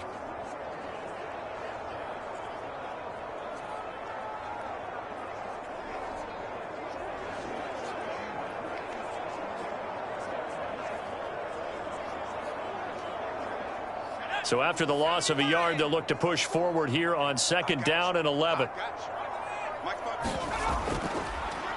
He's going to use his legs here. And they get to him quickly here as he stopped right around the 13. He'll wind up getting 3 on the keeper there, but it leads to a 3rd down. Well, praise has to go to the guys on the offensive line because they've had a very nice, productive day running the football. How about that poor defensive line? They've been knocked around the entire game, and while they slowed them down on that run, can they continue to do so? Because they haven't had much success throughout this ball game. Bajan. That is caught by Herbert. And he can't quite get there. Tackled down at the 1. They're able to convert on 3rd down, and that sets up a 1st and goal. And that's a much-needed first down right there. Look, they're down by 8. So logic says they don't have to get a touchdown out of this drive. But the way things are going, I don't know if I'd put it in the hands of my defense here. You might not get the ball back at all. So if a 4th down situation comes up, I'm thinking hard about going for it right here and right now. 1st and goal, a touchdown and a 2-point conversion here are musts. Off the play fake, it's Bajan. Keeps himself upright. Oh, no, he lost the football. And the Seahawks have picked it up. And the return will stop them well inside their own 20 at the 15-yard line. I know one thing. The team that had the ball and was driving, they're going to feel horrible. But the team that was on defense, I think we got to give them a little bit of credit, able to hang in there and force a key turnover. In the red zone, though, had a chance to tie it and an opportunity missed. The Seahawks offense now, they get ready to head back onto the field. They'll be hoping to work a little clock and try to add on to this slim 4th quarter lead. But whatever happens on this drive, certainly a huge fumble recovery by their defense at this juncture.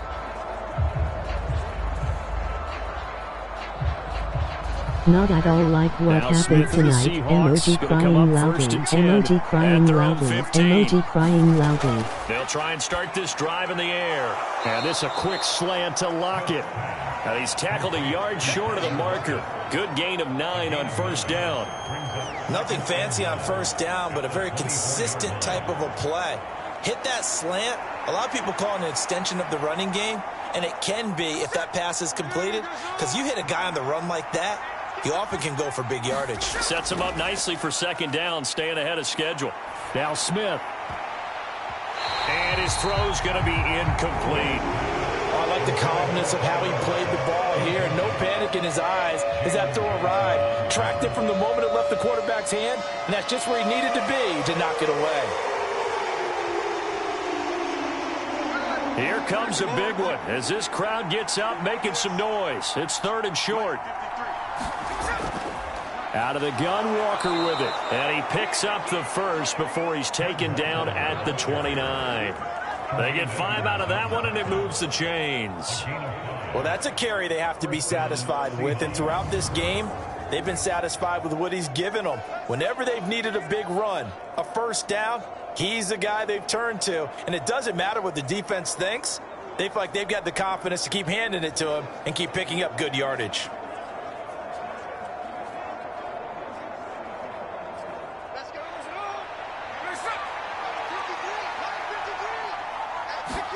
Now a first down throw. It's Smith. Targeting the out route, and he completes this to Metcalf. And he'll be out of bounds right at the 40.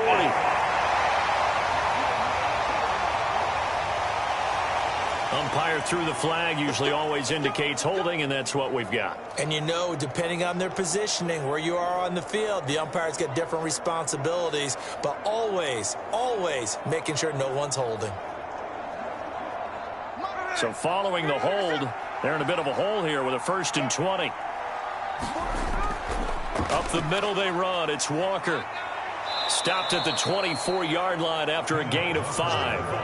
And I'm guessing you'd say this is kind of the key here. Grind out some yardage, work on that clock, see if you can continue to tick it down. Definitely, you want to bleed things out at this point, right? Continue to possess the football, gain some yardage, and put the onus on the defense. Do they have to use timeouts? What are they going to do to stop you? You're taking charge. From the gun, here's Smith. This is Fant on the short completion. And he'll be out of bounds across the 30-yard line.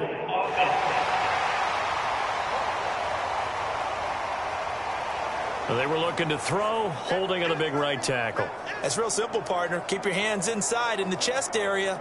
You're probably okay. You get it out on the shoulders, get them wide. Usually going to pick up a holding call.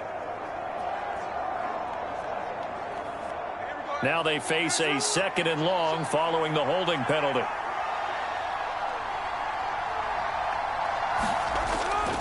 Straight ahead, Walker.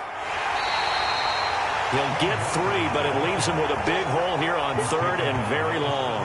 A tight game like this, such a tough spot for the offense to be in. Even though they have the lead, Charles, back up so close to their goal line, they got to protect the football. And that's when you have to take care of your team with play calling as well. Not a lot of misdirection, not a lot of counters, not a lot of plays where you have extra ball handling. Get it right to the hands of your running back. Tell him to take care of the ball and try and move forward. Smith. And that is incomplete. Certainly looked like someone was very confident in his ability to fit that one in. I would say he was overconfident because there wasn't a whole lot of separation there. Had that one pretty well downfield and knocked it away. Now here's Michael Dixon standing just outside his own goal line.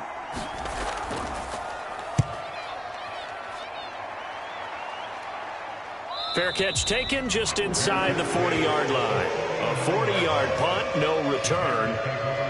And now the Bears coming out as they get ready. And so close to hitting pay dirt last time, fumbling down near the goal line. Now, how does that affect their psyche this time around? It's a tester, that's for sure, because to be that close and come away with no points is really disappointing, not just for the guys on offense, but the defensive players, too, who thought, hey, we're going to put some points up and have a little momentum going. They've got to find a way to just get it out of their minds, let it go. Short-term memory. And move on to the next series.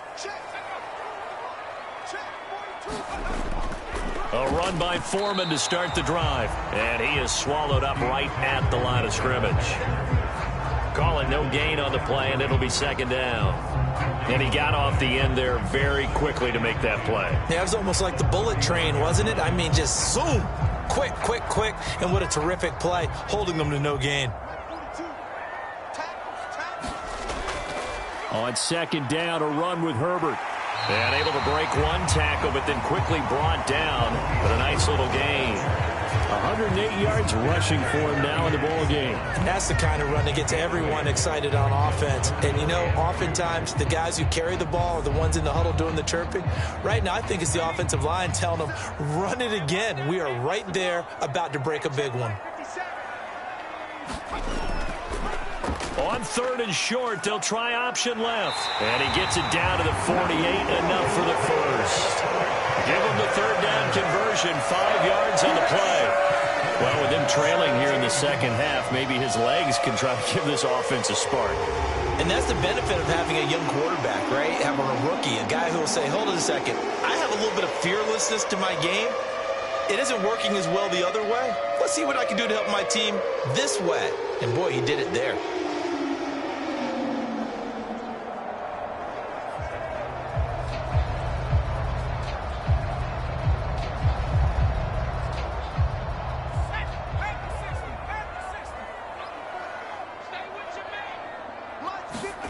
On 1st down, Bajan.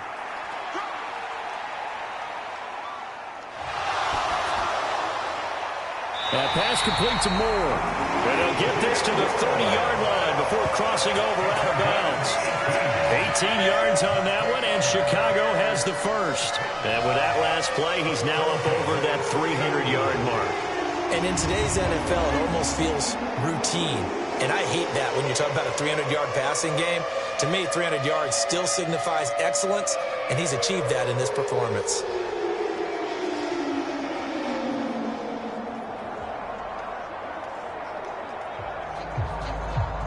So 1st and 10 now from the 30. Here's Bajan. He's going to find his running back. It's complete. And he's down into the red zone at the 15 after a gain of 15. 1st and 10. One of my old teammates called me the other day when he was watching the game. He's like, man, trying to watch an NFL game and trying to account for their passing game, that's difficult. And just when you think you get everything covered, here comes a back out of the backfield. And in this case, he picks up a 1st down.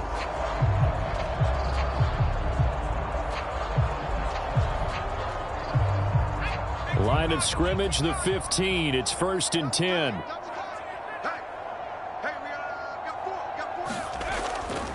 A handoff for Herbert. He's going to get 4 out of this as he's down to the 10-yard line. Not a run that you're going to write home about, but still a good 1st down run. That's what an offense calls staying on schedule. 3 to 4 yards on 1st down, you're set up very well for the rest of the drive. 2nd and 6 from the 10.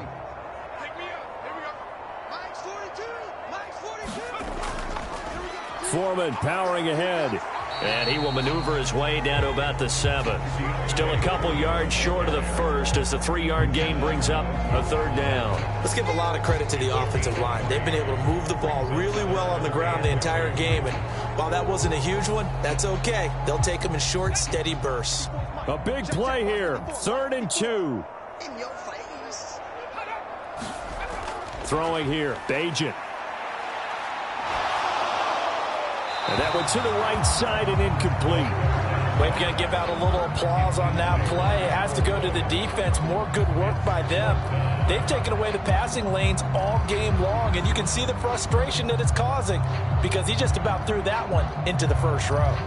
Here we go. This is 4th down. They'll try and run for it. And he is in. Touchdown, Chicago. D'Onta Foreman taking it in from 7 yards away. And the Bears have a chance to tie things up as they trail by 2 here in the 4th. So part 1 of what they needed is done. They get in the end zone. Now you have to imagine we'll see a try for 2. And that's what the book says, but defensively, they can't hang their head right here. They've still got a chance to come out with the lead if they make a play.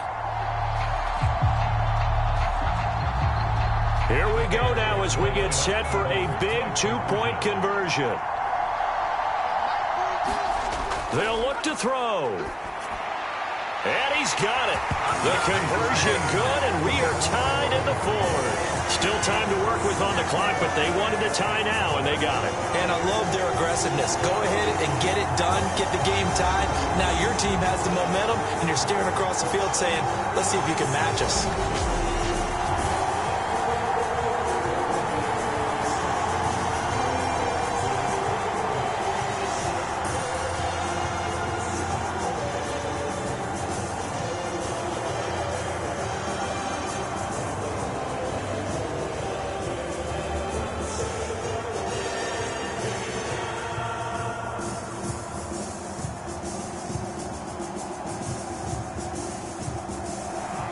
Now this one setting up for a great finish. All tied in the fourth as the kick's away. And this will not be brought out. It's a touchback. And the Seahawks get ready to trot out on the field. The last series for them, a little disappointing, forced a punt. And now they'll try to do better here and come away with some points as they begin this drive, 1st and 10.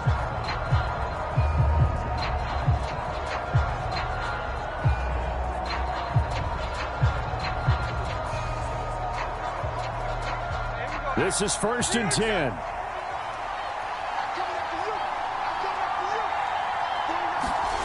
A shotgun snap for Smith. He'll let this go deep for Smith and Jigba. And this is going to be intercepted. Tyreek Stevenson picks it off. And the Bears are going to get it back here just past the 35. Well, these defensive coaches, they sure like what they've got in this rookie corner. And with good reason, as you saw there. He only cost him a day 2 pick, and a lot of people thought he had first-round ability. But when he was available on draft night, that was one where you didn't need the full time to make the selection. You call that pick in early, and he shows why he was so coveted with that interception there. Here's 1st down.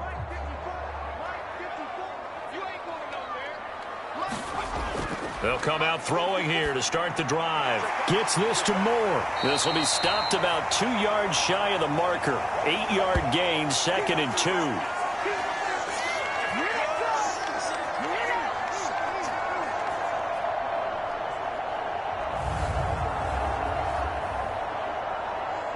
So the Bears with the football here as we welcome you back. They've got a 2nd down now as they search for a score to break this tie. They come up now on 2nd and 2.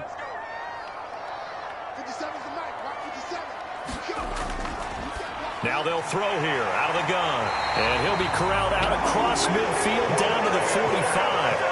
Now you're right on the edge of field goal range. You still got time, but get up to the line of scrimmage and get set.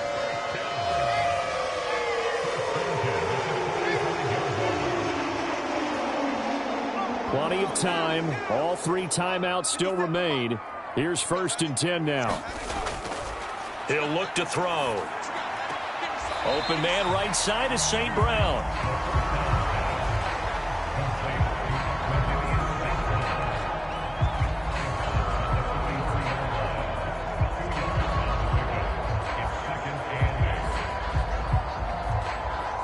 Here's 2nd down.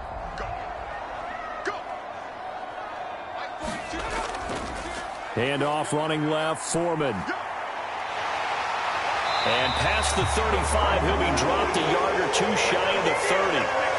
Now the Seahawks going to use the first of their timeouts as they'll head to the sideline and talk over what to do next.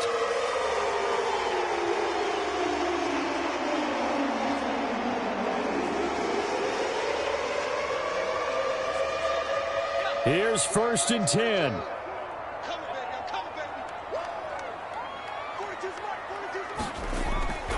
They run again with Foreman. Now the Seahawks call the 2nd of their 3 timeouts as they'll head to the sideline and talk over what to do next.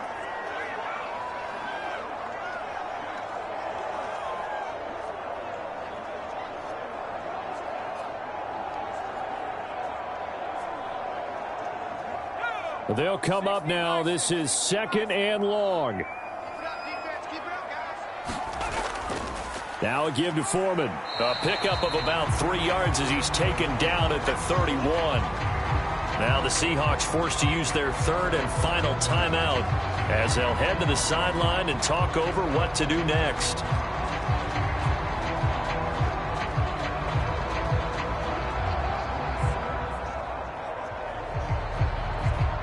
What can they draw up now? Time to find out on a 3rd and 8.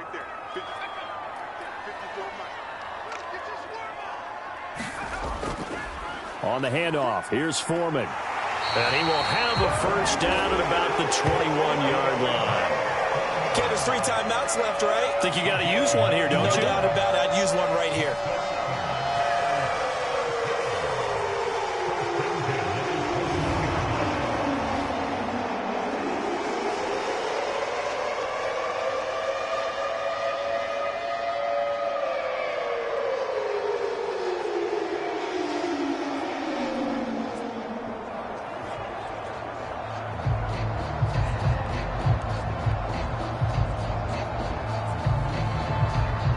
All 3 timeouts still at their disposal. Here's 1st and 10 now. Now Foreman. Yeah, he'll work free from 1 tackle, but that's about all as he's taken down. Now, what's the thinking here? Because a touchdown would be nice, but you've ensured yourself a chance at 3 in the lead, so how worried are you about the 6? You're not very worried about if you're confident in your kicker. And if you got a kicker who can put it through the post, you feel really good about trying to bleed that clock down. In an ideal scenario, your kicker puts it through the post as the clock hits zeros.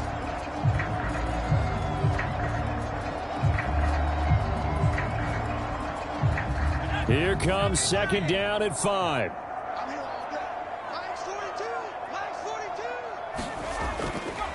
A carry for Foreman.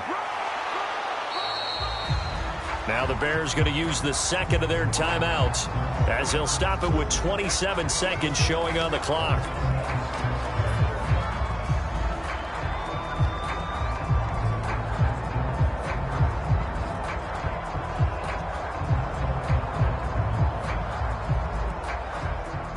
Well, here's a big one. You can just feel it. This is 3rd down now. It's Foreman. And he's got the first.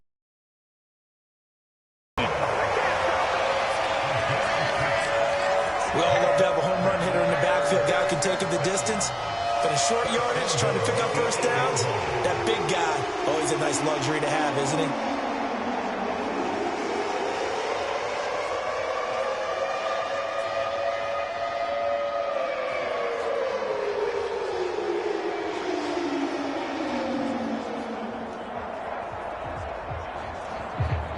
So a big one coming now for Cairo Santos.